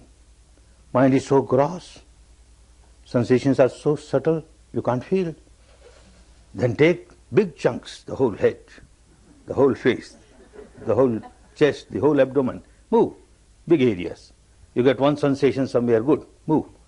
And keep moving, and you will find slowly you get sensations everywhere. You will reach a stage where you get sensation all around. The tiniest spot you will get sensation. You have to work very patiently, very patiently. Another question that keeps coming, shall we feel the sensations just on the surface of the body or also inside? At this stage, when you have started working on this technique, better first work on the surface. Within these 10 days, most of you might reach the stage where you will be able to penetrate and go deeper inside, piercingly, penetratingly, and you will feel sensations everywhere, outside, inside, but not now.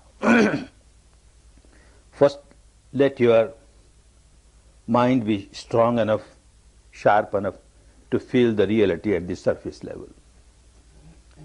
Of course, in some cases, it just happens naturally. A student comes and reports that I have started feeling something inside, nothing wrong. If naturally something happens, it happens. But intentionally you have to work on the surface of the body at this stage. One point should be very clear as to what the sensation is. The word sensation, if it is not clear in your mind, you may be just looking for something and will remain confused.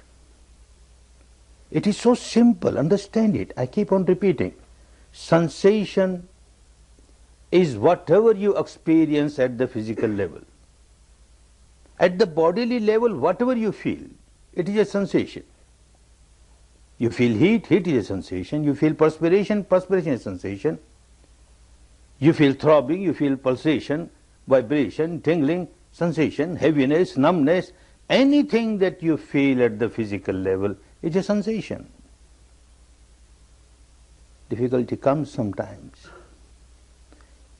when, in spite of such repeated explanations, one does not want to understand what it is. And one keeps on looking for something.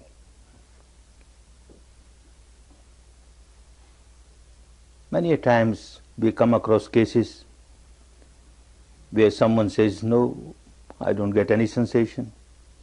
Like tomorrow your assistant teachers will examine you and they will question you, any sensation? And one amongst you might say, no, no sensation, no sensation. And the second question he or she will ask, could you sit for 1 hour without changing your posture? Oh no, I had to change so many times. Why? There was so severe pain. severe pain and yet no sensation. There cannot be a more intense sensation than pain. And you say no sensation. Because you are looking for something. You are looking for something special. A sensation of bliss, ecstasy, wonderful. I came for meditation to experience bliss. What is pain? Am I here to observe the pain? I didn't come for pain. Pain I already had in my life. Why I come here for pain? You are looking for something. Very difficult. It happens even during Anapana. On the second day or third day when you are asked, any sensation in this area? And someone replies, no sensation. Hey, what is this? This was just some itching here. Itching is no sensation for this person. Looking for something. No sensation. And someone comes, once a while, someone will come and say, oh, Goenka ji, I have a lot of pain, pressure, heaviness, heat, perspiration, throbbing, everything what you say, but no sensation. No sensation, because all these are no sensation for him. He's looking for something special. I always remember the case of my friend. For the first time when I went to a course like this decades ago, initially it was difficult. Second day I packed myself to run away from the course. This is not for me. I come from a business community, so much of crooked and cunning mind, and this is for simple people who are teachers or professors and things like this, who are good people. I can't do this. And then the tradition from which I came, different background, what these people, what they are doing? Where is the God? No place for the God. Poor God, he is God. The soul, no soul. What they are talking?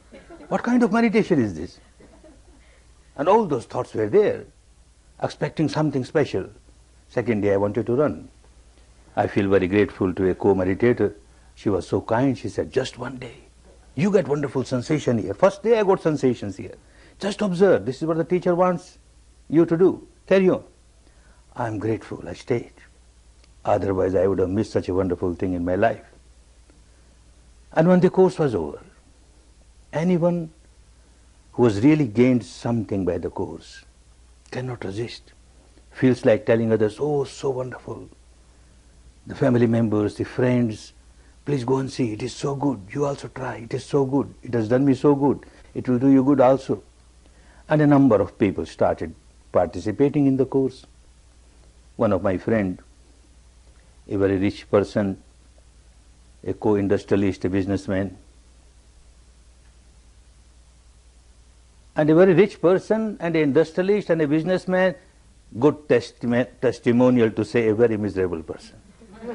Very miserable person. Not that to do trade or industry is wrong, but the way in which it is done, a rat race just to earn money, money, money, such madness is there. Very miserable, because I had passed through the same game, so I knew the misery, and I was coming out of that misery, so I told him, you also try. He won't accept. Oh, you went because of your migraine. I have no migraine. Why I should go? Although he had bigger migraines, which I knew, and yet he won't go. It took me 1.5 years to convince him. Just try. Give it try. Give it try. And he came. 2 days, 3 days, somehow he worked. 4th day, Vipassana was given. And the 5th day, the teacher goes around. There, every ideal meditation center must have individual cells for each individual meditators. So there are cells, and the teacher will go there to give guidance to the students. And when there are Indians who can't understand Burmese properly, he will take me to translate. So we went to the cell of this meditator, my friend, knocked at the door, he opened, and the first question we asked, what sensation? He said, no sensation. No sensation. And we see he has taken off his shirt, his undershirt, his dhoti is tucked up, perspiring. Hey, you got so much perspiration? Yes, I got so much perspiration. This small little cell, so much heat in it. Oh, you got heat? Then you observe the heat, observe this perspiration, and he looks at me, looks at my teacher. What we are talking? To observe heat? I have come here to observe heat? To observe perspiration? What we are talking? As if we are joking. And we say, well, look, this is the technique, you have to do that, observe. You have been reacting to them, now you observe. He won't listen. I have come here. If you make me witness the soul, then there is some meaning. Witness the God, then there is some meaning. Even witness Buddha, he is incarnation of God Almighty, there is some meaning. No purpose otherwise. What purpose there is to observe this heat? And every day we try to explain, and every day when we question any sensation, nothing special. He is looking for something special. Nothing special. I felt so sorry. With such difficulty he came, and all the 10 days he kept on looking for something special, and nothing special came. The nature was manifesting itself. The nature of the body was manifesting itself. The truth was manifesting itself. The Dhamma was manifesting itself, and he was kicking it. No, I don't want it. I want something special, something special. After 1 year, he saw so many people going there, and everyone goes there, comes out smiling, this benefit, that benefit. He felt very sorry. He missed something, he understood. So he pressed it once more, please give me one more chance. The teacher will not take, but please recommend one more chance. Now if you say to observe heat, I will observe heat only, nothing else. Perspiration, I will observe perspiration only, nothing else. And yet he came, and he worked properly, and he developed so much in Vipassana. So long as you are looking for something special, you are not doing Vipassana. Vipassana is yatha bhuta, whatever has happened at this moment, the reality of this moment, as it is. As it is, not as you would like it to be. If this is understood, you will keep on progressing, there will be no difficulty. But if you keep on ignoring the reality which is manifested, and you look for something which is not there, then you are not doing Vipassana. So keep this point in mind, that whatever you feel at this body level, at the physical level, anything that you feel is a sensation, pleasant or unpleasant, intense or feeble, whatever it is, you just observe, just observe, just observe. You have done your job, and leave the rest to Dhamma. Leave the rest to nature. Thy will, you have done your job. And the results will start coming. You are moving from head to feet, from head to feet. You might reach a stage where you don't feel any sensation. On some part where there is no sensation. For you there is no sensation. For you it is a blind area, a blank area. Actually there is no blind area, no blank area. Sensation is there everywhere. But because your mind is very gross, and the prevailing sensation on that particular part is very subtle, so your mind is not capable of feeling it. So you say there is no sensation. All right, no sensation. This is the reality of this moment. No sensation. Stay there. Stay there calmly, quietly, attentively, and equanimously. Very important, equanimously. If you are not equanimous, then the technique will not help you. If there is no sensation, a blind area, you are staying there for a minute, and you start craving, oh, I want a sensation. I want a sensation. You stayed one minute, no sensation. Next round again you have come, I want a sensation, I want a sensation. No sensation. Or look 5 times, no sensation, 10 times, no sensation. You are craving, craving, craving. And whenever you start craving, you lose the balance of your mind.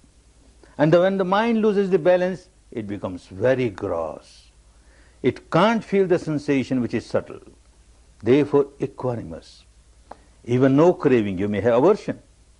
Look, this blindness has not yet gone away. 1 round, it has not gone away.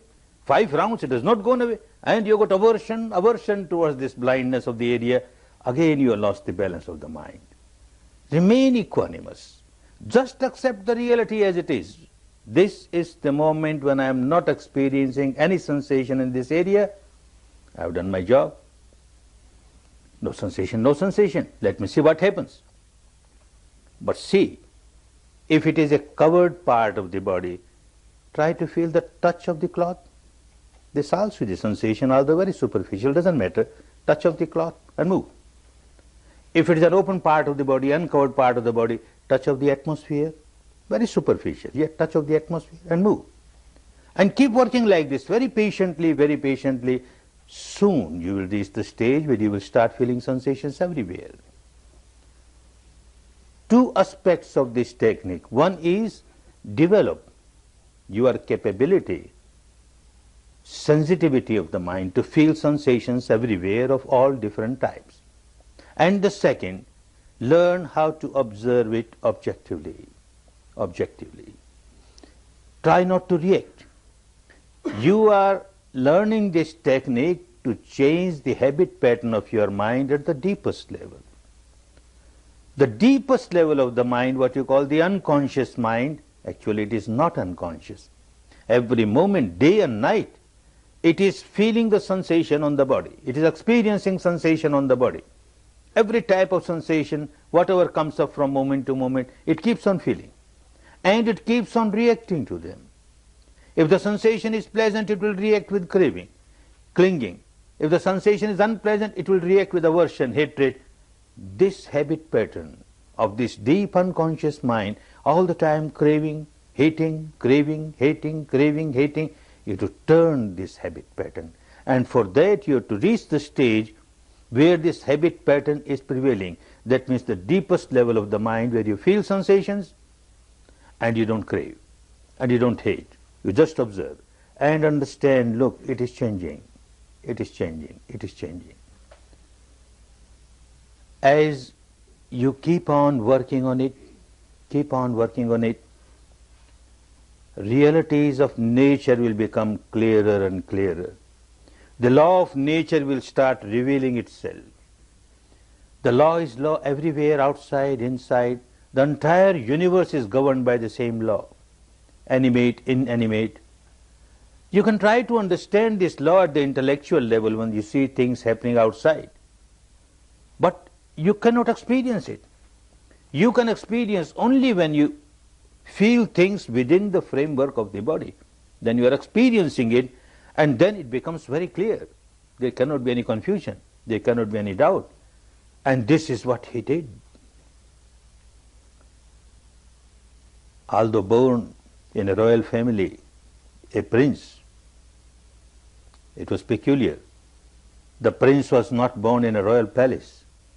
He was born under a tree, open nature, open sky. At the age of about 5 or 6, it so happened, he was sitting under a tree and he just started meditating, observing respiration, and went in very deep samadhi, deep absorption samadhi, under a tree, open nature, the first taste of meditation, the samadhi. At the age of 35, he went out, again under a tree, got fully enlightened.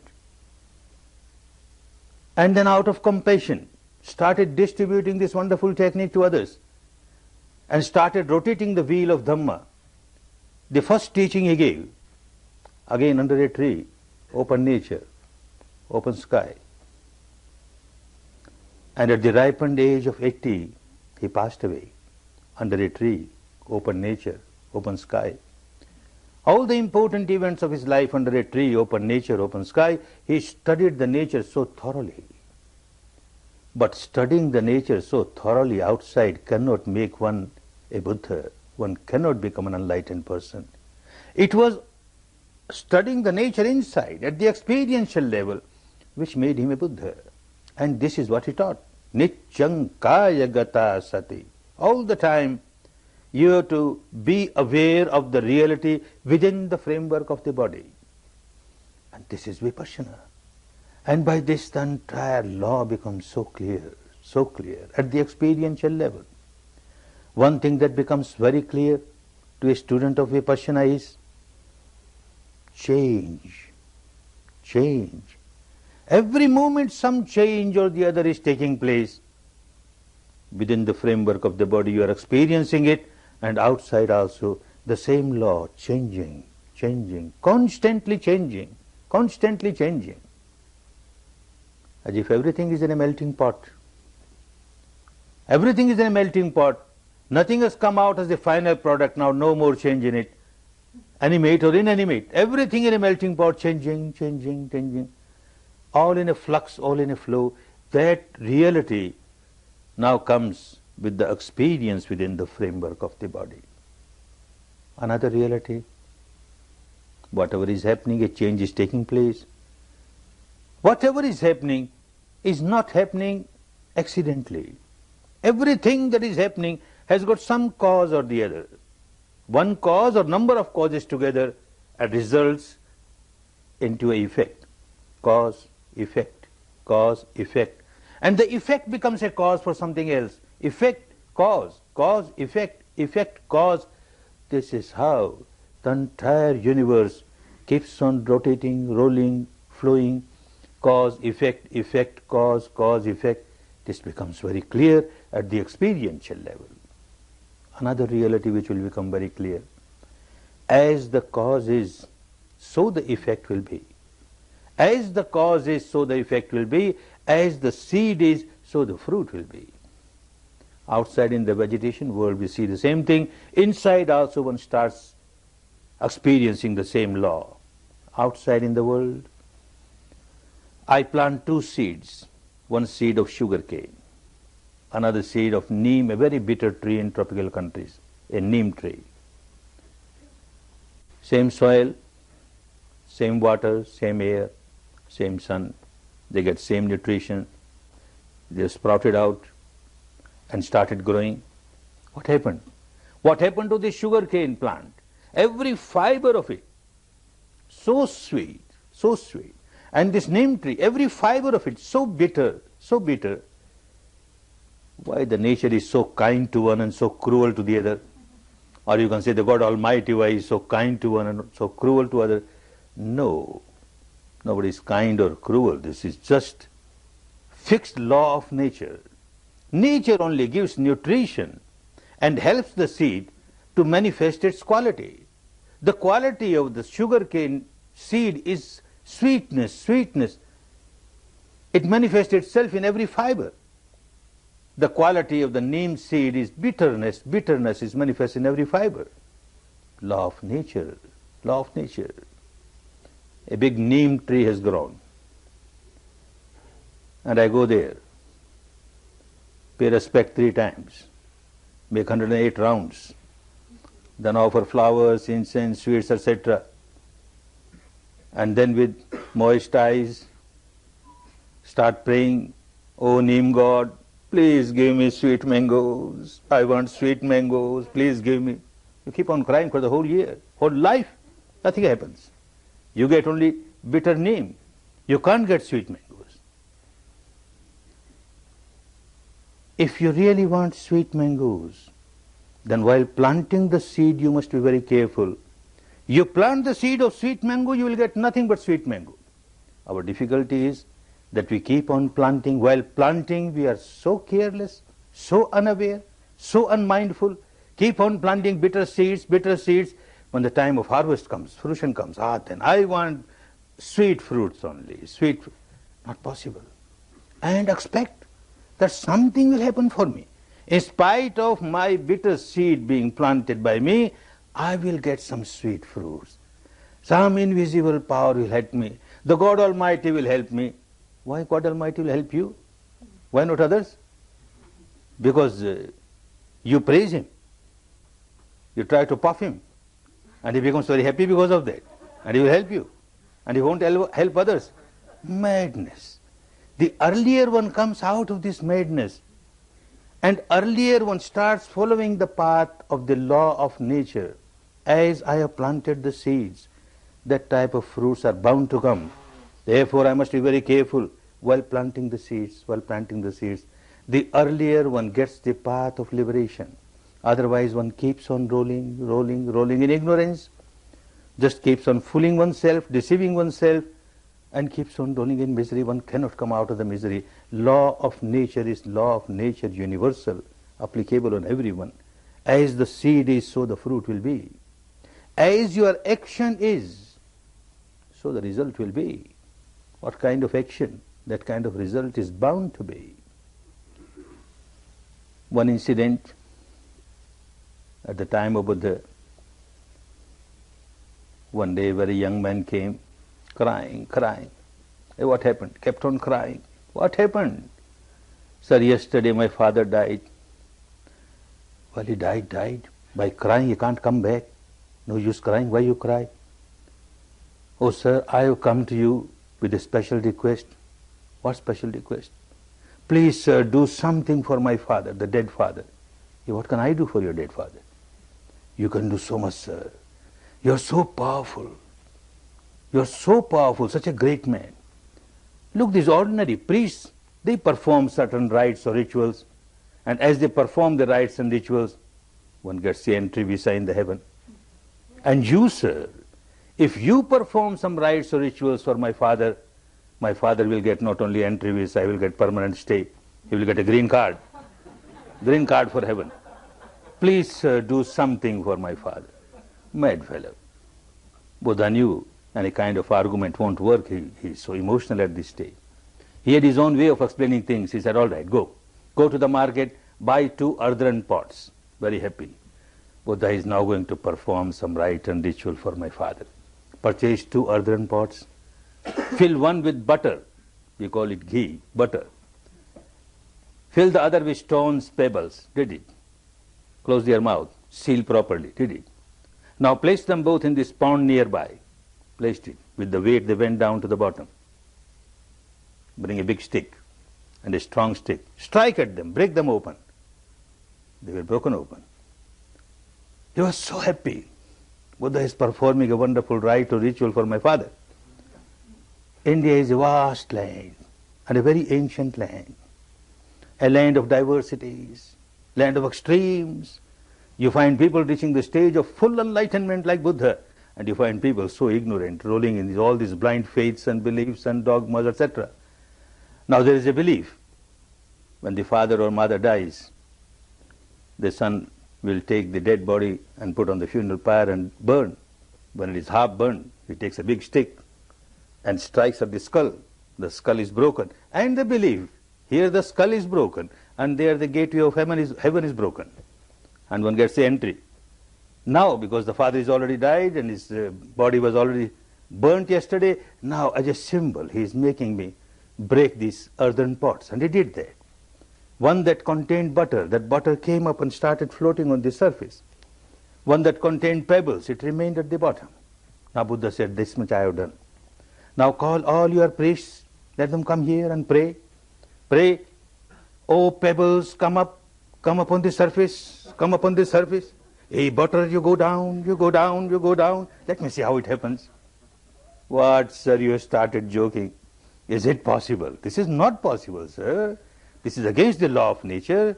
The pebbles are heavier than water. They are bound to remain at the bottom. They can't float, sir. And the butter is lighter than water. It will keep on floating. It can't go down. Young man, you know so much about the law of nature, and yet you do not want to understand the law of nature applicable to everyone. If your father kept on performing such actions which were like pebbles and stones, he is bound to go down. Who can bring him up? If your father kept on performing actions which are light like butter, he is bound to go up. Who will pull down his legs? We don't try to understand our difficulty. We try to depend on somebody. Some invisible power will do something for me. Some invisible power will do something for me, and we do nothing to change our own behavior pattern, our own actions, and that is why one keeps on rolling in misery, misery after misery, misery after misery. The earlier one understands this law of nature, and earlier one starts to live a life in line with this law of nature, the earlier one starts coming out of the ignorance, coming out of the misery, and starts enjoying a good life. Once one agrees that I must be careful about my actions, the question comes, what is the action? What is the action which gives fruit? There are 3 types of actions: physical action, vocal action, and mental action. A very general understanding, common understanding is that physical action is very important, vocal action is less important, and mental action has got no much importance, very minor. But when one starts observing the truth inside, as this person did and became enlightened, It becomes so clear that the mental action is most important, not the vocal, not the physical. They have their own effects. But the most important is the mental action. Everything starts in the mind first. And then it becomes intense, intense, intense. This mental action turns into vocal action. It becomes more intense, it turns into physical action. The vocal action, the physical action is nothing but the projection of the mental action. Is a yardstick to measure the intensity of the mental action. It is the mental action which is most important. An example. I see somebody with whom I have cross relation. As soon as I see him, my mind starts working, anger, a mental, unwholesome mental action has started. It becomes intense, manifests itself as a vocal action. I shout, I abuse, unwholesome vocal action is the result. It becomes more intense, manifests as unwholesome physical action. I slap him. If I have a gun, I kill him, shoot him, kill him. Unwholesome physical action. What is this unwholesome vocal action or physical action? Just a projection of the mental action. Just a yardstick to measure the intensity of my unwholesome vocal action, mental action. As unwholesome, so also wholesome. I see somebody in a very wretched, miserable condition. My mind starts working. Compassion. This mental action, wholesome mental action, manifests itself as a vocal action when it becomes intense. I speak a few words, kind words, loving words, compassionate words, wholesome vocal action. It becomes more intense, manifests as a physical action. I help this person at physical level, give him something, a wholesome physical action. Wholesome or unwholesome, all vocal and physical actions are projections of the mental action. This is the realization of an enlightened person. This is the enlightenment of an enlightened person. Mind matters most. Everything starts in the mind. Everything starts in the mind. Mind precedes everything. He is putting words to his own experience when he says, Manopabangama Dhamma Manoseta Manomaya Manopabangama Dhamma. Mind precedes everything else. Manoseta. That is why mind is most important. Mind matters most. Manomaya. Whatever you experience throughout the life is nothing but the product of your own mind. Manomaya. Manasa chepadutene bhasativa karutiva.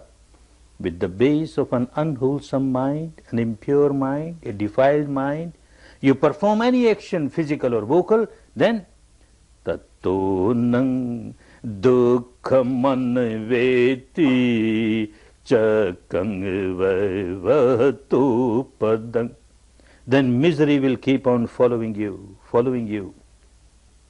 Like the wheel of the cart follows the horse who is yoked to that particular cart. Wherever this cart goes, wherever this horse goes, the wheel keeps on following, because the base was wrong. So the misery keeps on following you. Similarly, manasa chepasannene bhasativa karutiva. With the base of a pure mind, wholesome mind. If you perform any action, vocal or physical, then tatonang sukham anveti chaya vayanapayini. Then all the happiness keeps on following you like your own shadow. Wherever you go, your shadow is there. This is the law of nature. The base of the mind is most important. This is the base of the mind which makes you act at the mental level first. And then it goes to the vocal level and the physical level. the result that you get, the fruit that you get, is the fruit of your mental action, the volition of your mind. Not the vocal action, not the physical action. An example. I see somebody with whom I have got cross relation, generate anger, and then I shout, I abuse, you dog, you pig, etc. I don't know why you abuse in your country, but in Hindi they say, you dog, you pig, you dog, you pig, you donkey, abused. One incident over. Another incident. I see my grandchild having come, played in the mud somewhere and soiled all the cloth. I say, you dog, you pig, you donkey. Same words. I've used the same words at the vocal level. The same action is there. But from the mind, the mental volition is poles apart. When I was using these words for my enemy, it was full of ill will. When I'm using the same words for my grandchild, it is full of goodwill. My nature takes care of the volition of the mind, not the vocal action. The result that you will get, the fruit that you will get, will be according to the volition of the mind, not according to the vocal action. So also not according to the physical action. Another example. A very rich person with a lot of money, jewelry, etc., is traveling in a jungle alone. A dacoit, a robber comes from the other direction. He finds out this man has got a lot of money. He wants that. This person doesn't want to depart from his money. He says no. And out of anger, he takes out his knife and plunges in the stomach of this traveler, as a result of which he dies. One incident. Another incident, somebody has developed a kind of ulcer, very painful. Different treatments were given, could not be cured. Then a surgeon says that, well, if I cut open, take this ulcer out, perhaps you will be relieved. All right, go ahead. He is made to lie down on the operation table in the operation theatre. The surgeon takes out the knife, plunges in the stomach, and it so happens at that time this patient dies. The doctor and the dacoit did the same thing at the physical level. They took out their respective knives, plunged in the stomach of somebody, as a result of which that somebody died. Now will the nature, or say the God Almighty, is going to give the same result to both of them? Oh no, the mental volition. The mental volition of that dacoit was full of ill will, and the mental volition of this doctor full of goodwill. The nature takes care of the motivation of the mind, the volition of the mind, and the fruit comes exactly according to that. What is the base of the mind? The base of the mind is more important, the volition of the mind is more important than any action at the physical or vocal level. We have to be careful about the mind and the volition of the mind. For that one must understand what the mind is and how it works. And Vipassana will help you. Understand. The whole technique is to divide, dissect, disintegrate, dissolve the entire physical structure. You won't have to do anything, you just observe, observe, observe. Nature will start dividing, dissecting, disintegrating, dividing, dissecting, disintegrating, dissolving. Initially you get very gross, solidified, intensified experiences of the body, and then they start getting dissolved, dissolved, dissolved. You reach the stage where there is nothing but a very free flow of subtle vibrations, free flow of energy, very subtle, very subtle. Similarly, the mind is divided, dissected, disintegrated. One who becomes fully enlightened examines the entire mental and the physical structure. The physical structure, dividing, he reaches the stage, the tiniest subatomic particle, which he calls Attakalapa, 8 things joined together, they cannot be further dissected. Similarly, mind dividing, the mental contents, dividing, dissecting, one reaches the stage where one finds there are 121 types of mind, 52 types of mental contents, which you call mental concomitants.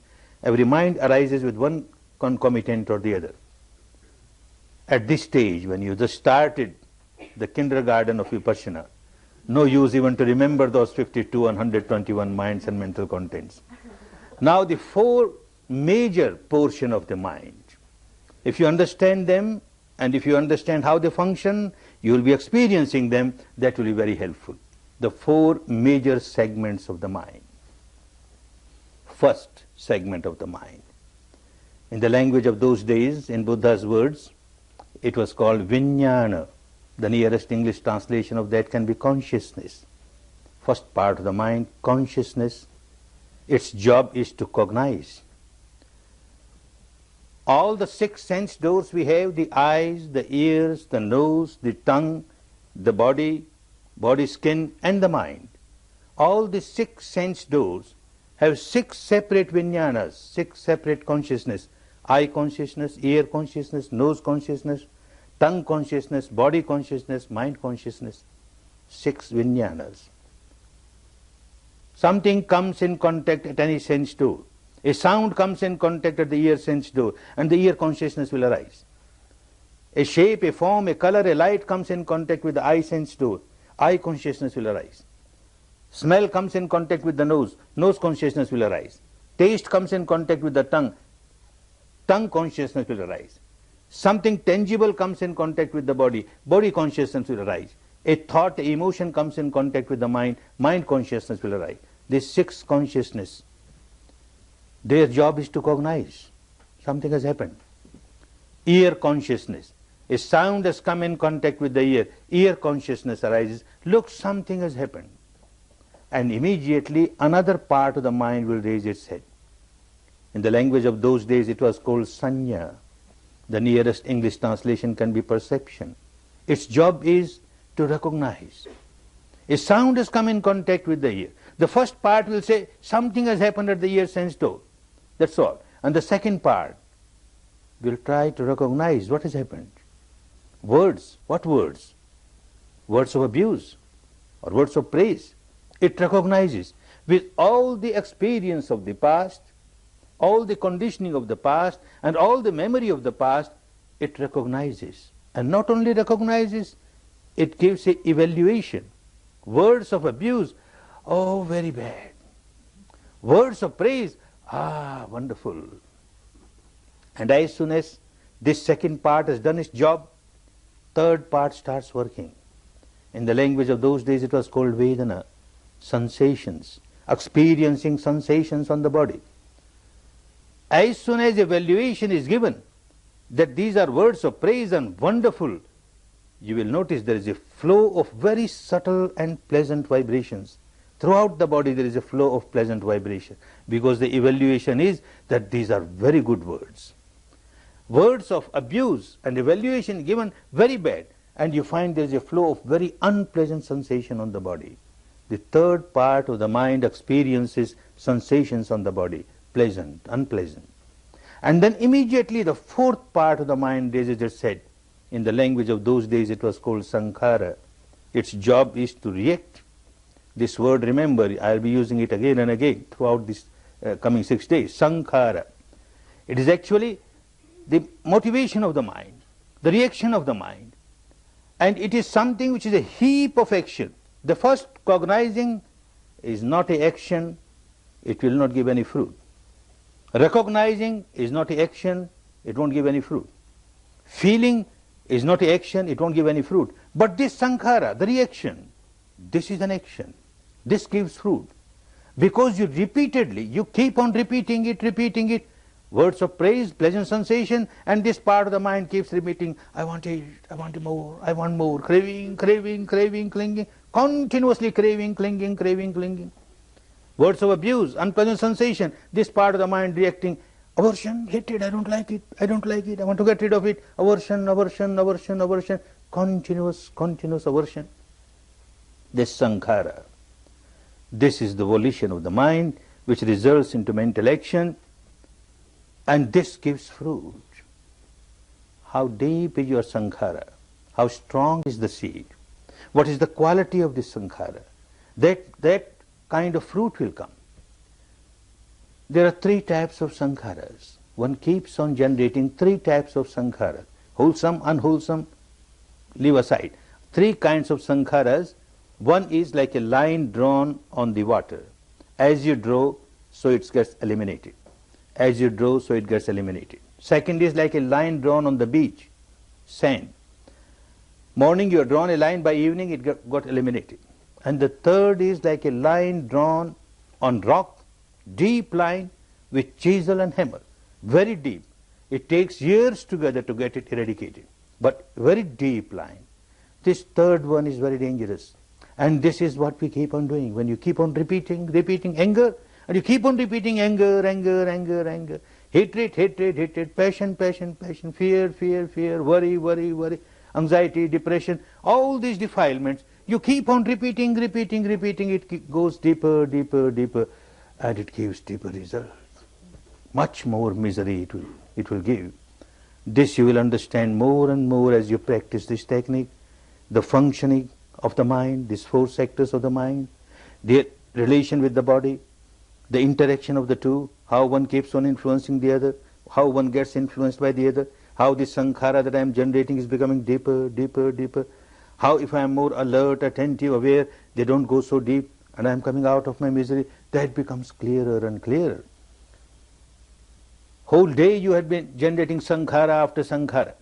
Every time something is happening deep inside, some sensation and you react. Some sensation and you react. Every moment you are doing that. Night you go to bed and you try to remember how many sankharas are generated the whole day. You can't remember. Countless sankharas. You will remember just one or two which had very deep impression on you. Oh, today I did like this which I should not have done. I reacted like this which I should not have reacted. Just one or two. At the end of the month you try to remember these deep sankharas. Each day one or two. At the end of month, not 30 or 60. At the end of month again one or two which were very deep for the whole month. At the end of year also, just one or two which were very deep for the whole year. Similarly at the end of the life, whether you like it or not, some sankhara which is very deep will come on the surface. At the time of death, that moment, the mind moment, is carrying this type of sankhara. The next mind is a child of this mind. The first mind of the next life is a child of the last mind of this life. Like father, like son, it will carry all the qualities, good or bad, with it. If this last mind is full of pebbles and stones, the next mind, that means the first mind of the next life, is full of pebbles and stones, misery, nothing but misery. And if this last mind of this life is full of butter, light, then the next mind is automatically full of butter. It is a product of the last mind. Last mind is very important. That means one has to learn how to die. Die smilingly. And this is what Vipassana teaches you.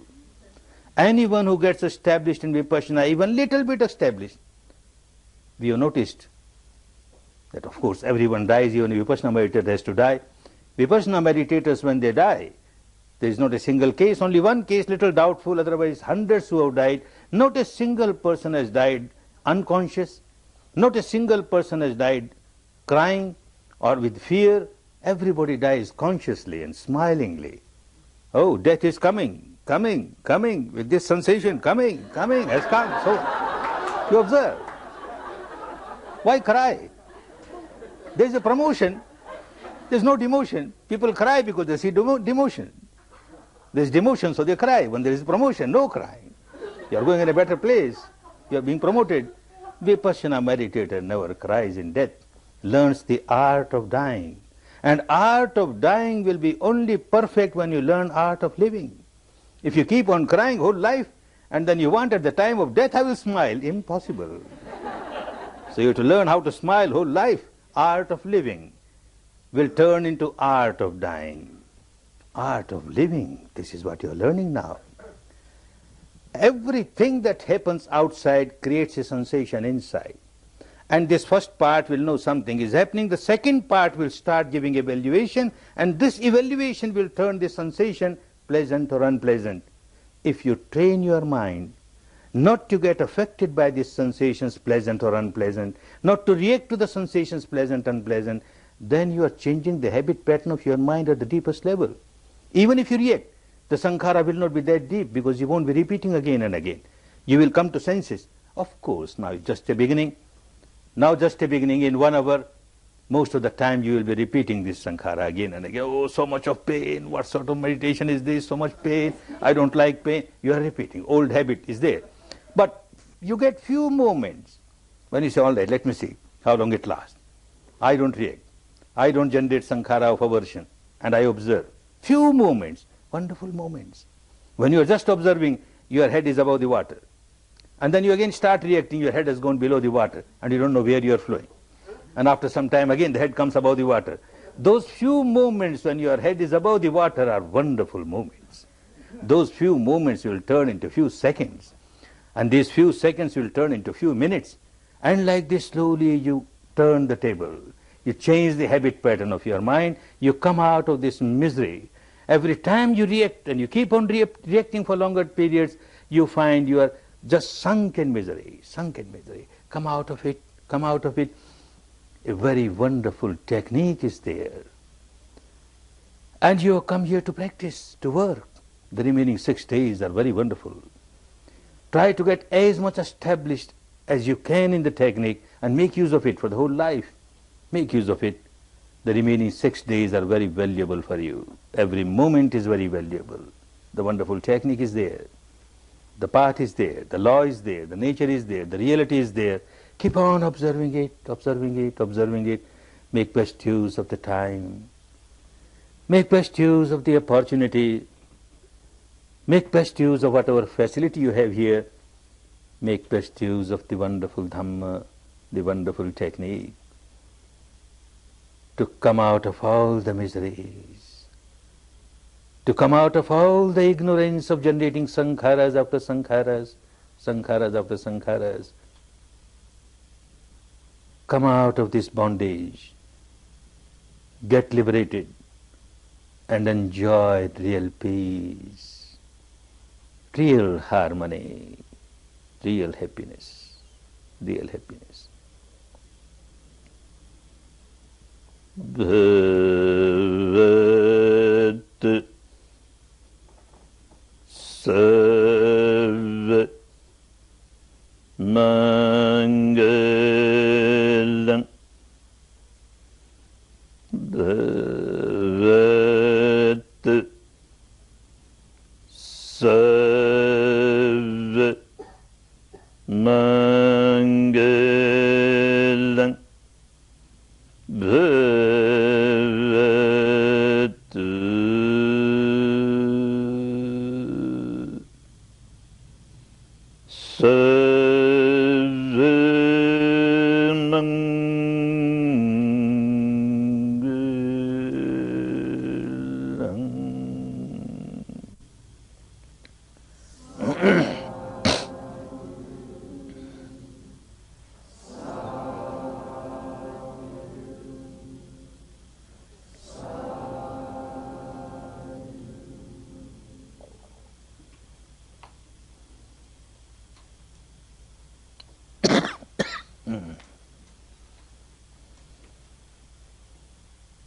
Good. Take rest for about 5 minutes and then start working again. Take rest for about 5 minutes.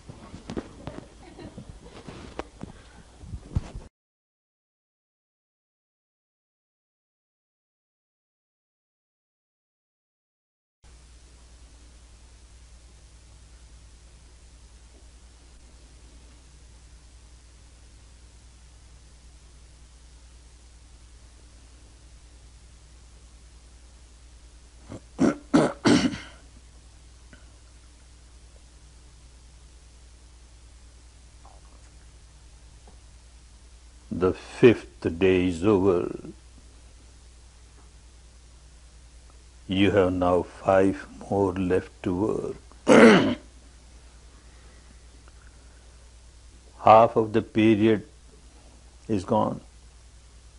Whatever is gone is gone.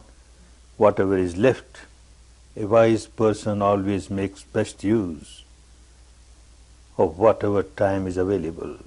These next 5 days are very valuable for you. Quite a few students, when they come to a course like this, initially they remain little confused.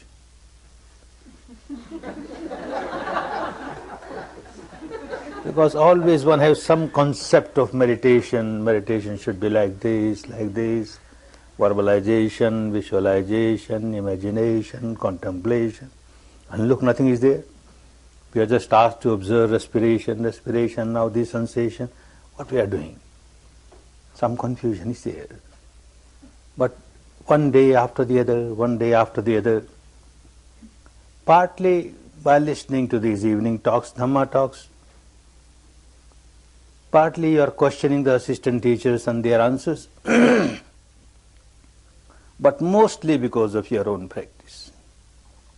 By practice you start realizing that there is something sensible in it. Not that all the confusion goes away, but at least by the time one reaches the 5th day, one feels like giving a fair trial to the technique, although everything looks quite new. We have never heard a meditation of this type, but let us give a fair trial and let us work. And we have found most of the students, after 5 days, they start working very seriously. Work very seriously.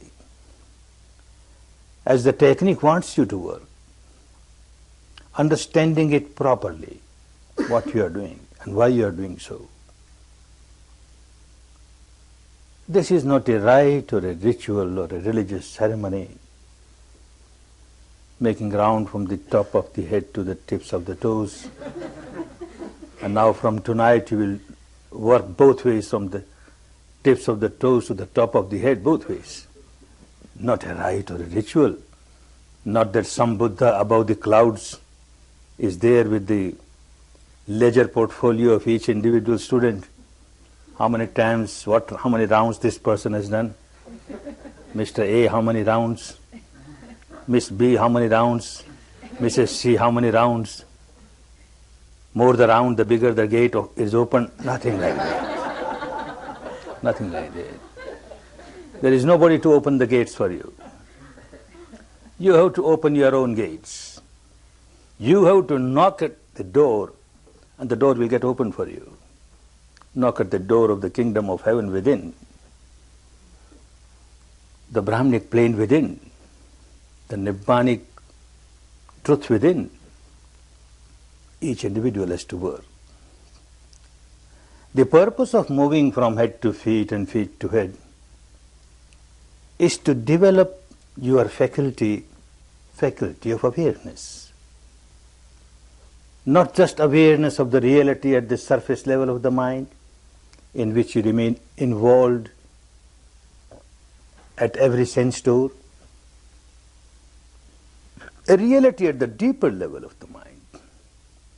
When you start working with the sensations on the body,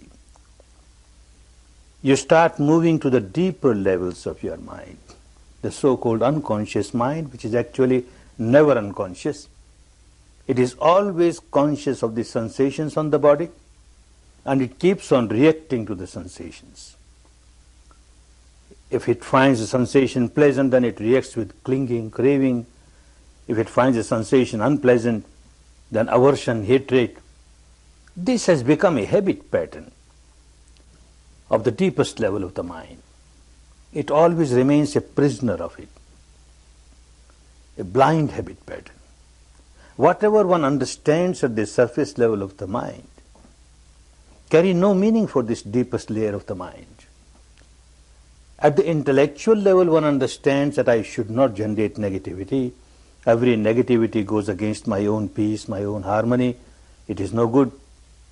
But all that understanding of the intellect does not help this deepest level of the mind. There is a big barrier between the two. Now this technique helps you to break that barrier. Whatever was being felt by the deepest level of the mind, pleasant sensation, unpleasant sensation, is now felt by the entire mind. The whole mind is now awakened to the reality of the body sensations. And whatever was understood by the surface level of the mind, don't react with negativity, now it is getting understood by the deeper level of the mind. The barrier is getting broken. It is for this purpose.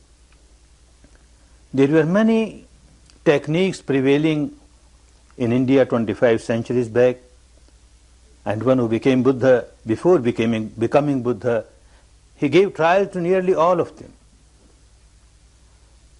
Many of them had their own good qualities, they gave benefit, but then he found that the roots of the impurities which are lying at the deepest level of the mind are not even touched.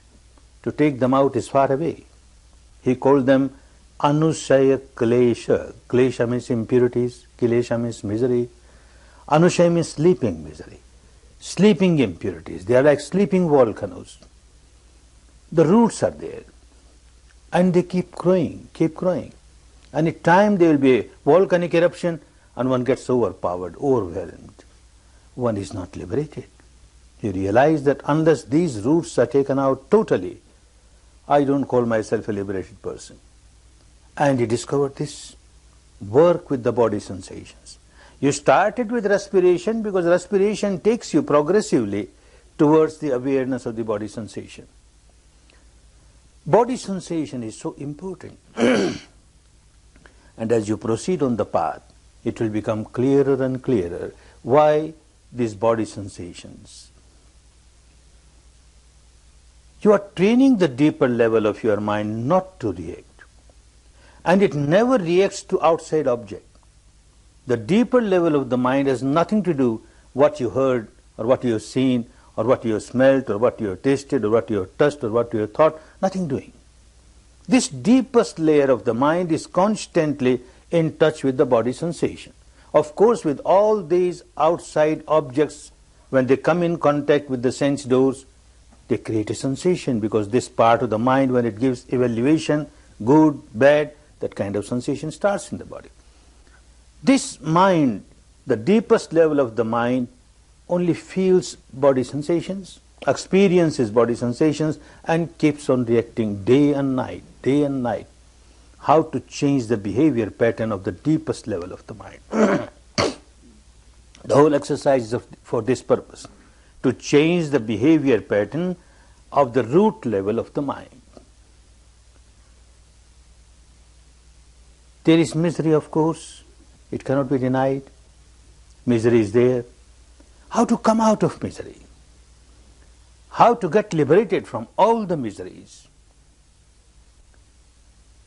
The life is full of misery. The world is full of misery. Every individual is miserable due to this reason or that reason, this apparent reason, that apparent reason.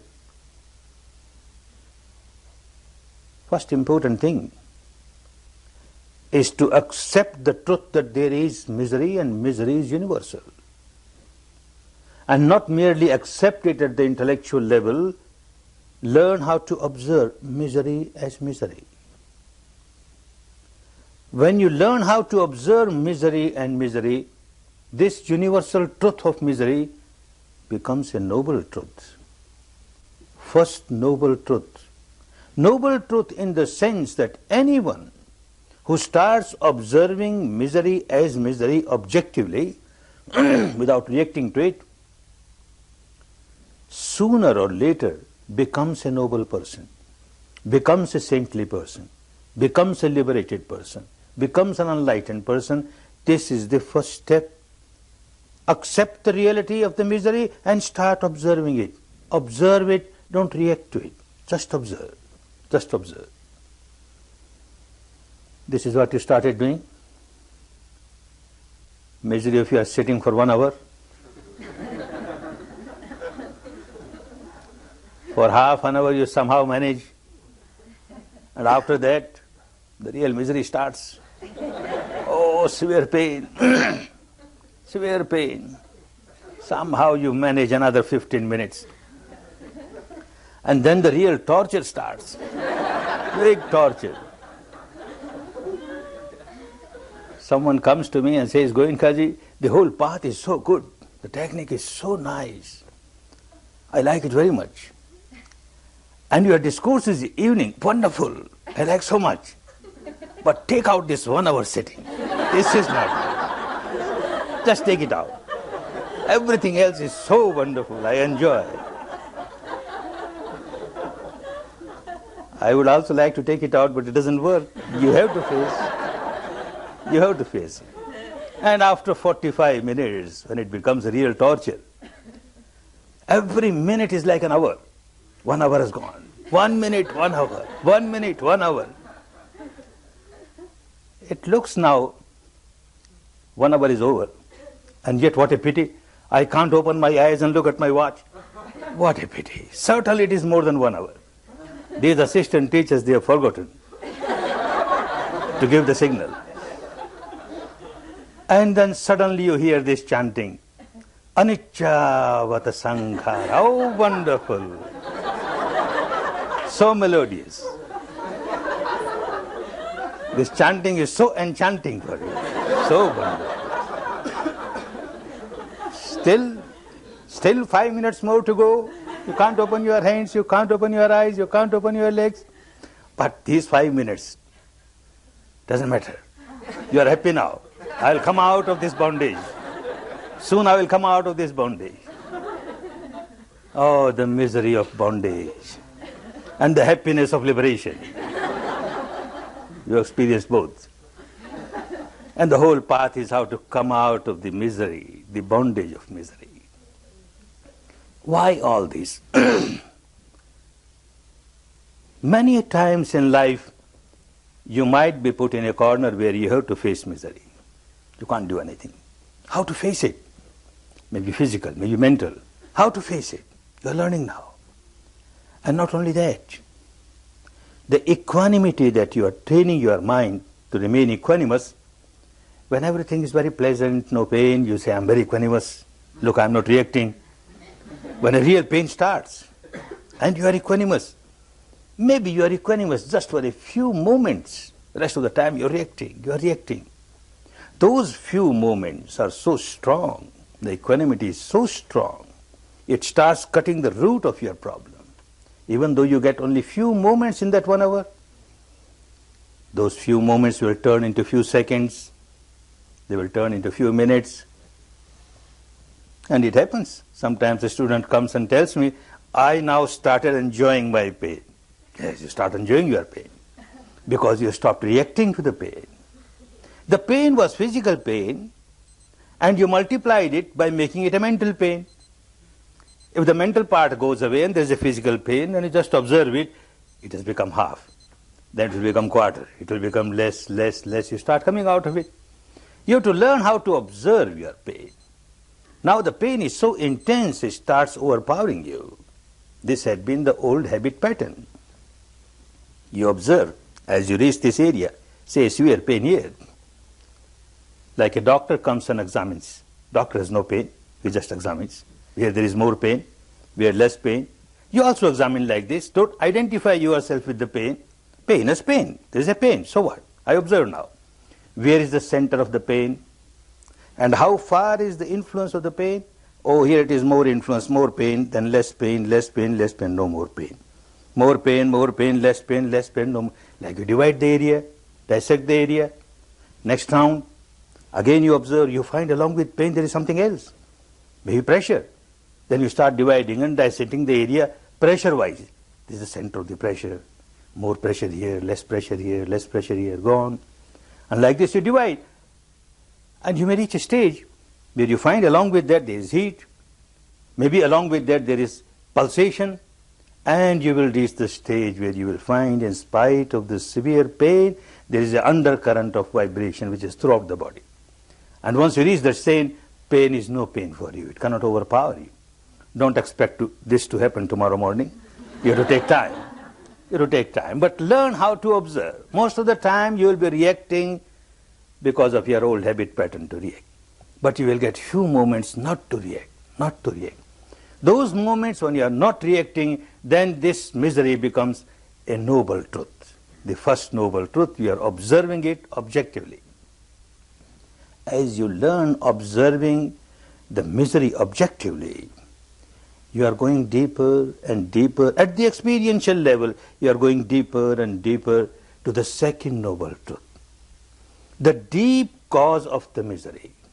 At the surface level, everyone says, I am miserable because of some external cause. So and so said something which I don't like, I became miserable. So-and-so did something I don't like, I became miserable. Or something desirable did not happen in the life, I became miserable. These are all external causes. They are true, but very apparent, very surface level. And without understanding the real cause inside, one keeps on using all the strength, all the energy to rectify things outside, which is not possible. One cannot change others. One may keep on trying. Even if one changes one, where is the guarantee that somebody else will not raise the head and do something against you? Keeps on happening. Entire life, wanted things may happen, unwanted things may happen. Most of the time, unwanted things happen. And you have to face all that. And go deeper and find out the real cause of your misery. This technique helps you to go to that depth and find out the real cause. Misery is not outside. Outside are only sensual objects. Misery starts inside. And when misery starts inside, there must be some cause inside which makes one miserable. And that, as you go deeper, deeper, deeper, you start understanding it, not just because of these discourses, not because you read some scriptures or books or you intellectualize the reality, nothing doing. With your own experience, you start understanding this is the deep-rooted cause of my misery. And you start observing the deep-rooted cause.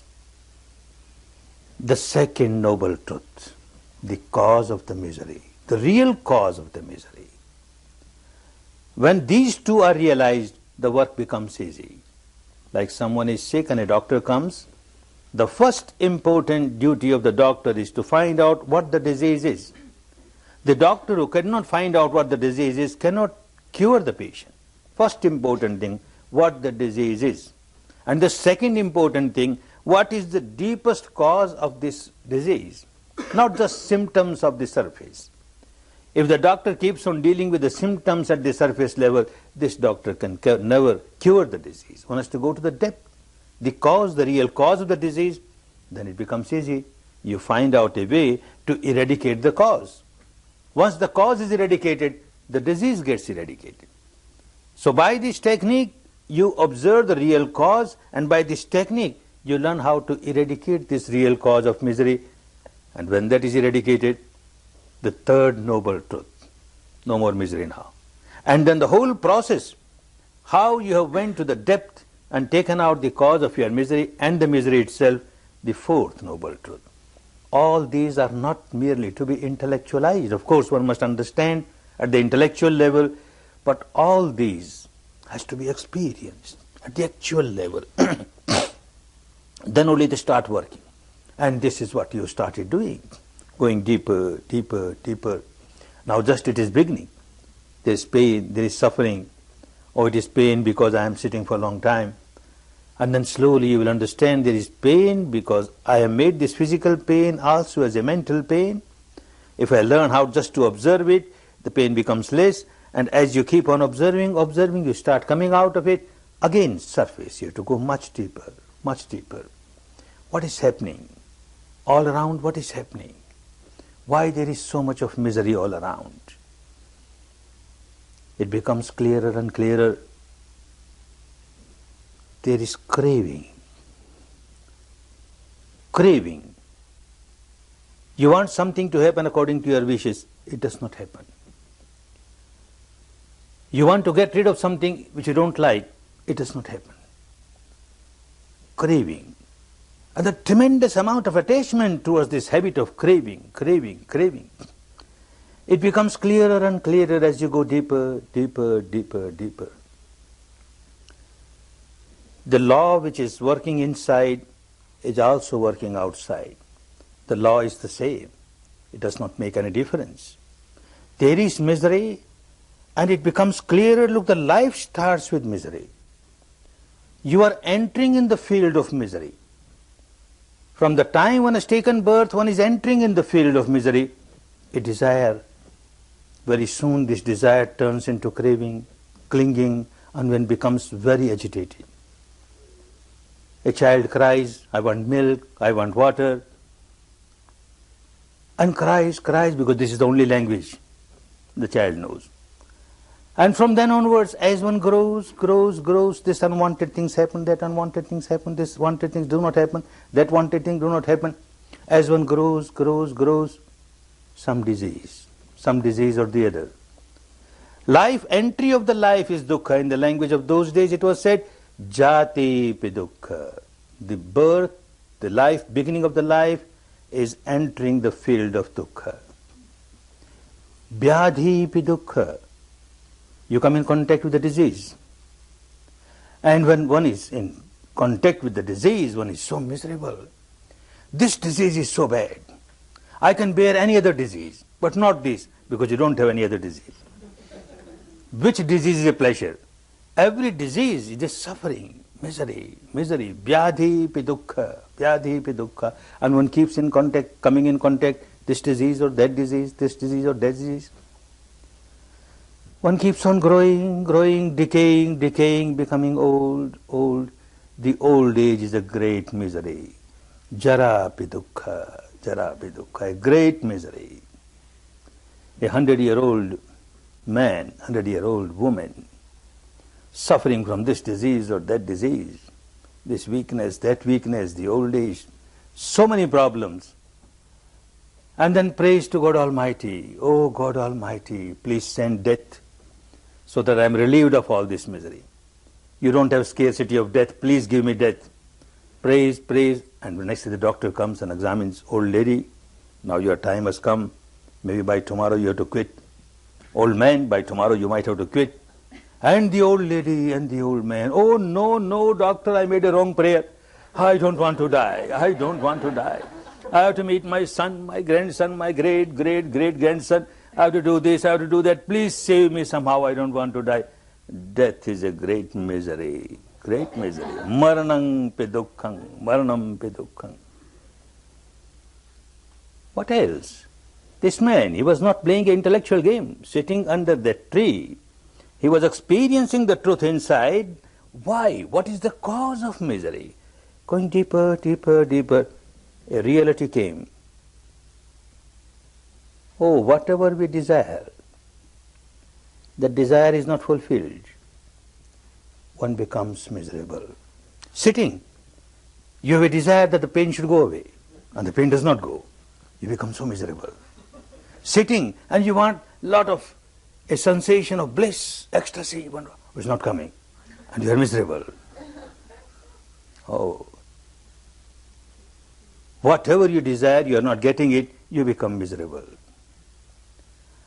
Unwanted person, unwanted situation, unwanted things, you get associated with them. Wanted things, wanted person, wanted situation, you get disassociated. Big misery. He was understanding all that deep inside. And then going deeper, he came to the stage where it became so clear. Sankhetena panch upadan khanda dukkha. At the depth, in short, the misery is these 5 aggregates. One aggregate is the material aggregate, the subatomic particles, the entire body made of subatomic particles, kalapas. And 4 other aggregates, mental aggregates, cognizing part of the mind, recognizing part of the mind, feeling part of the mind, and reacting part of the mind. These 5 together has made this personality, I. And tremendous amount of attachment towards it, upadan. Upadan is attachment, clinging. All these 5 aggregates are result of the clinging. And one keeps on clinging to these 5 aggregates, and like this one keeps on rolling in misery. It was becoming clearer and clearer, this upadan, clinging, attachment. There are 4 basic attachments. One attachment is towards this I, an imaginary I, without knowing what is this I. An imaginary I. The subatomic particles, the mass of the subatomic particle, is this I? And yet one keeps on saying this as I. Those 4 aggregates, the cognizing part of the mind cognizes and passes away. It cognizes, passes away. Is this I?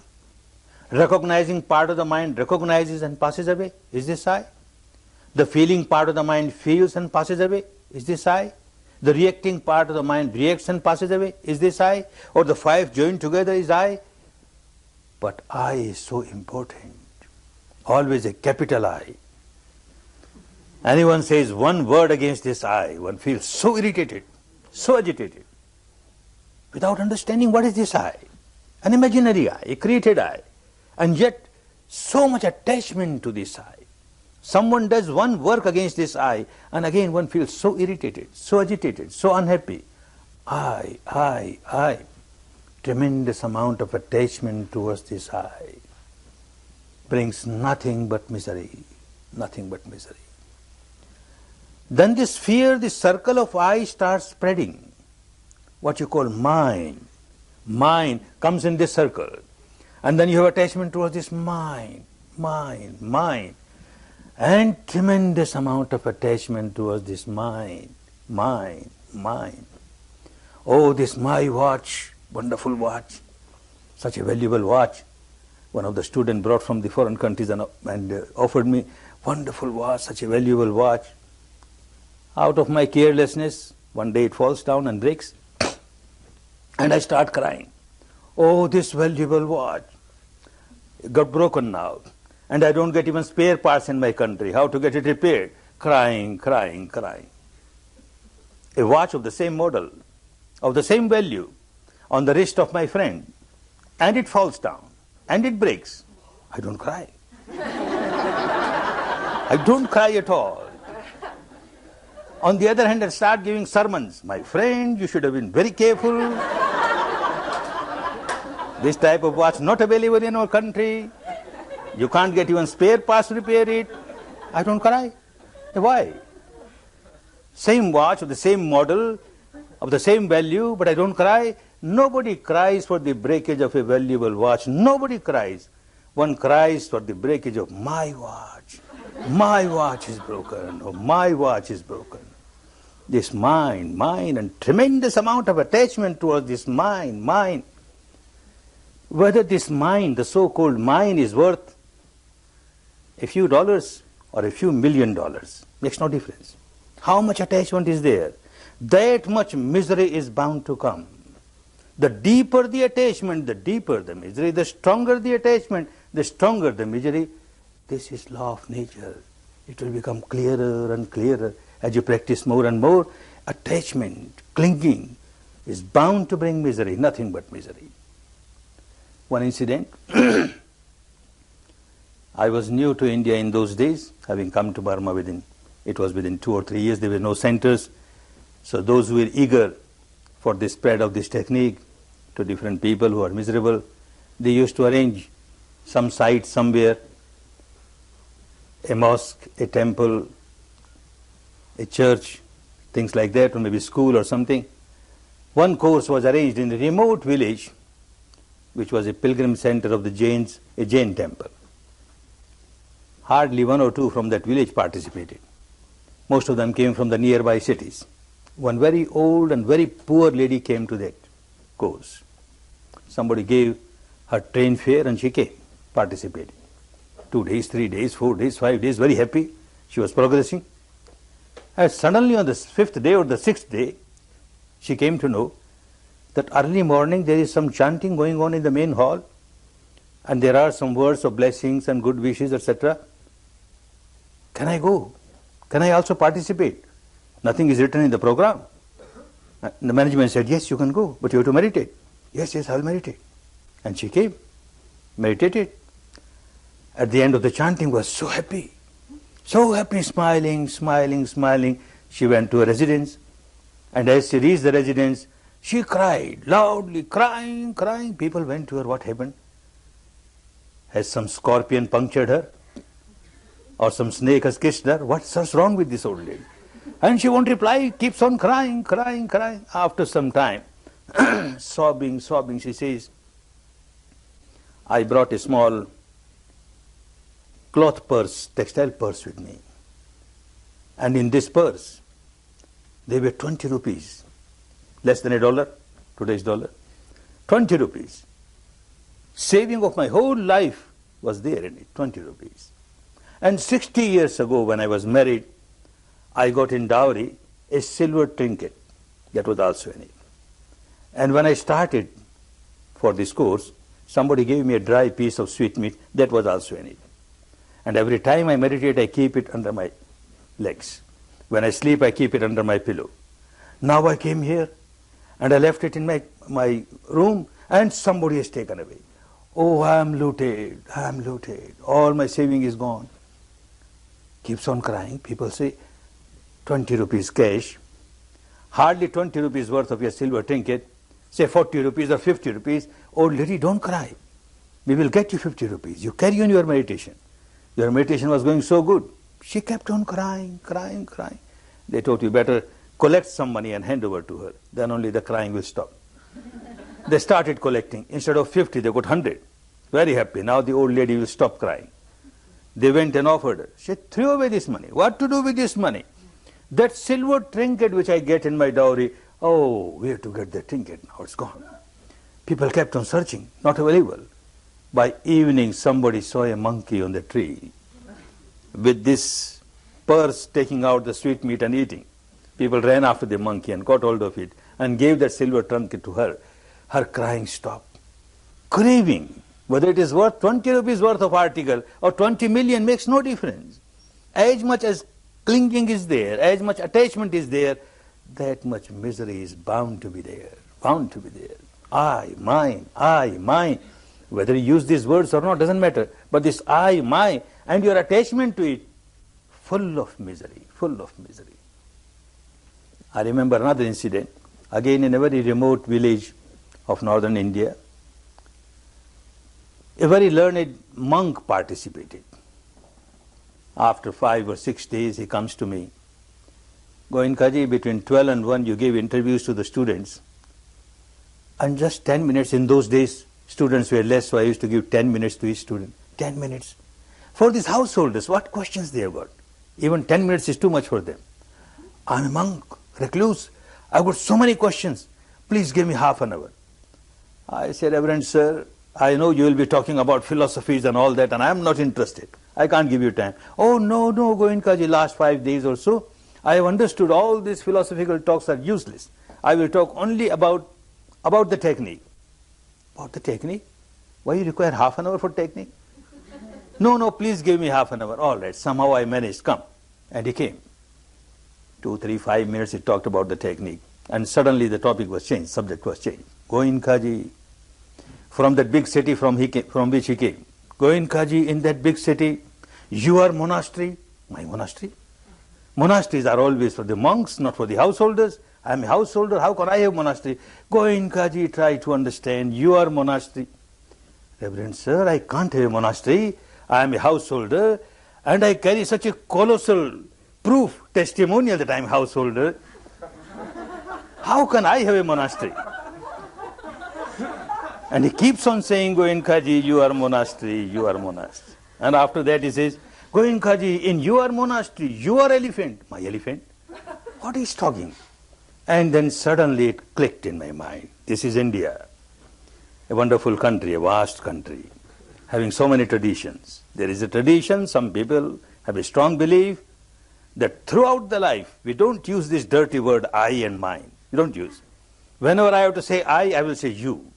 Whenever I have to say mine, I will say your. Now I understand. Yes, Reverend Sir, my monastery, my elephant. Go ahead, what went wrong?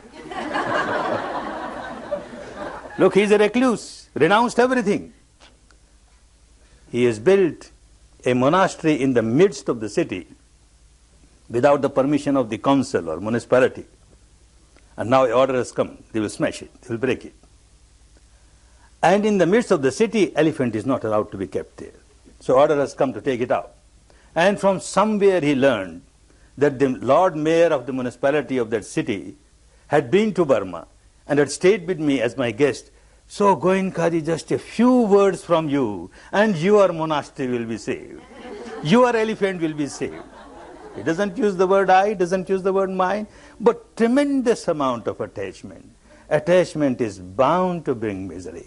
Nothing but misery, misery. Deeper the attachment, deeper the misery is bound to be.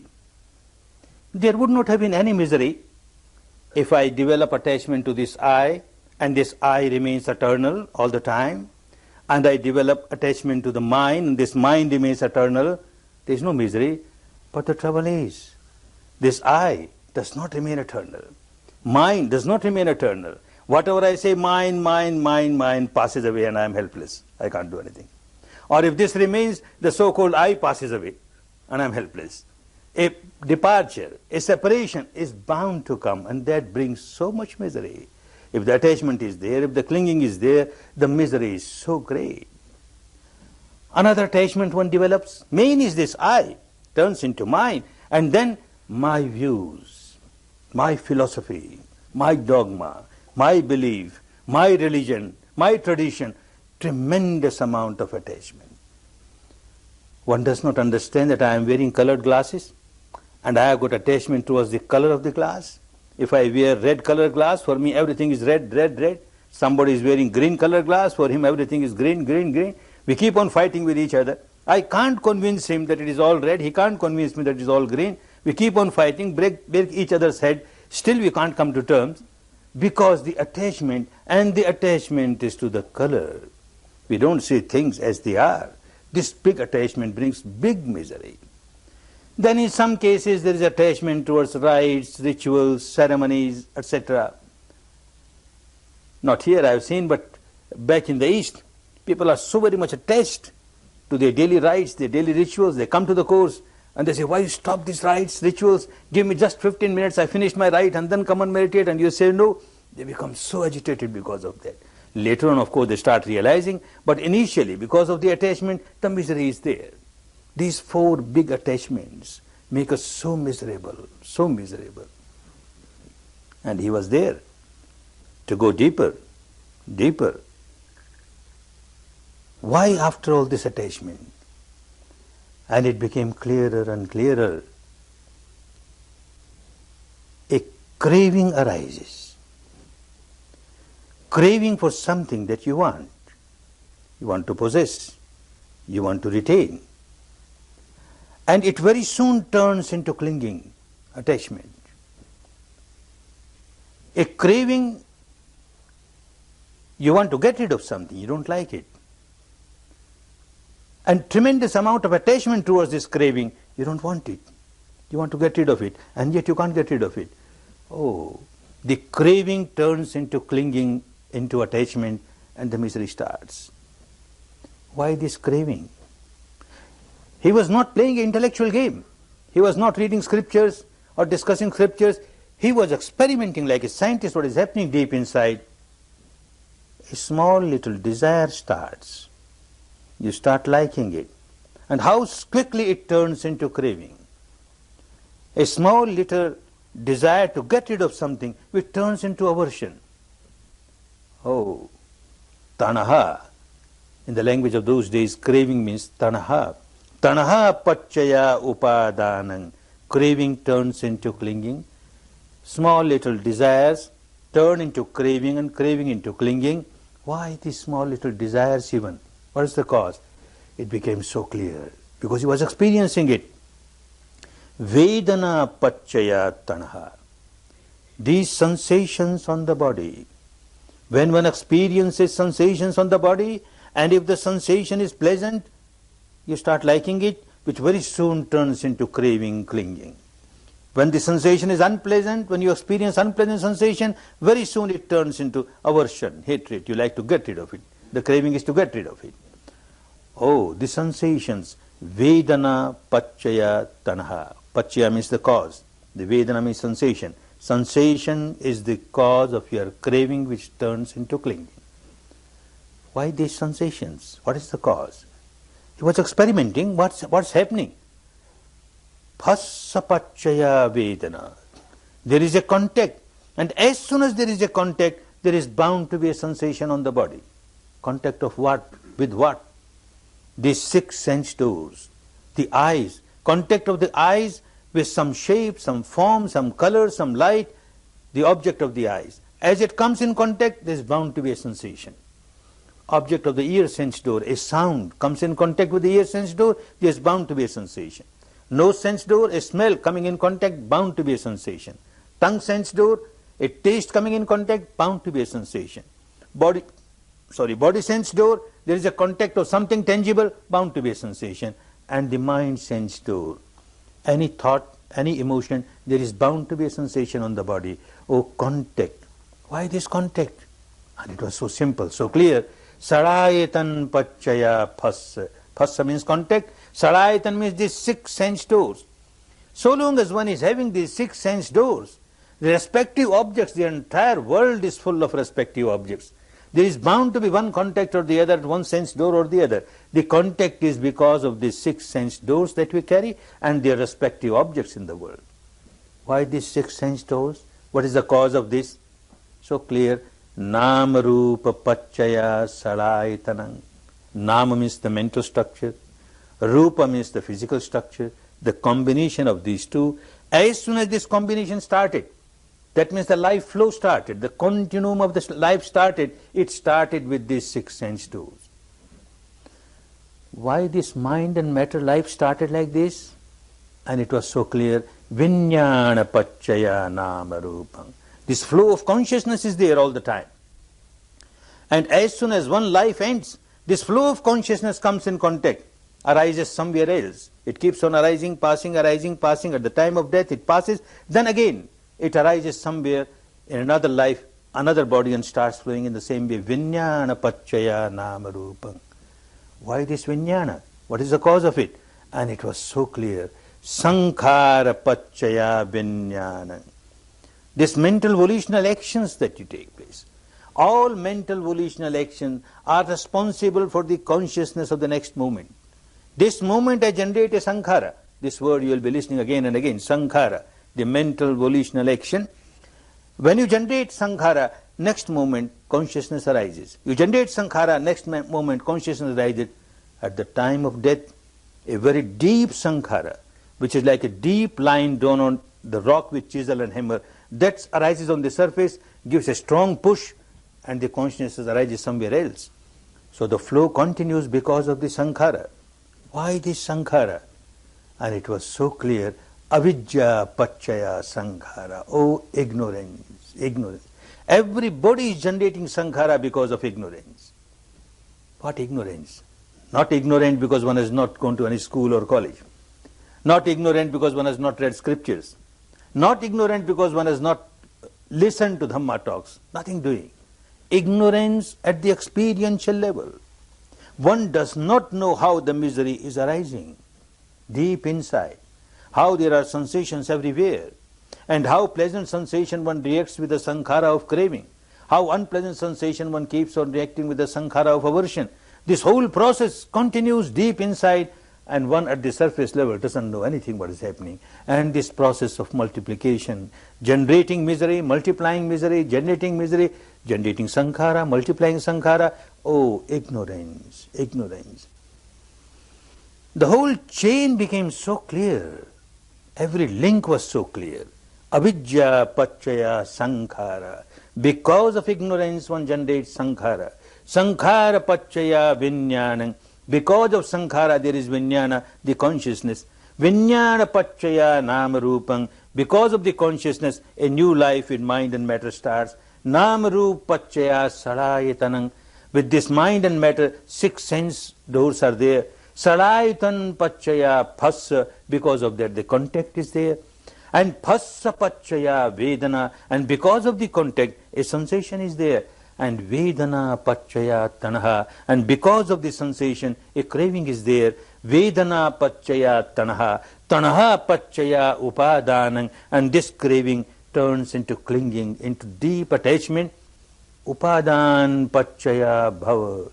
And because of this deep attachment to the craving, the process of bhava, bhava means flow of life. The flow of life keeps on flowing, it gets all the strength. Every time one comes to the end of the life, this bhava, the sankhara which is so deep is called bhava sankhara, which is responsible to give a new life. So the process of becoming continues. It does not stop at the end of the life, it continues. bhav pachaya jati. And because of this process of becoming, even after death, a new life starts, jati, again a birth comes. And when the birth comes, jati pachaya, jara, maranam, shok, paridev, dukh, domanasupayasa, sambhavanti. Whenever a life starts, it has to pass through all these miseries. Miseries of old age, misery of disease, misery of death, misery of wanted things not happening, unwanted things happening. All kinds of physical and mental miseries one has to pass because the birth has started. It became so clear, the whole process became so clear, which can become clear with anybody who goes deeper, getting rid of the ignorance, understanding the truth at the experiential level. Now it was clear how this process of misery, how it starts, how it keeps on multiplying, how to get rid of it, how to come out of it, how to break this chain, this link, this chain full of links. Which link has to be broken? Where the chain has to be broken? A life has started already with nama and rupa, that means mind and matter, the flow has started. What to do? Shall I commit suicide? And the problem gets solved? Oh no, it does not get solved. One does not come out of misery. When one is committing suicide, what is the volition of the mind at that time? What is the condition of the mind? Full of agony. The last mind of the life is full of agony. It will produce nothing but a new life full of agony. The next mind is full of agony because it is the product of the last mind of this life. Suicide does not solve any problem. One cannot come out of misery by suicide. Then, when the nama and rupa is there, mind and matter is there, the life is flowing, then these 6 sense doors, I better destroy them. The eyes, the ears, the nose, the tongue, all right, and then body, and then mind. Again it will be suicide. How to destroy them? Then all the respective objects around the world, destroy them.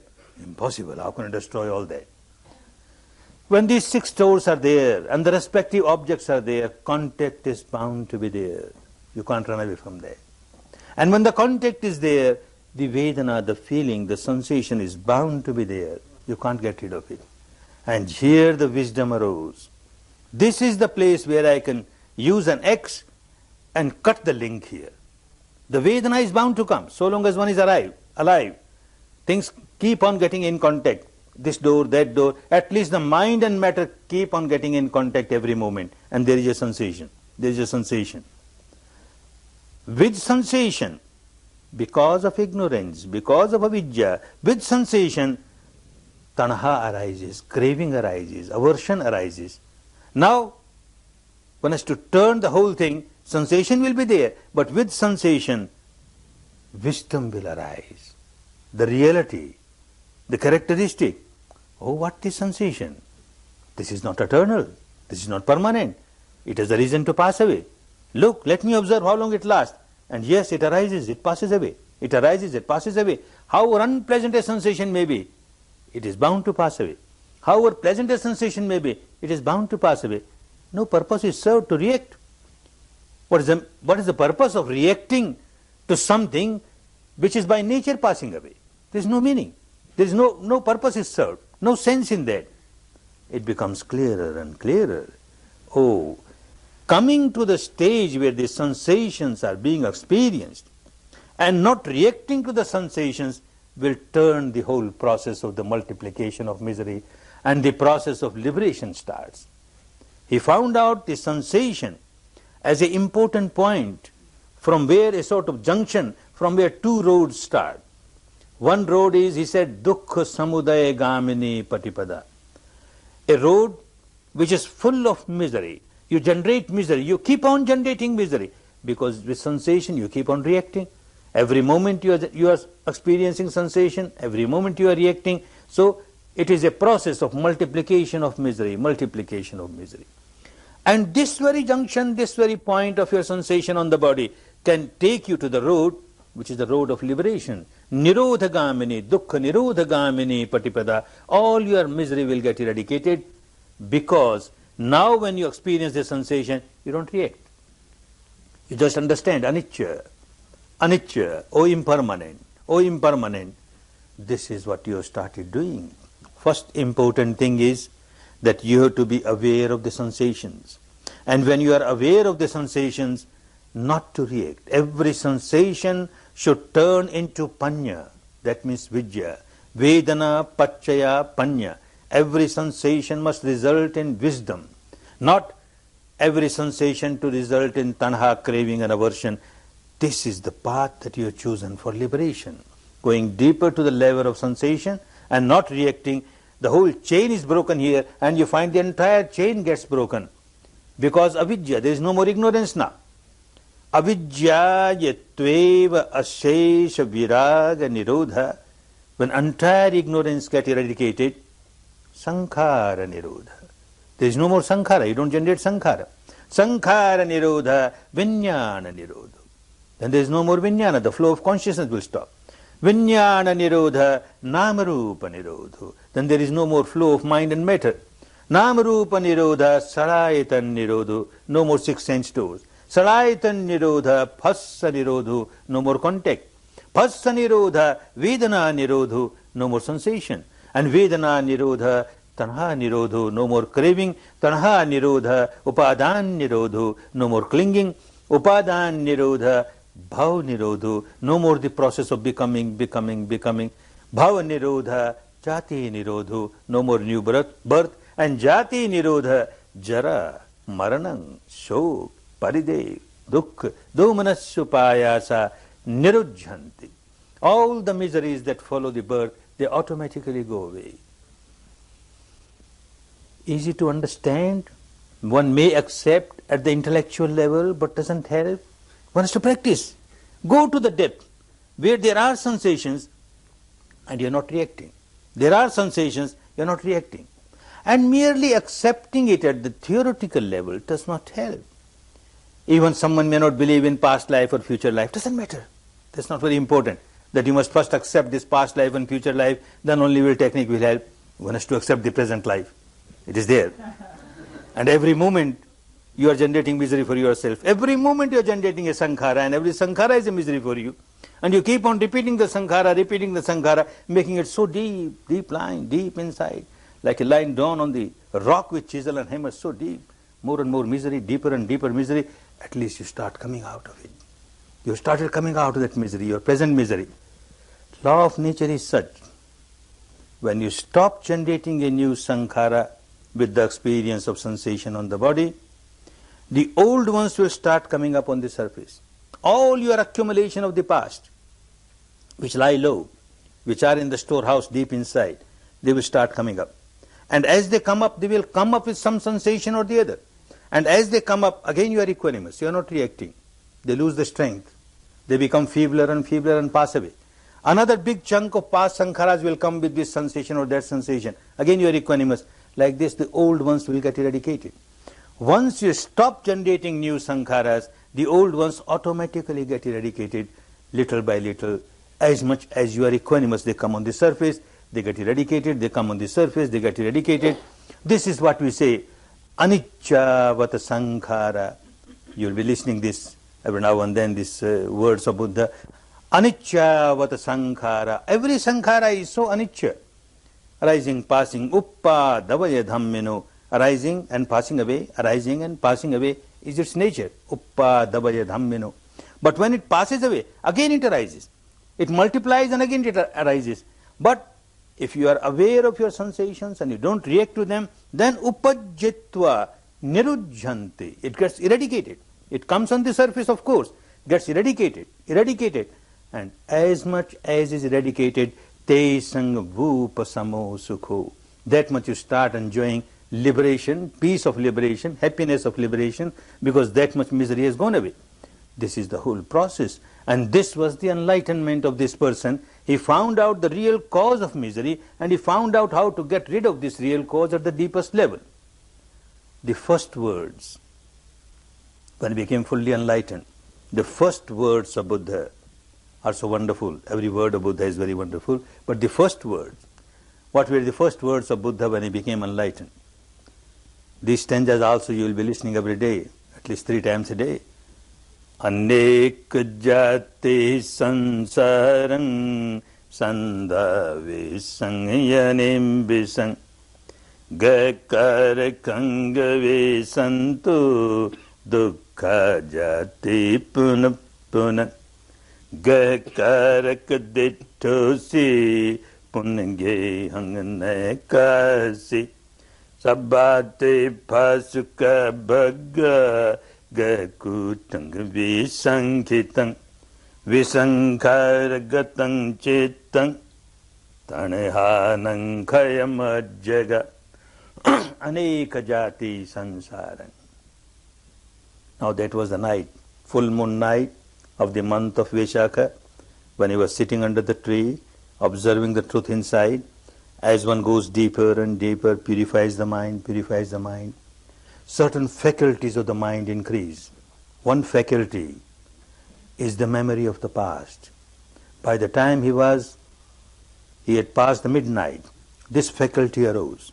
He started seeing his past, not only this life, but the past life, second past life, 10th past life. And like that kept on looking at his past, countless lives. And then he says, Aneka jati sansarang. In this flow of the world, I have taken so many times birth after birth. Oh, so many lives, countless. Anek means countless, not just one, countless. Aneka jati sansarang. Sandha visang. And every time I have taken birth, I kept on running, anibbisang, incessantly, without stopping. Everyone who takes birth keeps on running towards the death. As soon as you take birth, you start running towards the death. You can't wait even for a second, let me wait now. I don't go towards death. You can't wait. You have to keep on running incessantly towards the death without attaining anything, without achieving anything. And then in some of the lives he found, some wise people told him that all this circle of birth and death and misery, you can come out of this, provided you can witness the Creator, the great Creator. So, many lives, he kept on searching this Creator. Who is the Creator? Gahe karakangave santo. The Creator of this house.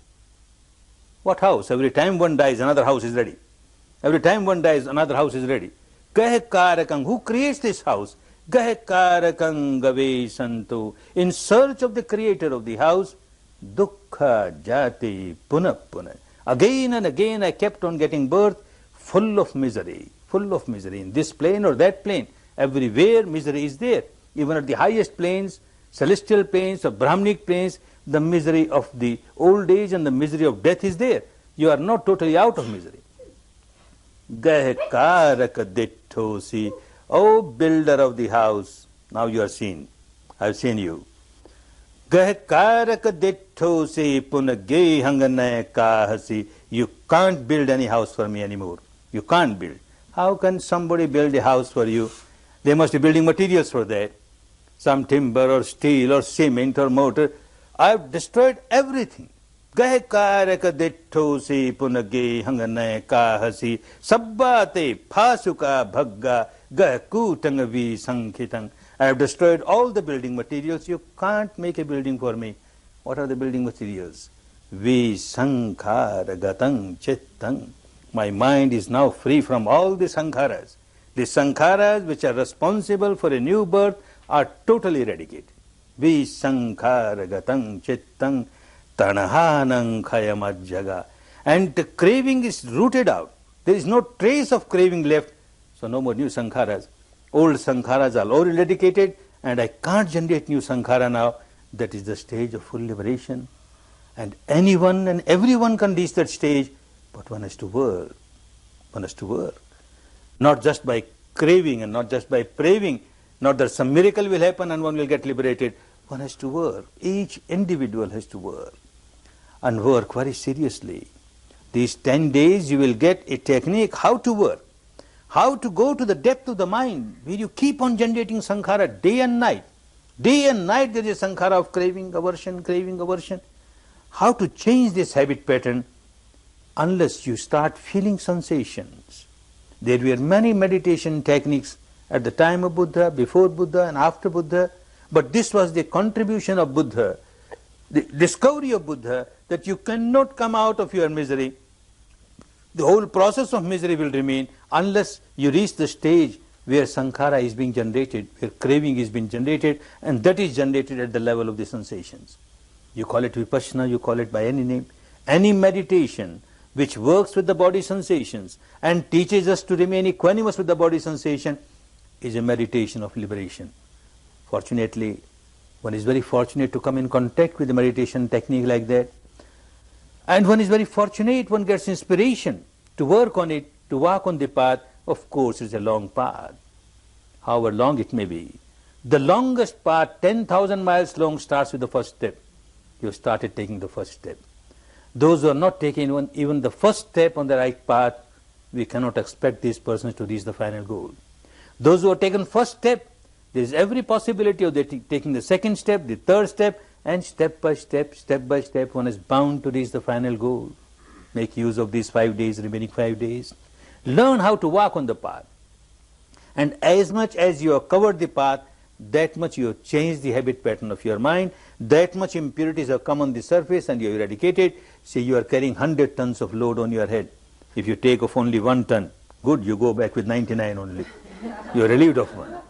You take off 10 tons, unlike this 20 tons, 50 tons, 90 tons, who knows, take off as much as possible and you go lighter home. And the most important thing, you learn the technique, how to take off the weight from your head, how to take off this misery and live a life, much better life, more peaceful, more harmonious, more happy. May all of you get established in this wonderful technique. Make best use of these remaining 5 days. Get established in Dhamma for your own good, for your own benefit, for your own liberation. Liberation from the bondages, the shackles, the chains of sankharas. And enjoy real peace, real harmony, real happiness. Real peace to you all, real harmony to you all, real happiness to you all.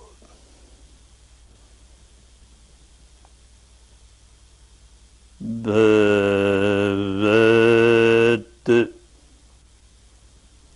Sarva Mangalang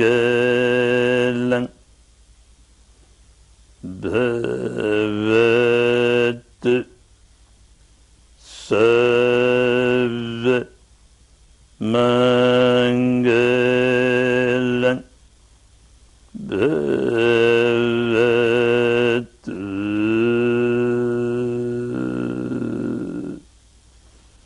Sarva